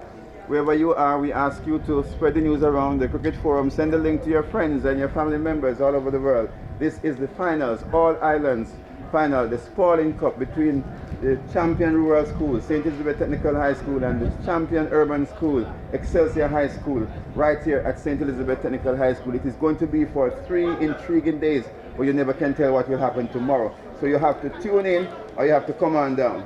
We'd love to see you as we seek to spread cricket through our schoolboys. And we want to say congratulations to both teams. They have played very well so far.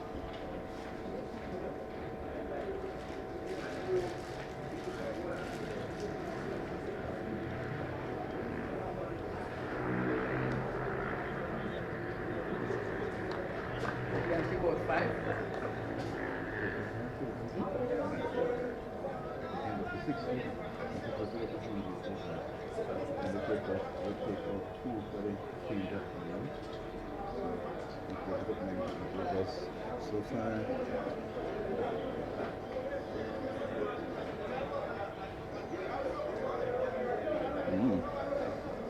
they're going 70 so far.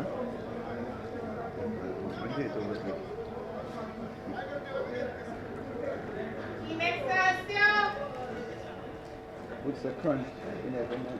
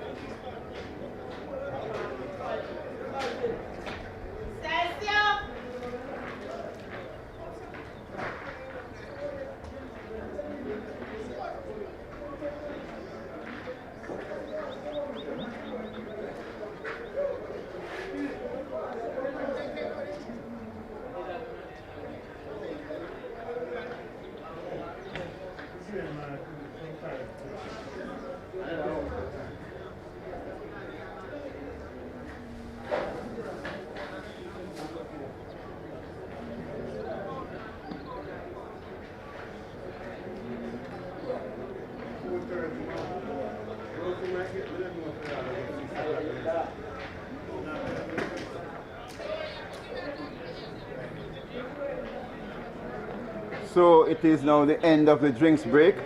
And we're ready to restart with St. Elizabeth Technical High School. They are 64 for 4 in response to 127 made by Excelsia.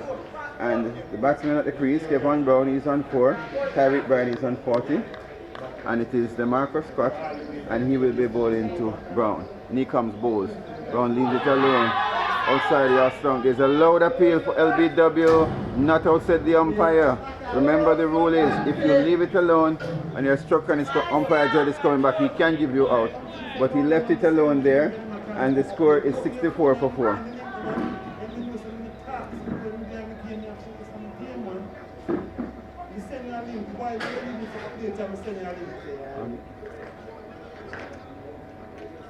And he comes now, Bowles. Comes forward, drives it on the onside, goes down towards the man, and they get an easy single, and the score moves on to 65 for 4. Can't give a single day. Can't give a single day. I'm stuck a single day, boss. Yeah, I'm stuck a single day, Kefense. Come on.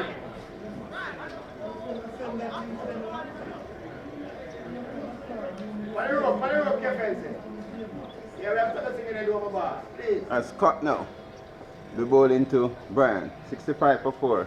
St. Elizabeth Technical. They trail by 62 runs. And he comes now, Bowles, and Bryan leaves it alone outside the off stump to be taken by the keeper. 65 for 4. And it is cricket, lovely cricket here at Santa Cruz, St. Elizabeth. This is not T20, this is not 50 over, this is play to the death. This is good old test cricket. As in comes Scott now, bowls to Brian.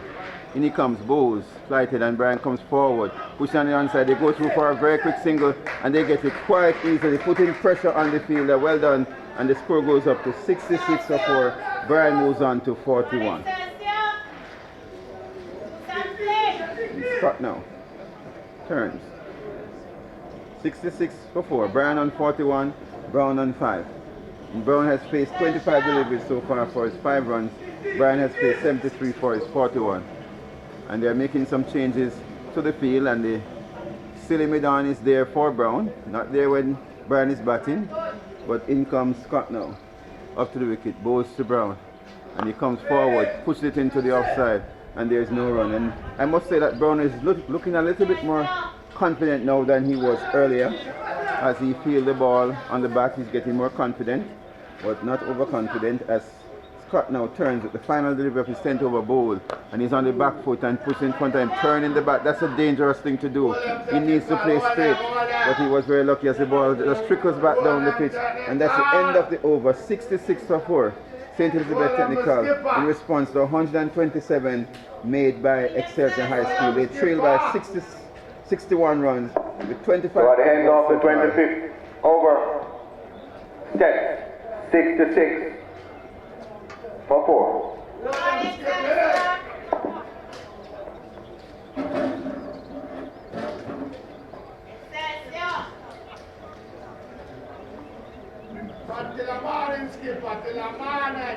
So Giovanni Gray will continue from the northern end, and he will be bowling to Brian, who is on 41, and they trail by 61 runs. Still very evenly poised as Gray comes in now, bowls to Brian, and he hits it into the onside powerfully. It went to the fielder who misfield, and Brian capitalized on that and take a very quick single, and that is what happened with the lapse in the field. And I don't think Excelsior will mind too much, because Brown now comes in to strike, and the score is 67 for 4. But of course you don't shield a number 6 batsman.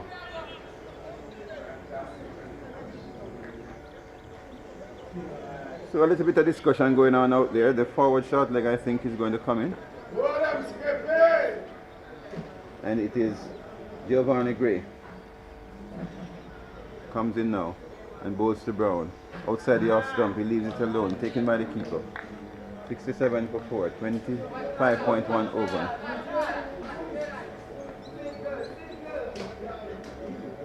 As in comes Gray now, bowls to Brown, and he comes forward. There's an appeal, a stifled appeal there, not outside the umpire. The ball trickles onto the offside.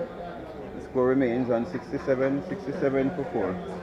25.3 overs. Gray, 5.3 overs, 1 made, 16 run, no wicket. Looking for his first wicket is Giovanni Gray, as he comes in now and bowls to Kevin Brown. Short. Brown comes forward and it beats him, goes through to be taken by the keeper. Good delivery there from Gray. Intriguing cricket here at St. Elizabeth Technical High School. 67 for 4 in response to 127 all out. As he turns now, bowls. Well flighted, and he drives at it, and the keeper takes off the bail. Did not appeal because his back foot was well grounded, and the score remains at 67 for 4, and we're in over number 26.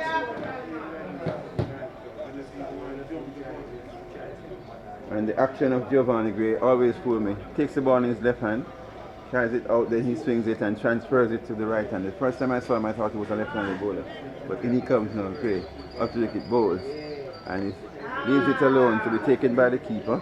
And that's the end of the over. 67 for 4, St. Elizabeth Technical, trailing by 60 runs. Trailing by 60 runs here to make the score even. 67 for 4.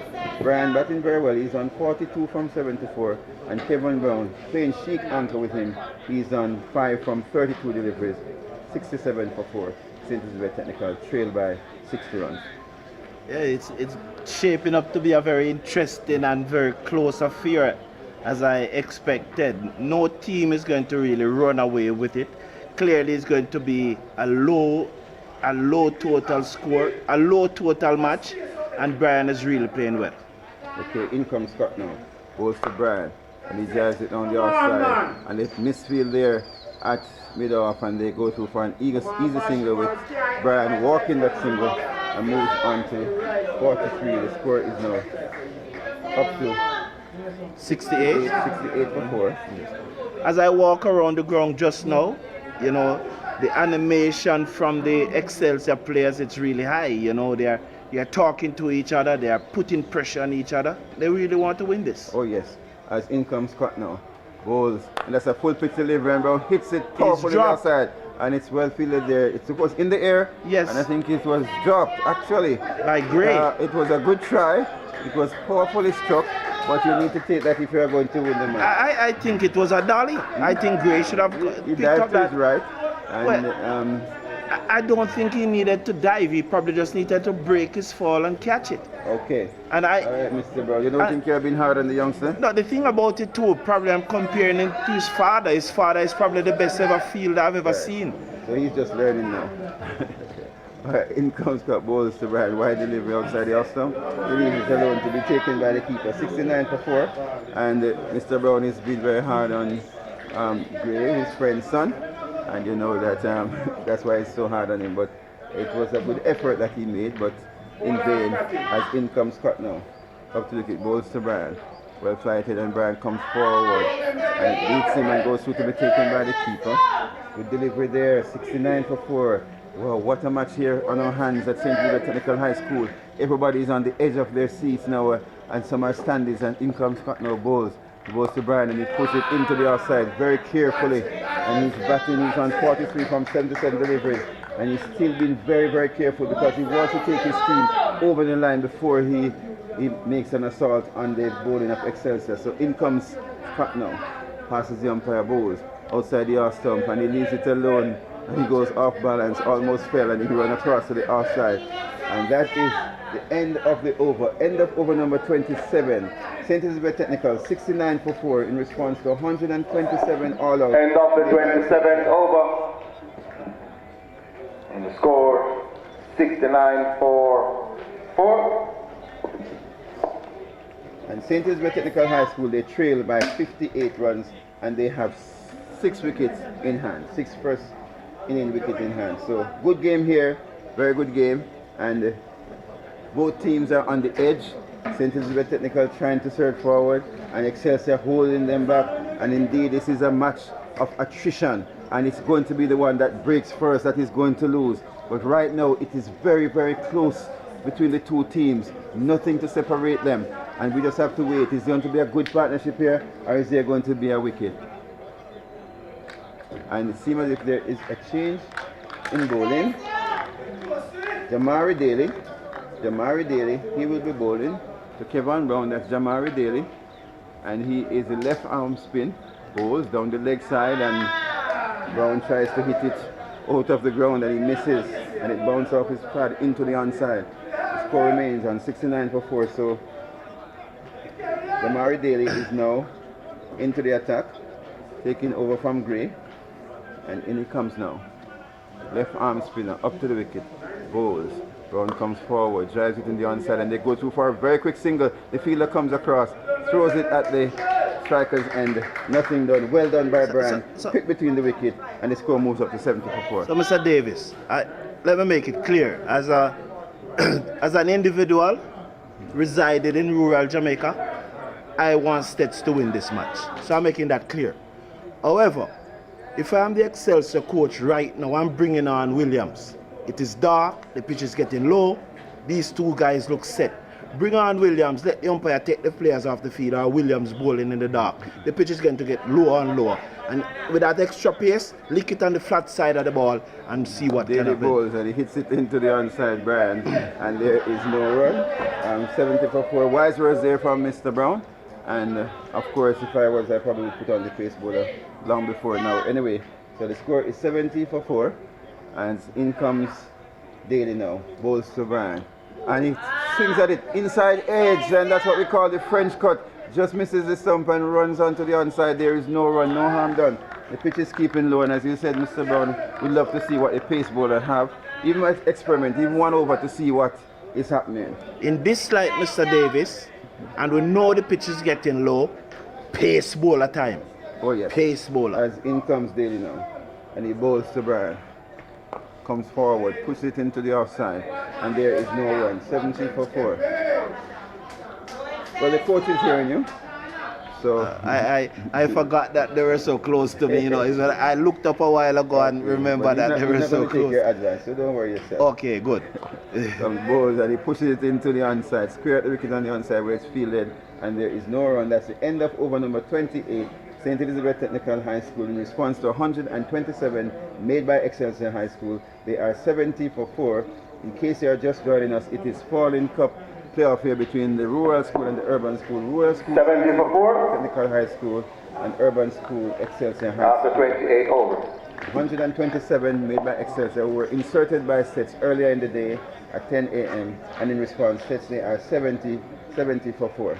They trail by 57. And you just need to change it up a little. You need to change it up because they have been batting the spinners. They are putting on a good looking partnership here. What's the partnership there? What it said?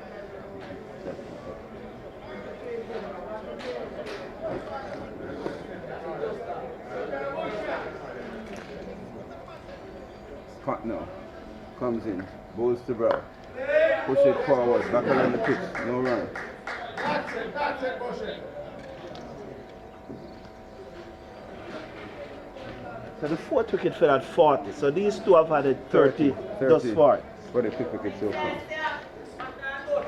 As in comes Scott now, ball short, and on the back foot he punches at it, but it misses and goes through to be taken by the keeper. Yeah, and earlier I heard the STETHS coach saying that a 30-40 run partnership from these two, that's what he's looking for.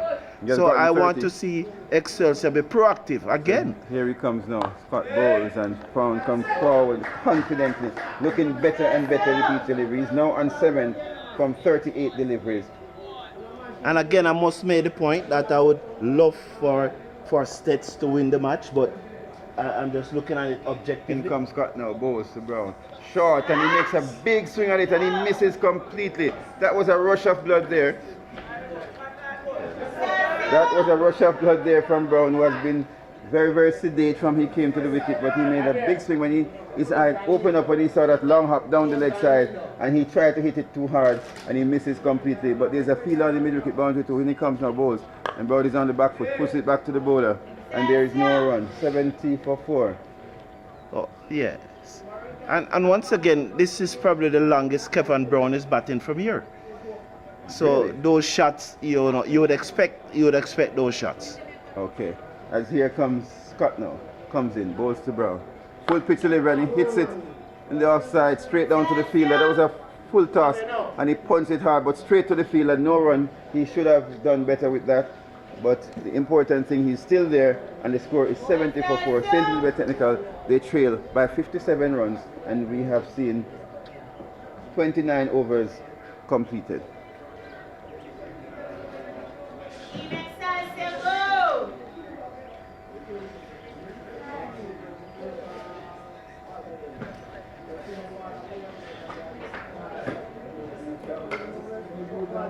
So let us see. I'm sure they're not going to take Mr. Brown's advice, but let's see what will happen as the spinner will continue.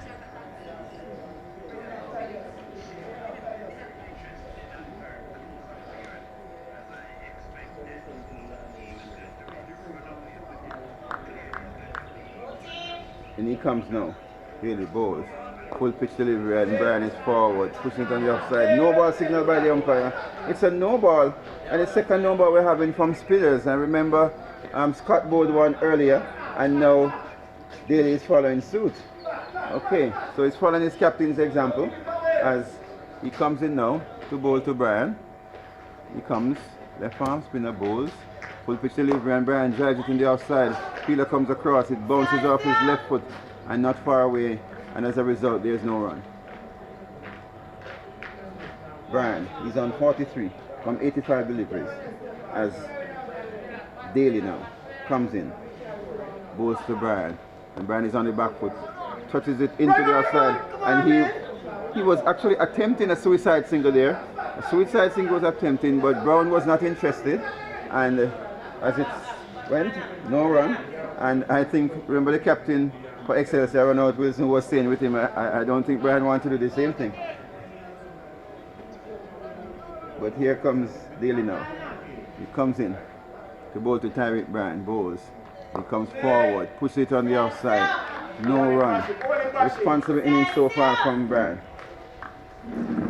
He has had a few edges here and there through French cut, but based on the nature of the pitch, I think he has batted very well. As in comes Daly now. Bowls to Bryan. Full pitch delivery and he comes forward, hit it down the answer. Well fielded by Daly. Well fielded. That looked like a single all the way, but the bowler came across his whole bowling. And those are the bowlers who do not like runs played off them. So they'll do everything off their own bowling. As in comes the Murray Daly now to bowl to Tyreek Bryan. And he bowls and he hits it into the onside. They go through for a quick single and the fielder came across, did not pick up cleanly. Had he picked it up cleanly, there could have been some trouble there. But in the end, it's an easy single. And Bryan moves on to 44 and the score is 72 for 4 as Brown comes into the strike now.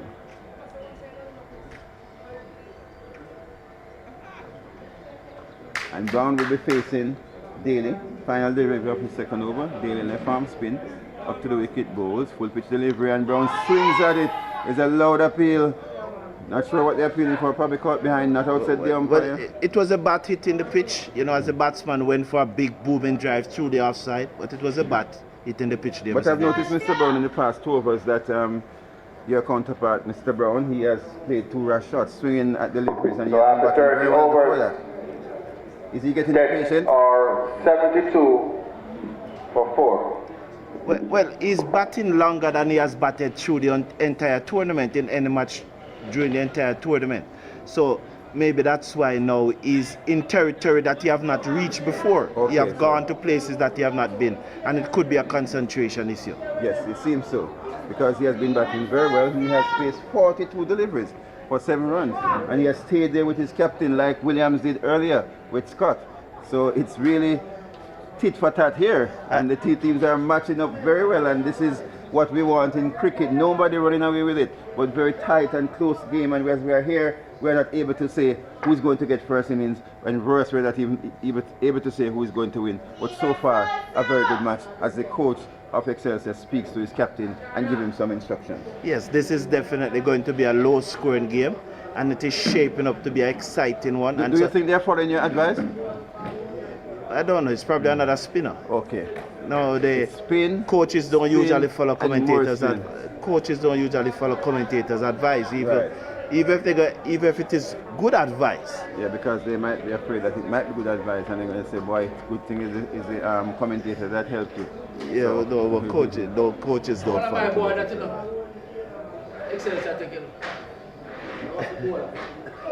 Okay. We hear Mr. Brooks in the background speaking about the bowler now, who is coming in to bowl to Bryan, and Bryan hits it hard. It hits the other batsman up the other end and ricochet off him and comes down to a long off where it is fielded by the skipper, and he throws it, knocks down the stump and says, "How is that?" But of course the umpire didn't even respond. It's Tariq Forbes who is bowling now, and Brown is now going to face, and Bryan moves on to 45. So the new bowler is Tariq Forbes. He just bowled his first delivery, which was struck powerfully by Bryan. Fortunately for Excelsia, it's hit off the foot of the non-striker Brown, and it went down to long off where it was fielded, and they get a comfortable single. 73 for 4, and they trail by 54 runs as they are 73 for 4, and they trail by 54 runs. They are 73 for 4 in response to 127 all out. As Tariq Forbes comes in now, bowls. And my goodness, he was thinking of hitting and then he left it alone. And that is Brown. I think Brown is losing concentration a bit here, Mr. Brown. Yeah, and it's getting dark, you know. It's getting dark and it's getting darker. Okay, in he comes, bowl. Well flighted, and Brown comes forward and just opens the face of the bat, runs it down to third man and takes an easy single to move on to 8 from 44 and brings Tyreek Bryan, the skipper, into strike to face Forbes for the first time. And I think just as I said, it was getting darker. Does it look like it gets lighter by about 2% to you, sir? Yes, sir. You have to have good eyes like mine to be able to see that, okay. You know. Well, I have on my shades and everything looks dark. Okay, you have on, everything looks dark to you. Yes, yes. But I think there's about a 2% increase in the intensity. I am like Buta Baruka. You say you have a color problem. You see everything black. So I'm seeing everything dark right now. Sir. As in comes Forbes and he bowls to Brian, and that's a good delivery. And Brian is squared up, and I'm not sure what he did there, but he pushed it out onto the onside in the end. There's no run, but he had Brian, who has been batting for a very long time, 91 deliveries, and Forbes just bowling his first over had Brian in some trouble there. And as I said earlier, Brian is the key to the STETHS innings. He's the key. Oh yes. As in comes Forbes and Brian is forward, pushing it onto the onside. There's no run. 74 for 4. And they trail by 53. And this is very intriguing stuff. But if I was a betting man, I would bet on the batting team to reach the first innings point. As in comes Forbes, bowls to Brian. Short delivery, and he's on the back foot, punches it down the outside, and they go through for a single. And it's a good throw there, knock the stump over. But of course the batsman is safely home, and the score moves on to 75 for 4 at the end of over number 31. End of over number 31 in response to 127 all out made by Excelsia. So 75 for 4. 75 for 4 after 31 overs. Kevin Brown is on 8 not out, and Tyreek Brown, the skipper who has been there from the beginning, is 46 not out from 93 deliveries with 5 fours. I remember in 2023, Woolmer's, same place here the game was played, and Woolmer's made 161 in their first innings. And STETHS went to lunch at 161 for 9 in the Spaulding Cup playoff in 2023. We expect a similar exciting match here today. I want to welcome the chairman of the corporate area cricket committee, Mr. Brooks, in the house. Welcome to you, Mr. Brooks. Welcome, Mr. Brooks. Good to see you, sir, and thank you very much for coming to country. Although he's a countryman, you know.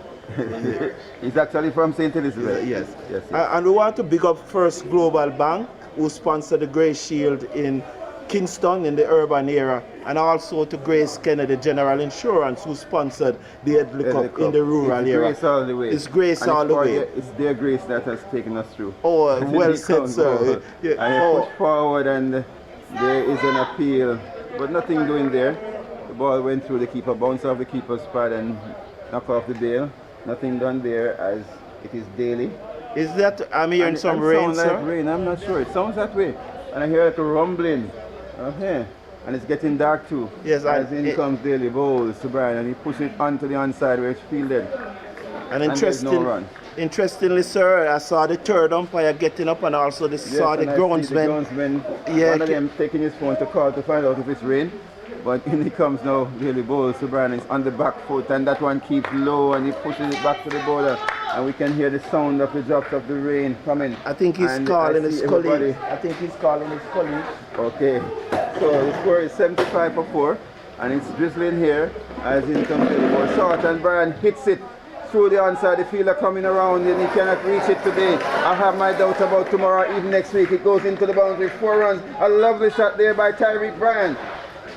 And that brings up his 50. A well-played half century. Tyreek Bryan, the skipper of the St. Louis Technical High School. He has been there from the beginning. He just made 96 deliveries. He's on 50 with 6 scores. A well-played inning so far by the captain of St. Elizabeth Technical High School, Tyreek Bryan. He's playing a captain's knock, and he is. They're now trailing by 48 runs. Well done, Tyreek Bryan. Congratulations. Yeah, it was really a fine inning. Come forward, push it on the outside. It's an ongoing innings by Brian. It is a fine innings from Brian. It is a fighting innings, and just life saving. As in comes Dilly now, goes to Brian, comes forward, push it on the outside with a broad bat. He has really batted well today, Tyreek Bryan. He stayed there as a captain. From the first delivery, I told you that I saw that he was determined. He was not flashing, he was just playing a captain's knock, a very responsible knock. And at the end of 32 overs, 79 for 4, St. Elizabeth Technical in response to Excelsia, 127 all out. 79 after 32 overs, 79 for 4, Tyreek Bryan with his 50. So we are finally what going you to asked see for, Williams. Mr. Brown? Right, yeah, We're going to see the pace bowler Williams, and it's dark. We just had a drizzle a while ago. The groundsmen are stepping back, so I think that they know something I don't know. But it's getting dark, and I see that Excelsia, they want to call it a night to get some rest, so they bring on the pace bowler finally. But the thing about it, you know, Brian is reminding us of the innings that Binns played in the Headley Cup final. It was a similar innings that Binns played in the Headley Cup final against Manchester. He is showing things that he can do it too. He can do it too. Yes, but Brian is a very good batsman. He's been playing for sets for some time now, and indeed he is at the peak of his career as a schoolboy. Yes, you know, and he and Binns have really led this batting right through the season, and that is why persons like Kevin Brown have not batted long during the season. Right, so they need to step up today though. But I hear Brian saying we've come too far to turn back. Okay, and that bowler is running up very fast. I think he's going if he bowls like how he runs, then we have to stop it for bad life. Well, and that is not a bad tactics from the Excelsior contingent, because if you can get your players off the field, just break up the rhythm of the STETHS team. Because Brian is on a roll. And come back on and let them have to start over. Because right now they are confident, they are batting long, they are seeing it as big as a breadfruit, as one would say in colloquial terms. And you want to just break up that rhythm. Come back on in. Bowl my fast bowler. If the umpire want to get the players off the field, so be it. You have to start again in the morning. Right, in comes Williams now. He comes in, bowls to Brown, and Brown leaves it alone. It goes through to the and it kept low. It kept low. It kept low. You just need to bowl straight.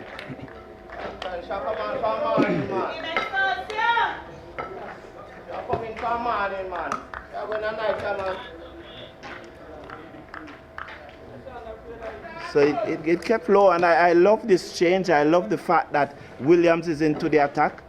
I love it.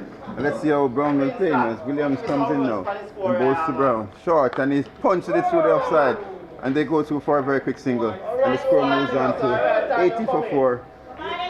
80 for 4, and Brown moves on to 9. They trail by 47 now, and Brian comes in to strike.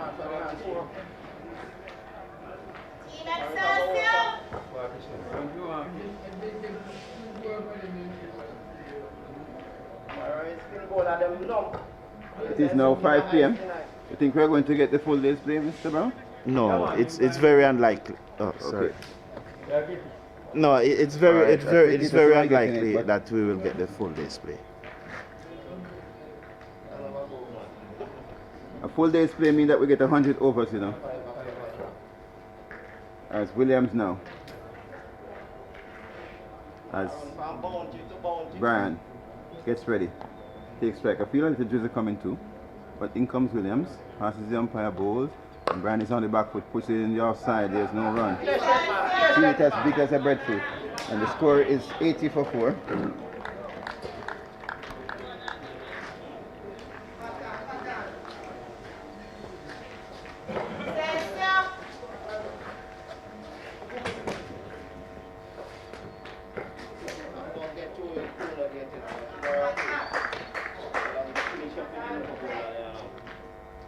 And here comes bowls, and he flicks it onto the leg side. Brown wants a single. Brian shouts no, no, no, and they stay put, no run. 80 for 4. They trail by 47. The first target here is to reach 100, and they take them off one by one, Mr. Brown. So these two have been batting quite well. They came together at what, 40? So they have added 40, and the coach did ask for 30 or 40. He had gotten both. In comes we have no bowls. And there's a lot of people, but that was obviously down the leg side. Pitch outside leg. Williams bowls and Brian comes. The pitch outside leg, clearly. Outside leg, and of course in cricket they roll. Once it's pitch outside leg, it doesn't matter what it's doing after that. Not out. 80 for 4. Williams. Yes, bowls. 5 deliveries so far. Just 1 run coming off Williams. And somebody's asking what had happened to this if he was ill. But that's the ploy of Excelsia. They use their spinners. As William comes in now, bowls to Brian. Down, it's on the leg stump and he pushes it onto the onside. There's no run. They end up a very good over by Williams. His first over as a pace bowler. 1 over and 1 run coming off the over. The score is 80 for 4. St. Libert Technical High School in response to 127 all-out made by Excelsia, who were inserted this morning to So STETHS 80 for 4 after 33 overs.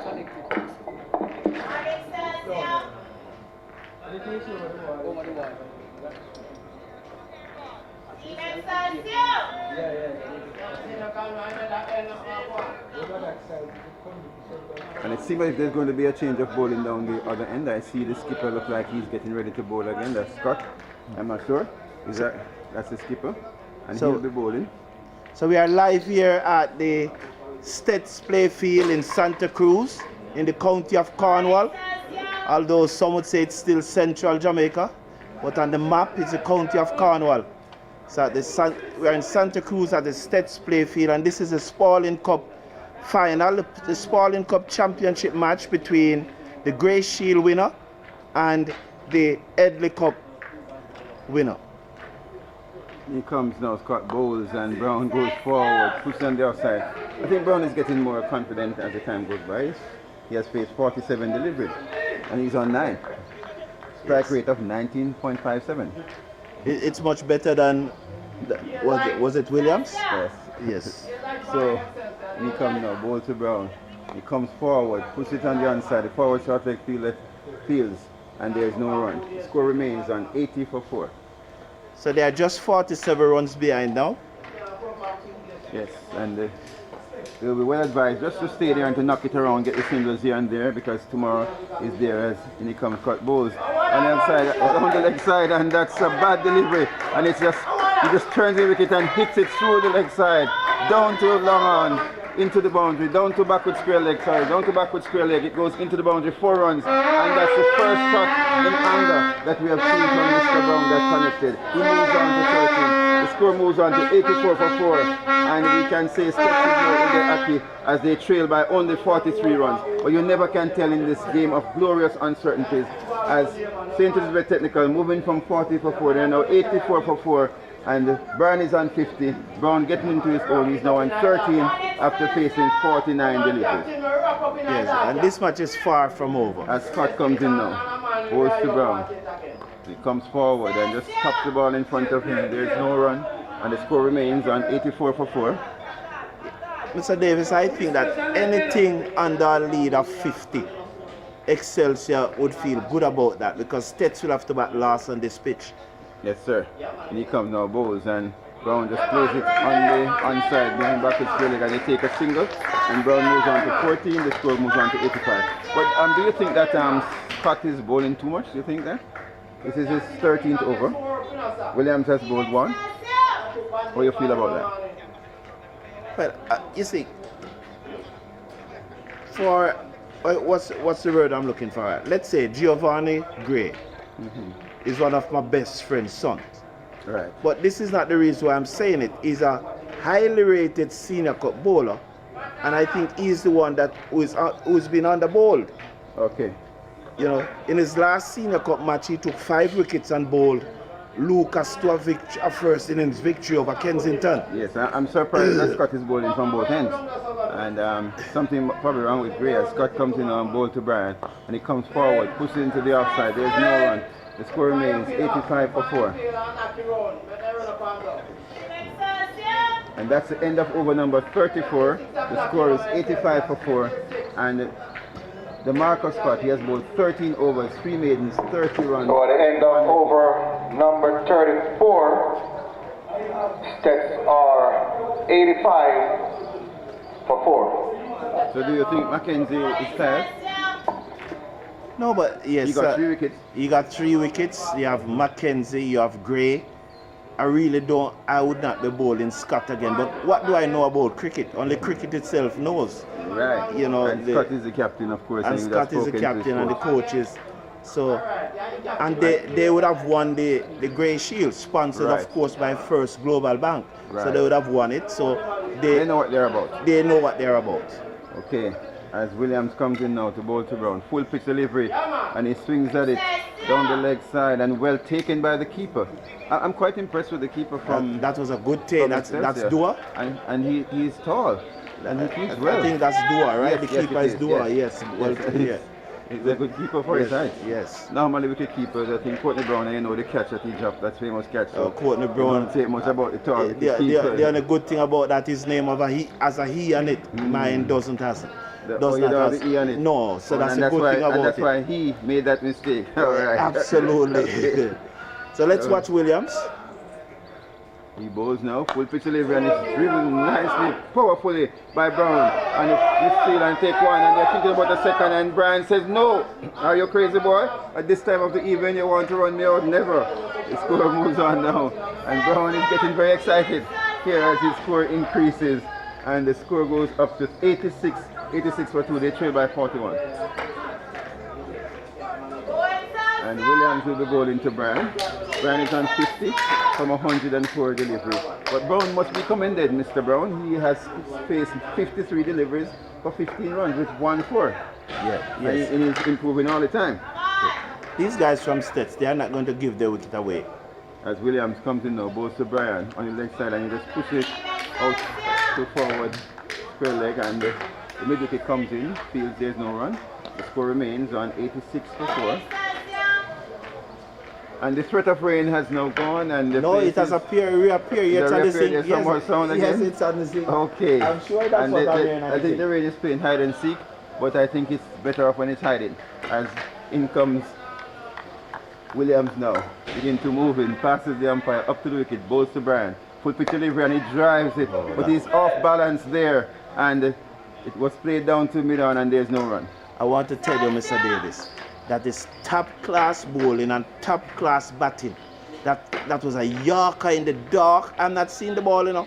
Well, again, I'm far away, and then I am what? And then you're not as young as they are. I'm not as young as they are, but I don't know if anyone saw that ball that is around us, but I never saw it. But the batsman got down and dug it out. I think he was swinging a little bit too, as in he comes bowls, and Brian plays it on the inside, well fielded by the bowler, and no run. This is really an intriguing battle here between bat and ball, and here is Williams saying to his skipper, I should have bowled from early, and he's showing his mettle now. In his second over, just 2 runs coming from him, and he is bowling from the southern end. And he's showing us here that he can really bowl well.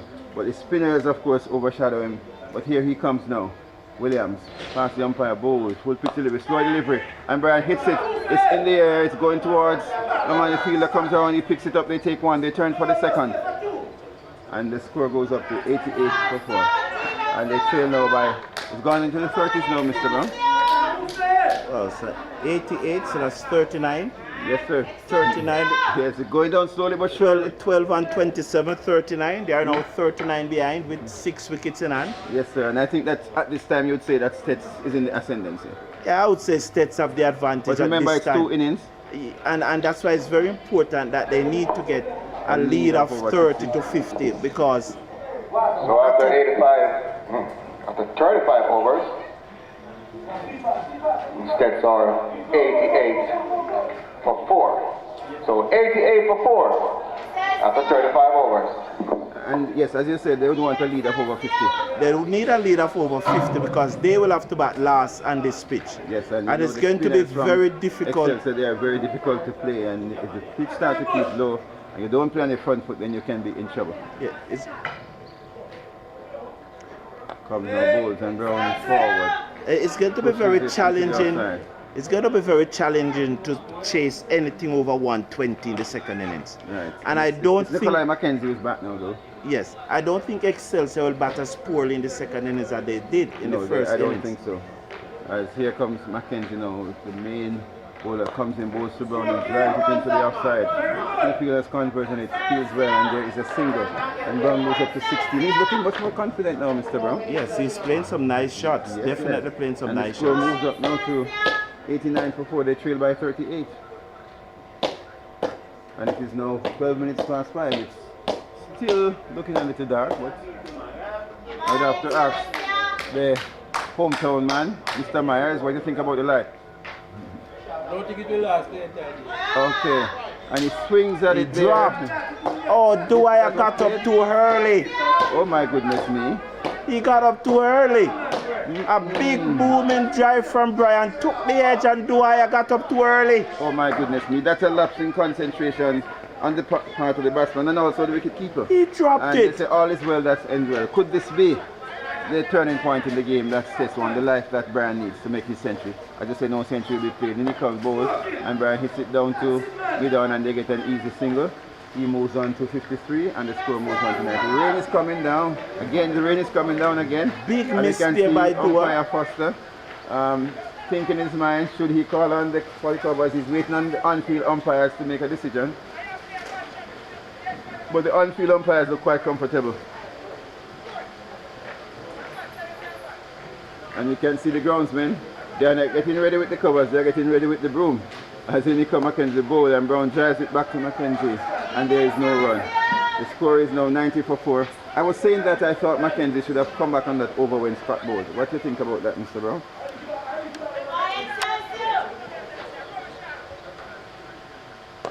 And in he comes bowls and he just plays it on the offside. I can see that the groundsmen are getting ready, getting anxious. The third umpire, Mr. Robert Foster, is going out to the other umpires. I think they're taking the drinks break. It's a drinks break they're taking, not the rain break, Mr. Brown. Because they have called for drinks and the covers, everybody left the covers behind. So water break at the end of the 36th over.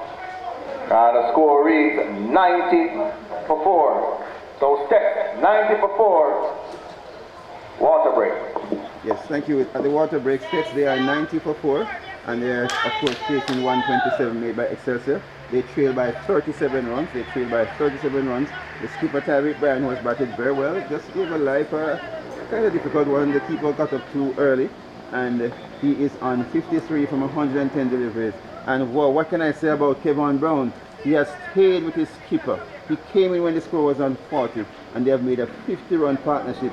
And Brown is on 16 from 57 deliveries, hitting just 1-4. Brian, 53 from 110 deliveries with 6 fours. St. Elizabeth Technical High School, 90 for 4 in response to 127 made by Excelsia, who were inserted by STETHS, who won the toss this morning. And they were bowled out for 127. St. Elizabeth Technical, they were 40 for 4, and now they are 90 for 4, and they trail by 37 runs as we have the drinks break here at St. Elizabeth Technical High School. A slight drizzle coming down. The place is getting a little dark, but the umpires, they look quite satisfied for now.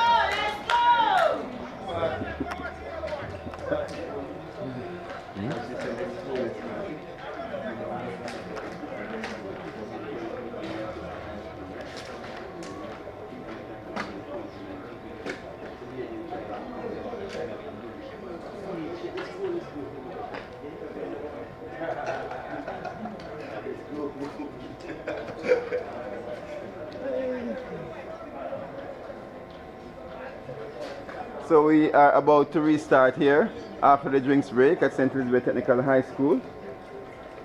And St. Elizabeth Technical High School, they are 90. They are 90 for 4 with Tyreek Brown on 53 and Kevin Brown, he's on 16. They came together when the score was 40, so they have added 50, and it is Williams, the medium pace bowler from Excelsia, who will pick up the attack from the southern end and will bowl into Tyreek Brown, who is on 53 from 110 deliveries.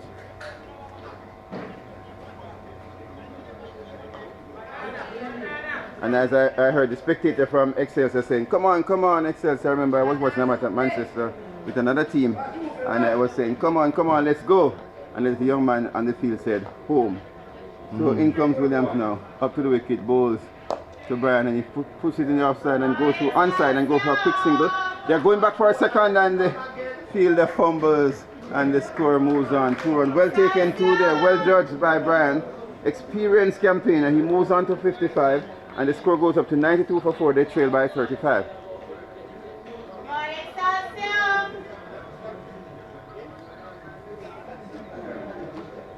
So the place is getting dark. It's pace bowlers bowling.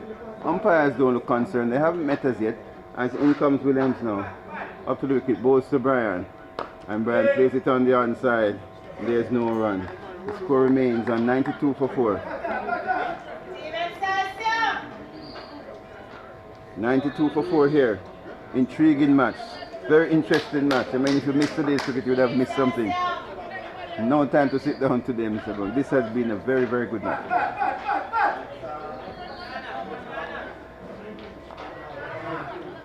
92 for 4 as Williams turns. Passes the umpire now, bowls to Brian. And Brian drives it, and it's straight drive, so straight that it knocks out the stump at the non-strikers end. That was a powerful straight drive. And it knocks out the stump, and that probably saved Excelsior 4 runs. No fielder could have stopped that as well as the stump did. Yeah, the 12th man came into play there, brilliantly stopped by the stump. Oh yes, you know? And he's not showing any feeling there, so he's fine. But the stump did an excellent job there. That was a straight drive. It hit the middle stump.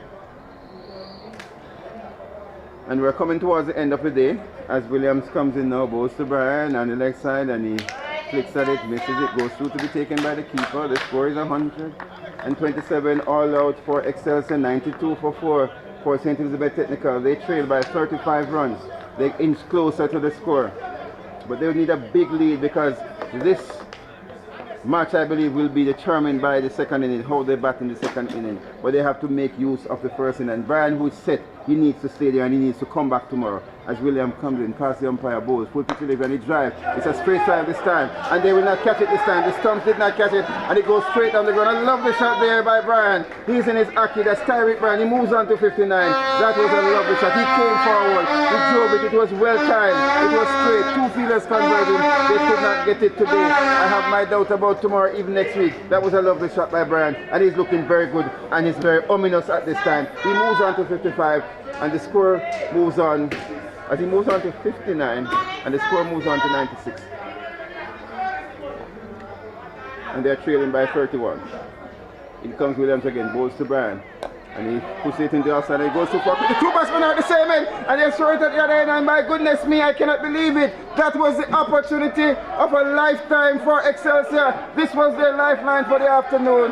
And I don't know what happened there. The 2 batsmen were at the same end. And I don't know what the fielder did, but somehow, by some miraculous means, Brown is not out. Living dangerously here at St. Elizabeth Technical High School. That was a real mix-up between the 2 batsmen, 2 of them at the same end. And I cannot see why the run-out was not effected.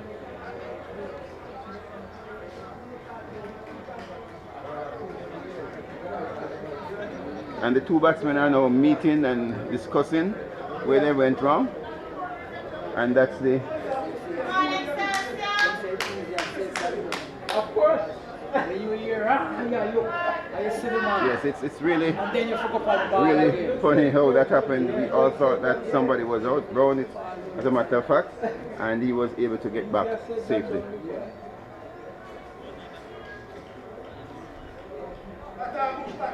And I can see the umpires considering the light. But he comes now, bowls, push forward, and that's Mackenzie. And Brown pushes forward, there's no run. Brian is on 59, as I said. The score is 96 for 4. As in comes Mackenzie. He's 12 over. Goes to Brown and he sweeps at it. And I think it got somewhere on the bat. I'm not sure if he got on the bat on it. They take one. They turn for 2. Let's wait on the signal from the umpire. As they take 2. And leg by signal by the umpire. Leg buys. And it took him on the pad and went down to find leg, and they were able to get 2. The score moves on to 98 and they trail by 29. It's going down slowly but surely. Do you think they're going to overhaul the total tonight? No, I think they'll soon get the line because it's pretty dark here. It's 5:23 and the sun is behind the cloud. I don't think we'll see the sunshine again for the rest of the day. As in comes Mackenzie now, holds to Brown. And he drives it into the offside and he goes through for a single. The fielder comes around from long off and he picks it up and throws it back to the bowler. The score moves on to 97 for 4. Brown moves on to 17. A very good innings here by Brown. Remember, he bowled quite well too. It was a big miss though by Dua to drop the captain, Brian. The captain. It was but that's part of the game. Remember that he was dropped by the keeper too, so he was returning the favour. He was dropped by the keeper this morning, you know, and he was eventually taken. So let's see if that will happen here. And he's a left-handed batsman too. And here comes Mackenzie bowls and puts it into the onside. Brian has come forward and just easily it into the onside and goes through for a single. Well done by Brian.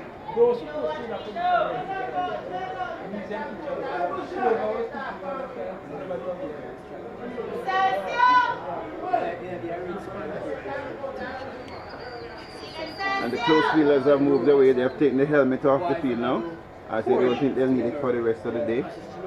As he comes now, bowls to Brown and Brown forward, and this time it pops out to somewhere with the forward short leg or wider forward short leg, and they get a single.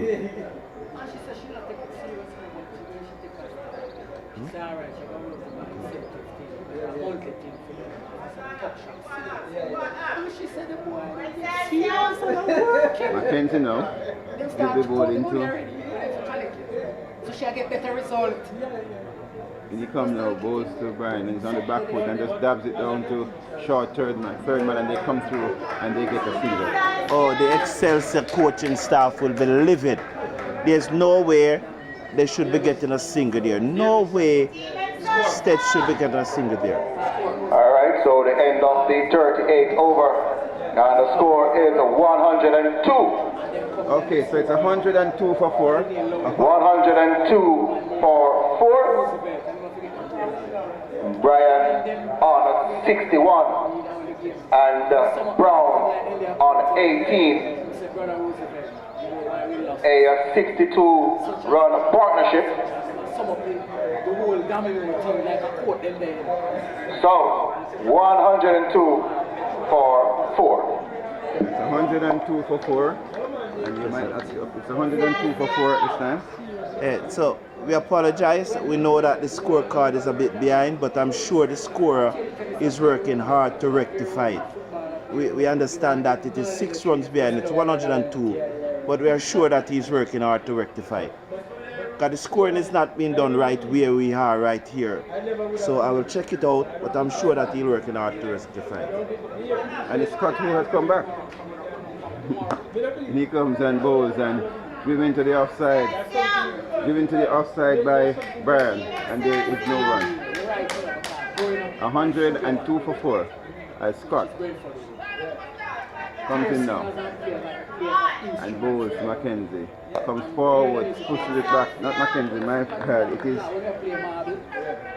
Kyrie Brian who just came forward and pushed the ball back along the pitch to Scott. As Scott turns down and comes in now and bowls to Brian. Flighted, and Brian hits it through the offside into the boundary. 4 runs. That's a lovely shot. It comes to the through the offside. It was well flighted by Scott and he came forward and he drove it through the offside. That's a lovely shot by Brian. And he is moving better and better. He gets better as the day goes by. And the score has moved on now, and well done by Brian. Tyreek Brian is in his Aki right now. That was a lovely off drive. Nobody moved. That ball reaching the boundary. From the time it left the bat, it was into the boundary for 4 and nobody moved. The fielder only moved to retrieve the ball.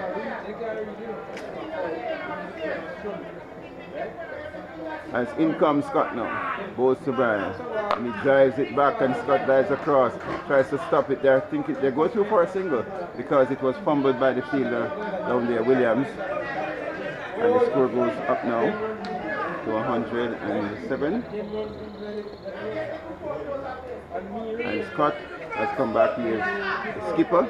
I think he has bowled the most over so far for the day. Score is 107 for 4. The Marcus Scott is 14th over. And he comes in now, up to the wicket. And he bowls to Brown. Brown is on 18. And he comes now, bowls to Brown. Comes forward, puts it into the outside. And he has stayed there with his skipper all day. From the score was 40, they have been there. Now he's on 18 from 62. And he's getting better as the day goes on. He's growing in confidence, Kevon Brown. As in comes Scott now, passes the umpire, bowls to Brown. On the back foot, punches it down to the line, going through for an easy single. And he moves on now, Kevon Brown to 19. The score is 108 for 4. 108 for 4. And they trail by 18. They trail by 19. They're 19 run behind, they're 108 for 4. At the end of over number 39, St. Elizabeth Technical, chasing 127 made by Excelsia earlier in the day. They're 108 for 4 at the end of over number 39, with Tyreek Bryan not out on 66 from 122 deliveries, hitting 8 fours, and Kevon Brown is on 19 not outs from 63 deliveries with 1 4. And it's Nikolai McKenzie, and he will be bowling to Kevon Brown. Brown is on 19. Even though the sun is down, it's not as dark as it was earlier, and the spinners on, so the umpires are quite content to let the game go on. As McKenzie comes now and he bowls to Brown and he comes forward, pushes it into the offside, there's no run. 108 for 4. This has been a very good innings by Brown. As in comes McKenzie. Goes to Brown, full pitch delivery, and he drives it into the offside. The fielder comes across and fields it up at mid-off, and there's no run. 108 for 4. They trail by only 19, Mr. Brown. Yes, and we may well. Comes forward, pushing the outside. They go through for a very quick single. The fielder coming from deep down to the man, and they couldn't catch it. Well done, well judged single here. And St. Elizabeth Technical, they have really been going well. They trail by 18 as the score moves up to 109 for 4. And Brown moves on to 20, and Brian is on 66. 20 from 66 and 66 from 122. That is what we have here, live from St. Elizabeth Technical High School. And this is the Spaulding Cup competition here between the rural champion and the urban champion, St. Elizabeth Technical High School and Excelsior High School. As in comes McKenzie, bowls to Brian, and he plays it onto the onside, and they go through for an easy single. And he moves up to 67. The score goes up to 110 for 4. They trail by 17. So Brown, do you think they're going to make it this evening, or they have to wait until tomorrow? It depends on what the umpires do. It's really getting dark. I don't think they should go beyond 5:30. It's 5:31 now. I would take the players off the field if I was the umpire. In comes McKenzie now, bowls to Brown, and he pushes it forward. I think the batsmen are batting so well that the umpires don't realize that it's dark. Okay. But I would want to take the players. I want to pick up our scorer, Mr. Thomas, who has done a wonderful job for us throughout the day. I tell you, excellent scorer. You know, he has done a wonderful job. Oh yes, thank you, Mr. Thomas from Excelsia. Yes, he's from Excelsia. And he drives it on the offside, and he's thinking about a single. It's fielded there, and Brown turns back because he's sent back by Brian, his skipper. And that's the end of the over. End of over number 40. End of over number 40. It's 110 for 4. They trail by 17. You know that's 86, call it 87 overs for the day. You add 2, so they probably need about 10 more overs. We will certainly not get those overs in. All right, so umpires after have met and they have decided to call it overs, the score is 110 for 4, and that's the close. Call the day, Mr. Brown. Yes. That's the close of day 1. So 110 for 4. Yes, yes. Well done. That's 110 for 4. St. 18 off. Well done. First innings honors. Yeah. Tyreek Bryan, So, 67. Tyreek, 67. And Kevon Brown on 20 are the knockout batsmen. So close of day 1, Spaulding Cup 2025. Excelsia 127 all out. STETHS 110 for 4. So that's the final score of day 1. So viewers, we want to thank you very much for tuning in. Just to give you a summary of the day's play. The match started at 10 a.m. St. Elizabeth Technical High School, they won the toss and they elected to field. And they put Excelsia into bat. Excelsia started well, they reached 44 without loss, and they lost their first wicket when David Doerr, he was caught by the wicketkeeper Humario Reid of the bowling of 18 for 19. Jamari Daly was bowled by Kevon Brown for 27. Terry Cobb, he was bowled by Brown. Also, he was bowled for 1. Adrian, and then Justin Adler, he was bowled by Adrian Silvera for 3. Marcus Scott, the captain, he was caught by Ryan Littleton of the bowling of Tyreek Bryan, the skipper, for 34. He was the top scorer, followed by Daly. And then Nikolai McKenzie, caught by Reid, Mario Reid, the wicketkeeper, of the bowling of Jaleel Simmet for 5. Giovanni Gray, he was LBW to Brown. That's Kevon Brown for 6. And Jabari Williams, who batted very well, he faced 42 deliveries for his 3 runs, and he was run out by Tyreek Bryan and Dimitri Binns in combination. And then Kesper Spencer, he was bowled by Delante Scott for 17. Malik Walters, he was caught by Jaleel Simmet of the bowling of Delante Scott for 2. Joshua Wells, he was not out for 2. Wickets fell, there were 1 wide, extras 8, 1 wide, 3 no balls, 1 leg by and 3 byes. Wickets fell at 44, 45, 50, 52, 64, and then the next one was at 73, and they went on to 99, 108, 115, and at 127 all out. Bowling for St. Elizabeth Technical, Adrian Silvera, 12 overs, 1 maiden, 30 runs, 2 wickets. Jaleel Simmons, 8 overs, 3 maidens, 29 runs, 1 wicket. Delante Scott, 5.5 overs, 2 maidens, 17 runs, 2 wickets. Kevon Brown, 12 overs, 2 maidens, 31 runs, 3 wickets. And Tyreek Bryan, 7 overs, 3 maidens, 14 runs, 1 wicket. Dimitri Binns, 2 overs, 1 maiden, 2 runs, no wicket. And that's 127 all out. In response, St. Elizabeth Technical, they are 110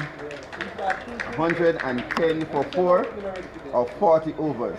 And that's why we used to watch sci-fi. And the fourth, St. Elizabeth, Humario Reid, the wicketkeeper, opening batsman, he was caught by Jamari Daly of the bowling of DeMarcus Scott for 14. Odain Binns, he was bowled by Nikolai McKenzie for North. Shahiri Jadu, he was bowled by Nikolai McKenzie also for North. And Ryan Littleton bowled by Nikolai McKenzie, and he made 1. So that's 110 for 4 with Kevon Brown not out on 20, and skipper Tyreek Bryan carrying his bat from opening, 123 deliveries, he's on 67. And please note that Kevon Brown is on 20 from 68 deliveries, and the 2 of them took the score from 40, so they have added 70 runs for the 50th wicket. Fall off wicket 33, first wicket, second wicket at 34, the third wicket at 38, and the fourth wicket at 40. Bowling for Excelsia, Giovanni Gray, 6 overs, 1 maiden, 16 runs, no wicket. Nikolai McKenzie, 13 overs, 3 maidens, 32 runs, 3 wickets, and he was the pick of the bowlers. DeMarcus Scott, 14 overs, 3 maidens, 36 runs, 1 wicket. Jamari Daly, 3 overs, no maidens, 7 runs, no wicket. Tariq Fowles, 1 over, no maiden, 3 runs, no wicket. And Giovanni Williams, the pace bowler, the only pace bowler used, he bowled 3 overs, no maiden, 10 runs, no wicket. So, at the end of the day, St. Elizabeth Technical are 110 for 4 in response to 127 made by Excelsior High School. This is the Spaulding Cup here at St. Elizabeth Technical in Santa Cruz.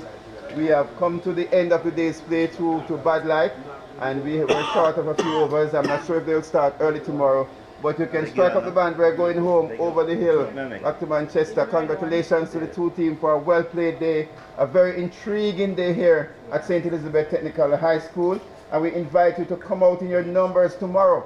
Come out in your numbers, and please send the link all over to all your friends. And thank you again, Mr. Spura. Well done. Have a wonderful day, everybody. Safe journey home, and thank you. God bless. Take it away.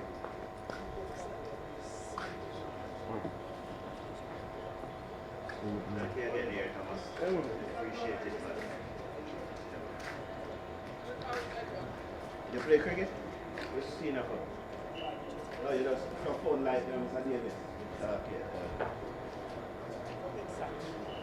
Look here.